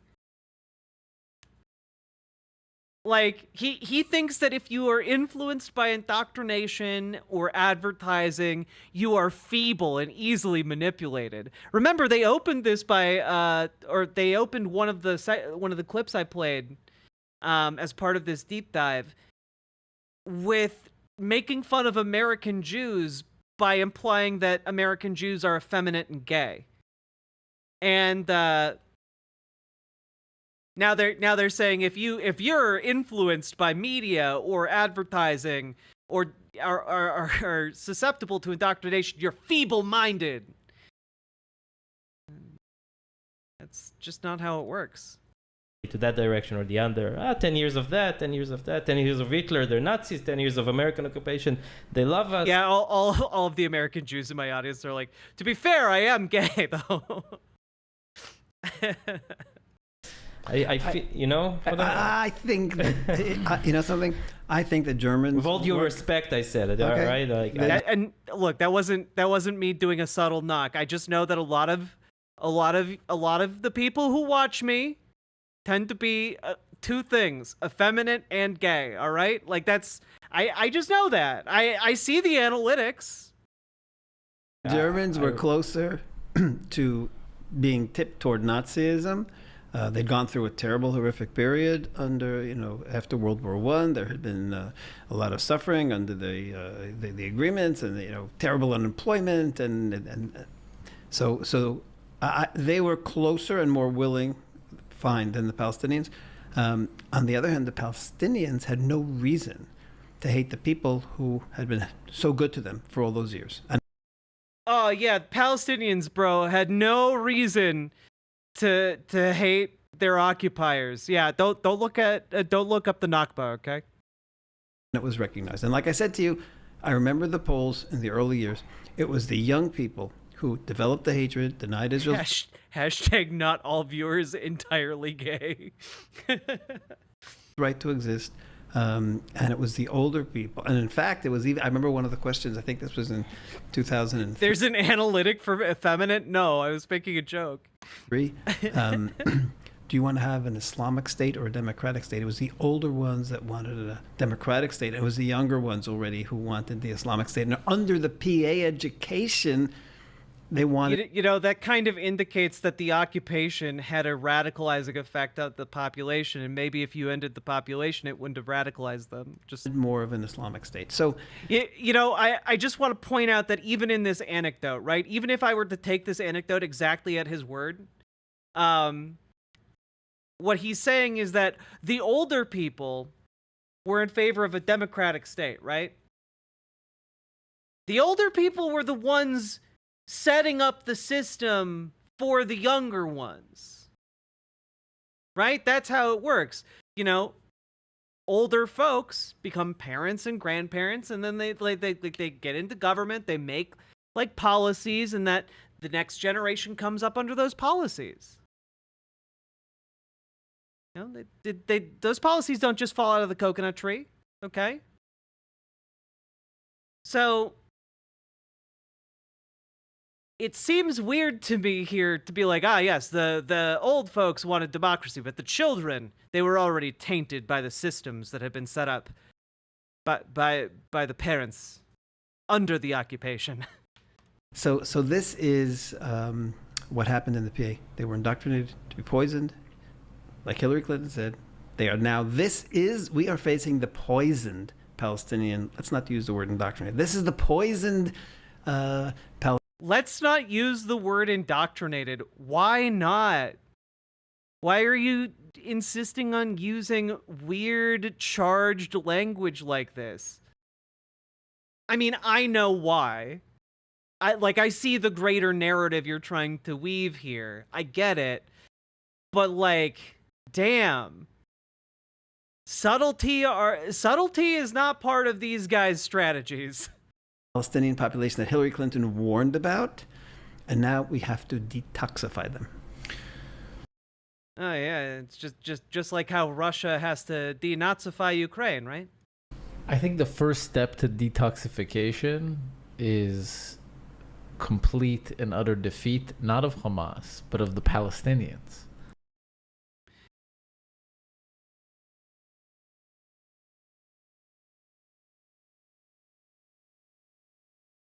again, this is the guy who said he would press a button to annihilate all Palestinians.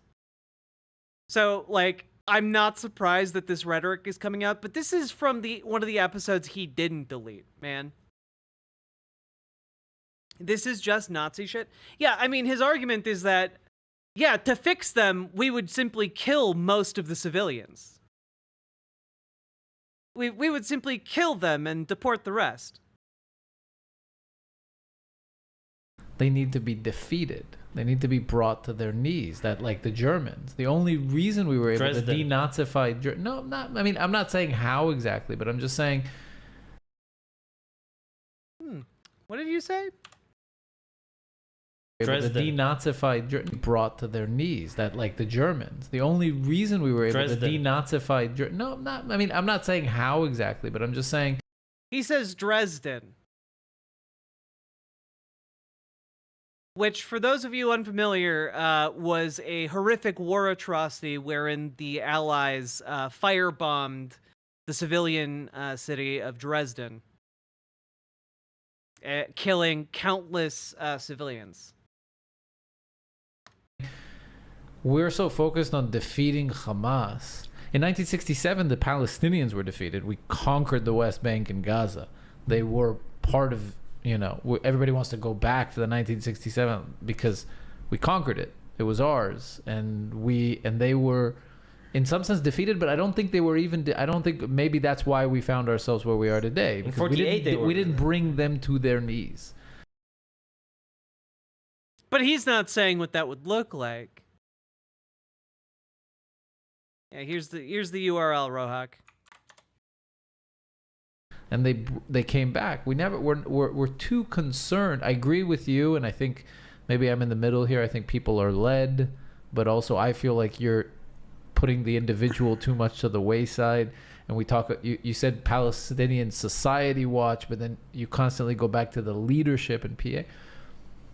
But I think we're so concerned in Israeli society. Like, how do we fix our enemy? I mean, the solution you're putting forward is simply kill them. Kill them until they're a non-entity. Before just asking us, like, let's crush our enemy. I agree with you completely. I don't disagree. The Palestinians are not the Palestinians of Judea and Samaria, Palestinian Authority. They will not willingly all of a sudden come and say, okay, let's make peace with Israel. To clarify here, they're not just talking about Gaza. They're talking about the occupied territories, West Bank, East Jerusalem. You guys remember, right? The red area here is the West Bank, guys. It is a huge chunk of Israel. After they are crushed, be it militarily or otherwise, and real. It's not officially part of Israel, but you know what I mean. They occupy it. They've occupied it for 60 years.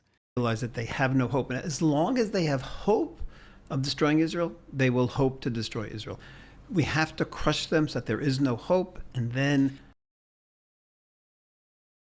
How do you think they envision being able to do that? What do you... In what way are they hoping to do that? By what mechanisms do you, like... They don't have the ability to do that. They can also hopefully have that new religious perspective and others and reform. Religious reform. I really do think it's a reform of Islam. I mean, it's something on the level of, Protestantism. No, we have to kill enough of them until they renounce their religion is one hell of a take. If you call it reform, they'll never do it. If you or reform their religion. Say going back to the authentic Islam, you have a They're chance. not listening. Maybe if you say it out loud, they'll think you don't actually mean it. It can't come from me. It can come from me. Like I said, it can come from Israel. It has to come from Muslims. We have to bring Dalla Palacci over. He's got to sit here. He won't give out the pasta in Italy so easily. He's eating carbonara and say, let's all have peace. No, Catalina Gearbox, this is like the Nazis in discussing the Jewish question in the 1930s. This is like, Rwanda, Rwandan radio discussing, the Hutus and the Tutsis. This is like the broadcasts in Bosnia. Like, this is indistinguishable. This is genocidal propaganda. I think you might be drinking some wine too. Itamar, it was fascinating. Really, I think it's an important discussion to be had, and Absolutely, fascinating, absolutely.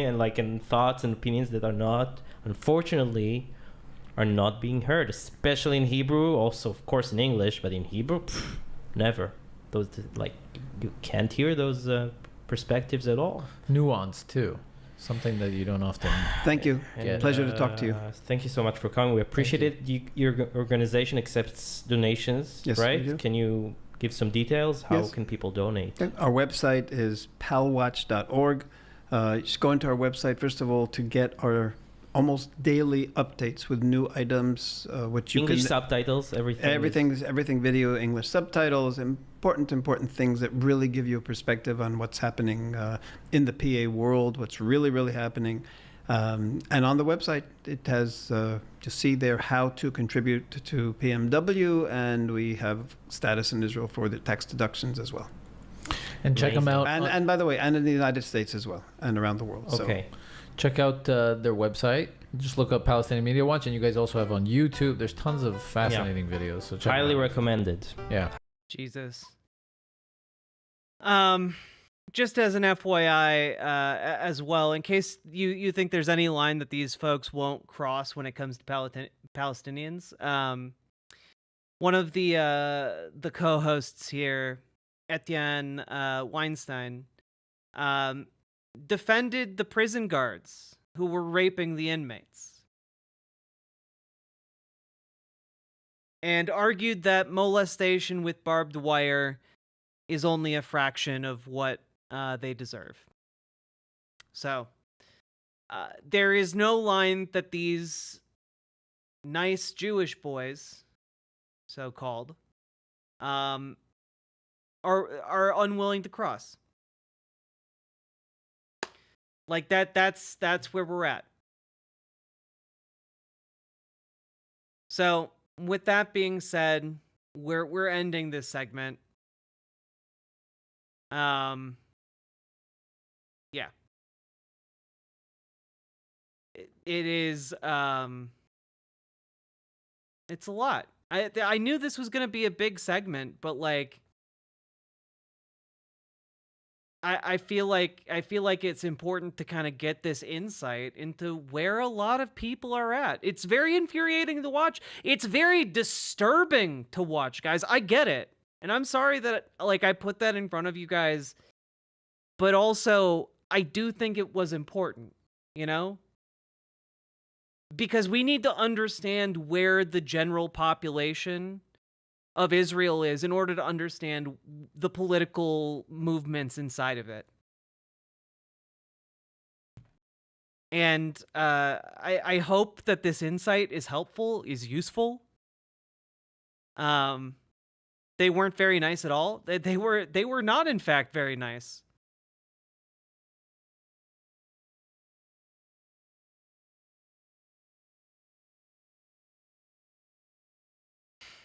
So, with all that being said, we're ending this segment. Just I'll leave you, I guess, with one final thought, and that's just that you negotiate peace with your enemies. That is what a peace process is. It is to turn an enemy into, if not a friend, a slightly disgruntled neighbor. Rather than someone you want to battle to the death, right? This is the premise. This is the fundamental aspect and condition of being human. That's what living in society is. That is what working together to get through life is. We all engage in peace processes all the time with the people around us every day.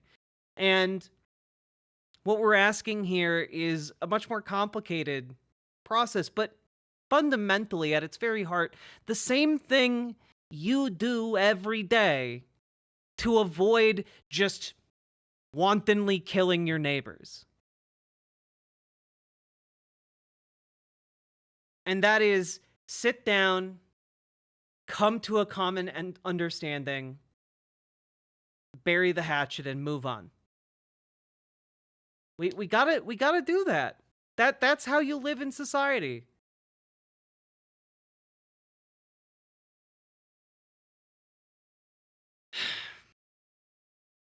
That at the end of the day, if you continue to make conditions that give rise to horrible outcomes time and time again, well, you're the one creating the conditions for that. We gotta put a stop to it.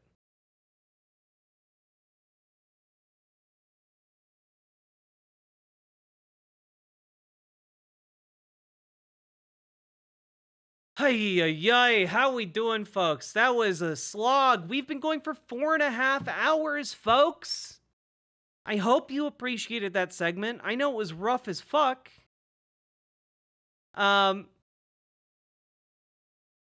Please hit the follow button on Twitch, hit the subscribe button on YouTube, like the YouTube stream, and consider dropping some subs or donos. Help me to feed the dono ghost that lives in the closet back there. Otherwise, it will come out at night and suck my toes. And I don't want that. No one wants that, except for toe guys. I watched a good feminist horror movie tonight called The Substance. Learning about genocides isn't just to examine the past, but to condemn actions happening now. It was indeed a slog. True, TJ Durza. Thank you for the $5 dono. I appreciate it. Was the used suit, was the substance good? I saw the advertising for it. It looked interesting. Donos, then a palate cleanser. I can finally get rid of this group of tabs. My God. They've been sitting on my computer taunting me.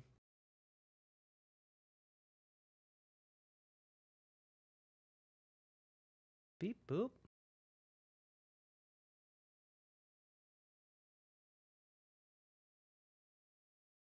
Jack, can you explain the exploding pagers to me in one sentence? Yeah. Hezbollah doesn't use high-tech instruments to communicate. So Israel wired a bunch of pagers that were shipped to Hezbollah to explode. They triggered it. There you go.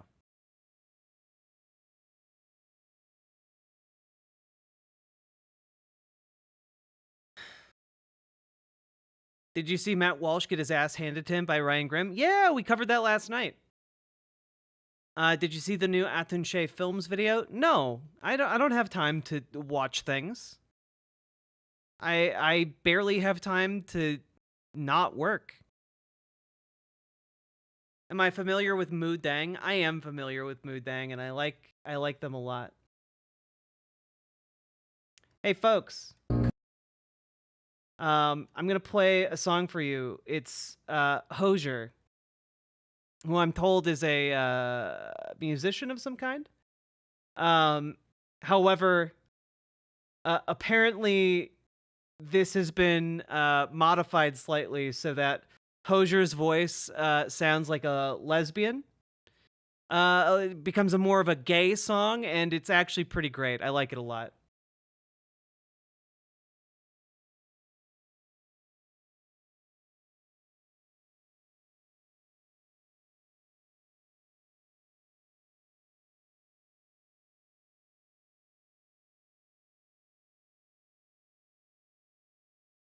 No, Nathan Clark. What I mean is that the pagers got used by Hezbollah, but also they got detonated in public places, and bombs are not known for being precision instruments. So explosions hurt and killed a lot of other people that were unrelated to Hezbollah. And also, there was no guarantee that Hezbollah members were the ones having those pagers. Like, It's just a wired shipment of pagers. Like the again, certainly some members of Hezbollah got hit by that. But explosions tend to be explosions. Exactly. Yeah.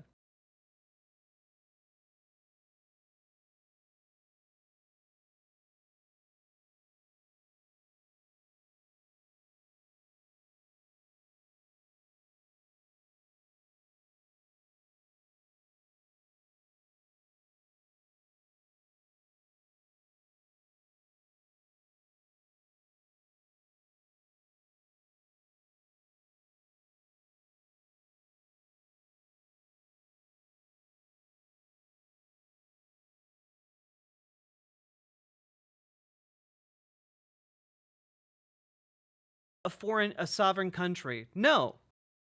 Hezbollah is the world's largest militia.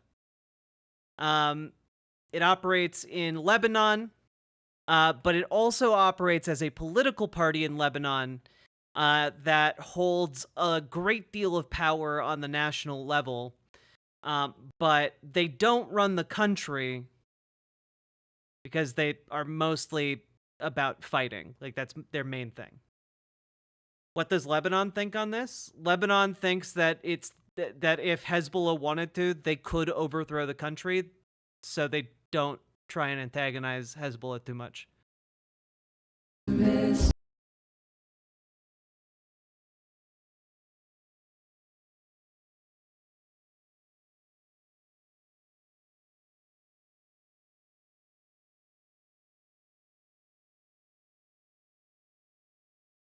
Well, Lily loves stuff. I don't think a company put bombs in the pagers. Can we be very clear about this? Like, there wasn't a company that put bombs in the pagers. It was Shin Bet. It was like Israeli like special forces or their intelligence services.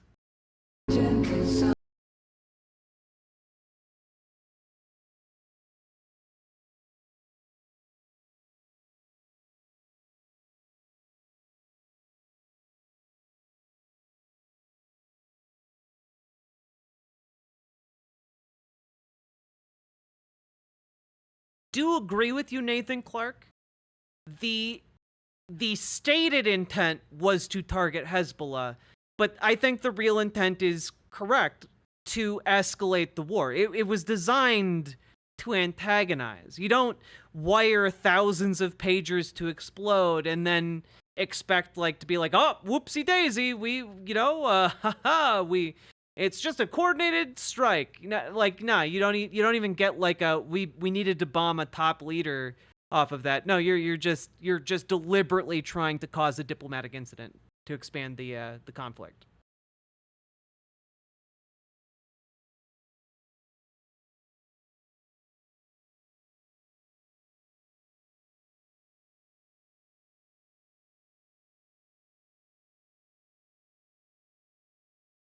Hezbollah is operating outside of Lebanon's control.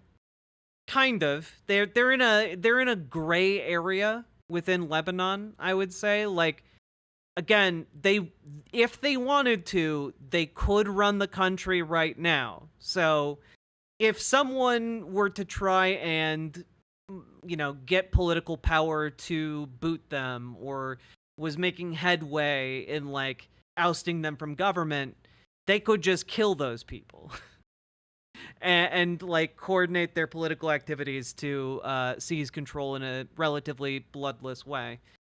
But they have no interest in actually ruling Lebanon. That's my understanding.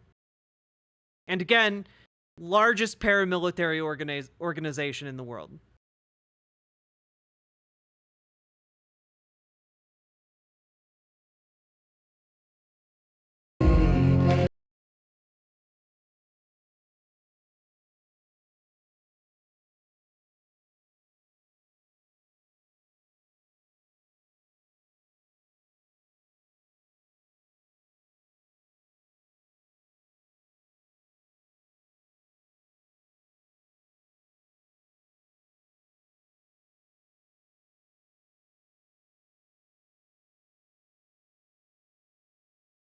Is that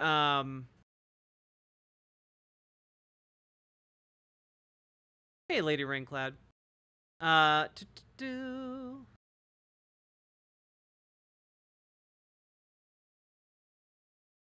What was I just gonna say? Oh, I was gonna say it's similar to what's unfolding in Yemen. Because the Houthis in Yemen, like, were really successful at being a military organization.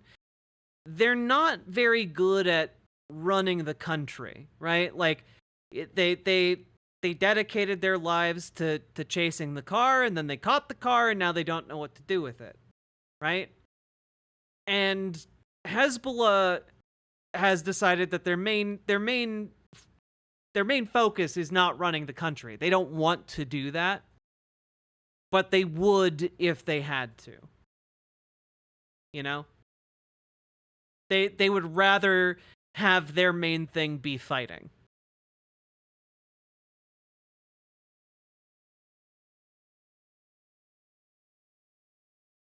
So Israel engages a non-state actor, Hezbollah, that is, its host nation wants no part in. Lebanon, what's your thought on this? Well, part of the issue is that Hezbollah is a political party. It's a normalized political party in Lebanon, right?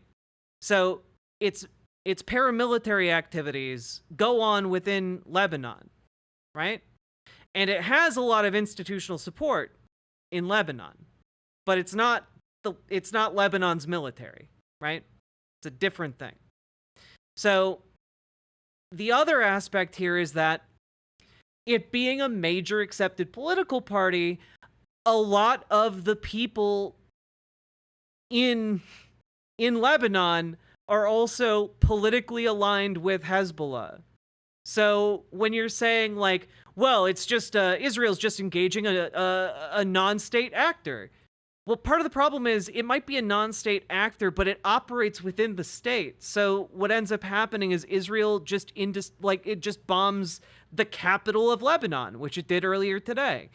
Or it flattens the southern border towns in Lebanon. You know, there's been a mass displacement of people that's been ongoing for months and months and months. So when you frame it like, oh, they're just engaging a non-state actor, well, they're bombing the cities and villages of the state. So what ends up happening is if you actually want to go in and fight Hezbollah, you have to invade Lebanon. And at that point, you're just invading Lebanon? Because Lebanon isn't asking for Israel to come into their country. There's not that's not what's happening.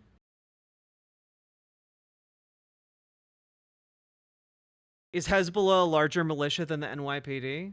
Here.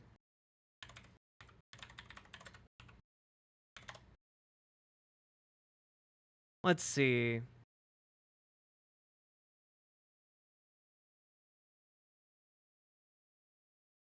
So, in 2021, Hezbollah claimed to have a strength of over 100,000 trained fighters.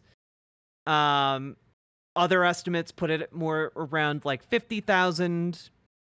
So, it's anywhere from between 50 to 100,000 troops. And keep in mind, Israel can field 500,000 troops if they need to, but also we're not talking like invading and occupying like a small strip of land like Gaza. We're talking like a full-on invasion of a country. And I really want to emphasize this part. Hezbollah was created specifically to prevent Israel from invading Lebanon. Like, that's like their main thing that they exist to do. And the main thing they have been training and also digging in and creating infrastructure to oppose for the last like 60 years. So if one were to think, oh, well, it would simply be a quick in and out operation into Lebanon to dismantle Hezbollah, no. What an invasion of Lebanon actually is more akin to the United States invading Vietnam. That's the more direct comparison. It would be a kind of military quagmire that would be unending. And frankly, that's what Netanyahu wants. He doesn't want a quick conflict. He wants one that will go on for years and years and years and keep him in power.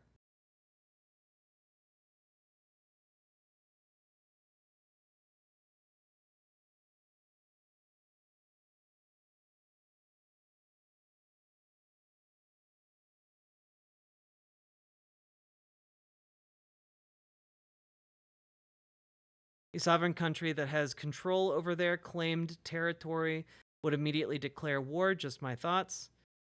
I don't... Can you elaborate on that?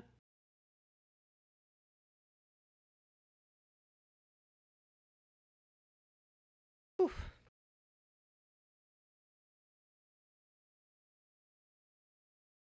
Oh, yeah.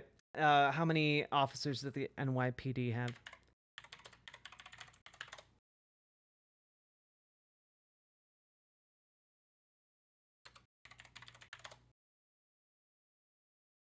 Let's see.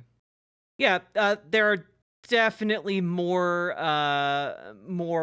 soldiers in Hezbollah's militia than police in NYPD.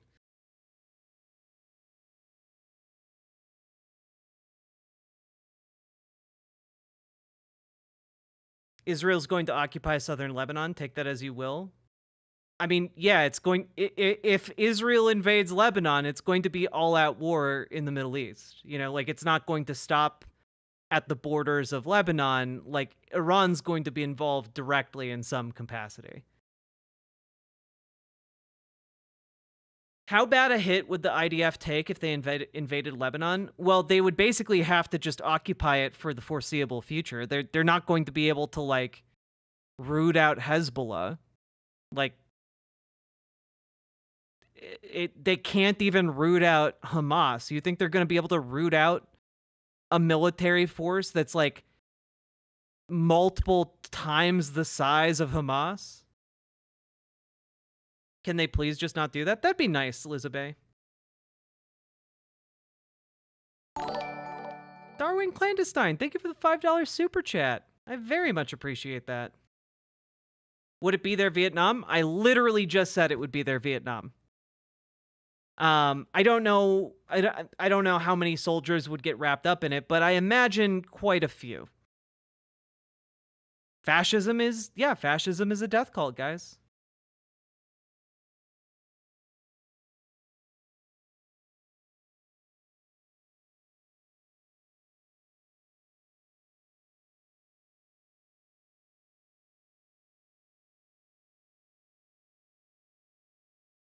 By comparison, the entire Portuguese military is 28,000 people. Yeah, I mean, Hezbollah is bigger than a lot of countries' militaries. You think Iran will retaliate for the exploding pagers?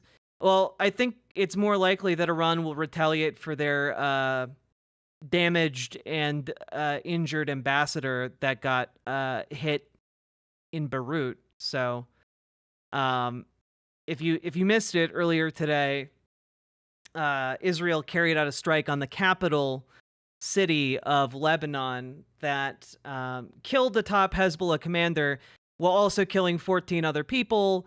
The explosion leveled a gigantic building in the capital and also injured Iran's ambassador. So, like,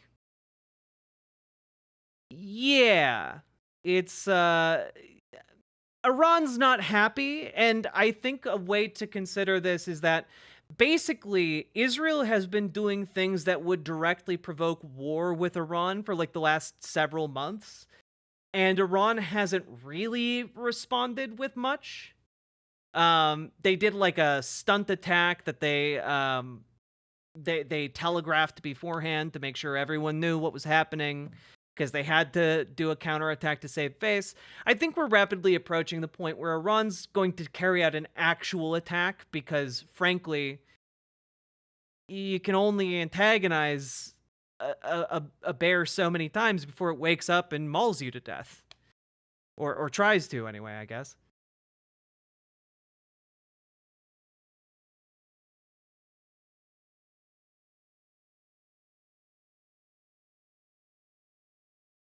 Don't poke the bear. Yeah.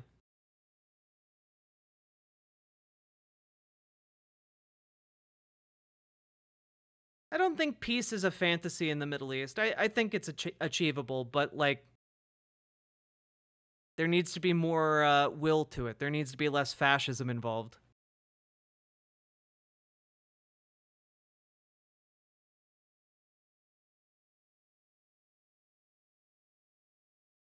Also, if this entire area is Vietnam, I mean, Vietnam's doing pretty okay now, as far as I know.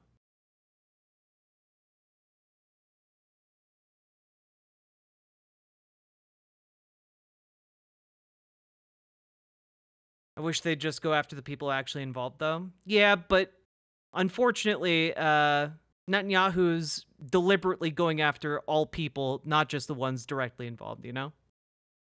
The wide-ranging nature of it is deliberate so that Netanyahu can stay in office and not go to jail.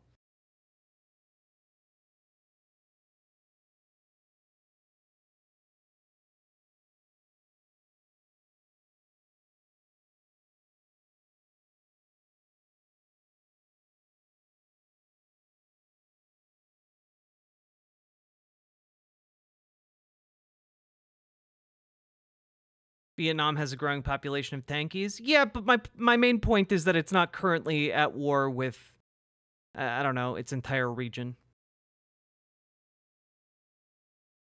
I did see it later, Raincloud. I look forward to it. Oh, God. It is 1 o'clock in the morning.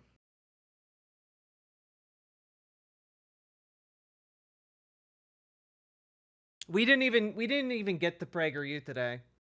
I wanted to get to some PragerU, but that was not in the cards, I guess.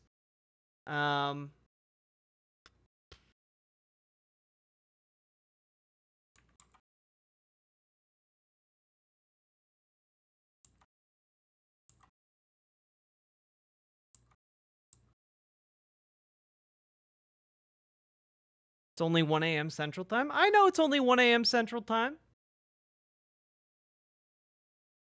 I know what time it is. There's time for PragerU. Yeah, there's time for PragerU, but also I've given you guys a 5-hour-long show already. I've given you guys a 5-hour-long show, and I'm sleepy. How many times has chat derailed today? So many times. Do you like Clarence Thomas's new RV? No.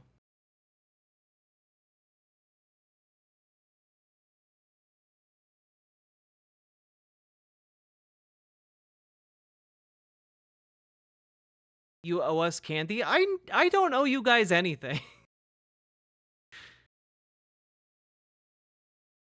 Also, again, the best way to get what you want in my chat, if you're gonna ask me to stay up and do more work, is to give me money. That helps a lot. You know, if someone dropped a fat $100 dono, I would do an additional segment, okay? Like, that's... I would do that. But, no. Not tonight. I'm sleepy. If I give you candy, you'll be up until all hours. I'm still pissed off. Well, you know, maybe we'll do a movie in the Discord. How about that? We'll do a movie in the Discord while I do my wind down to get to sleep.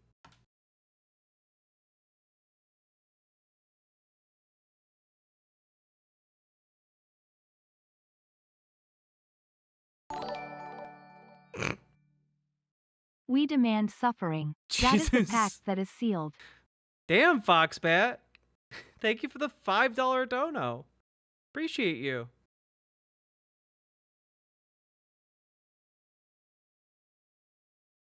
Already waiting for y'all in Morby time. I don't know what movie either. We'll figure it out. All right, folks. Let's raid you guys into... You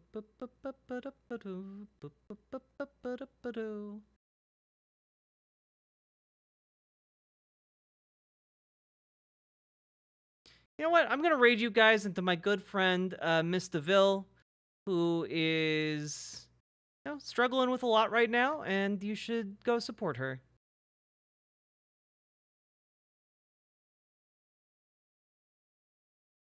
Love that lady.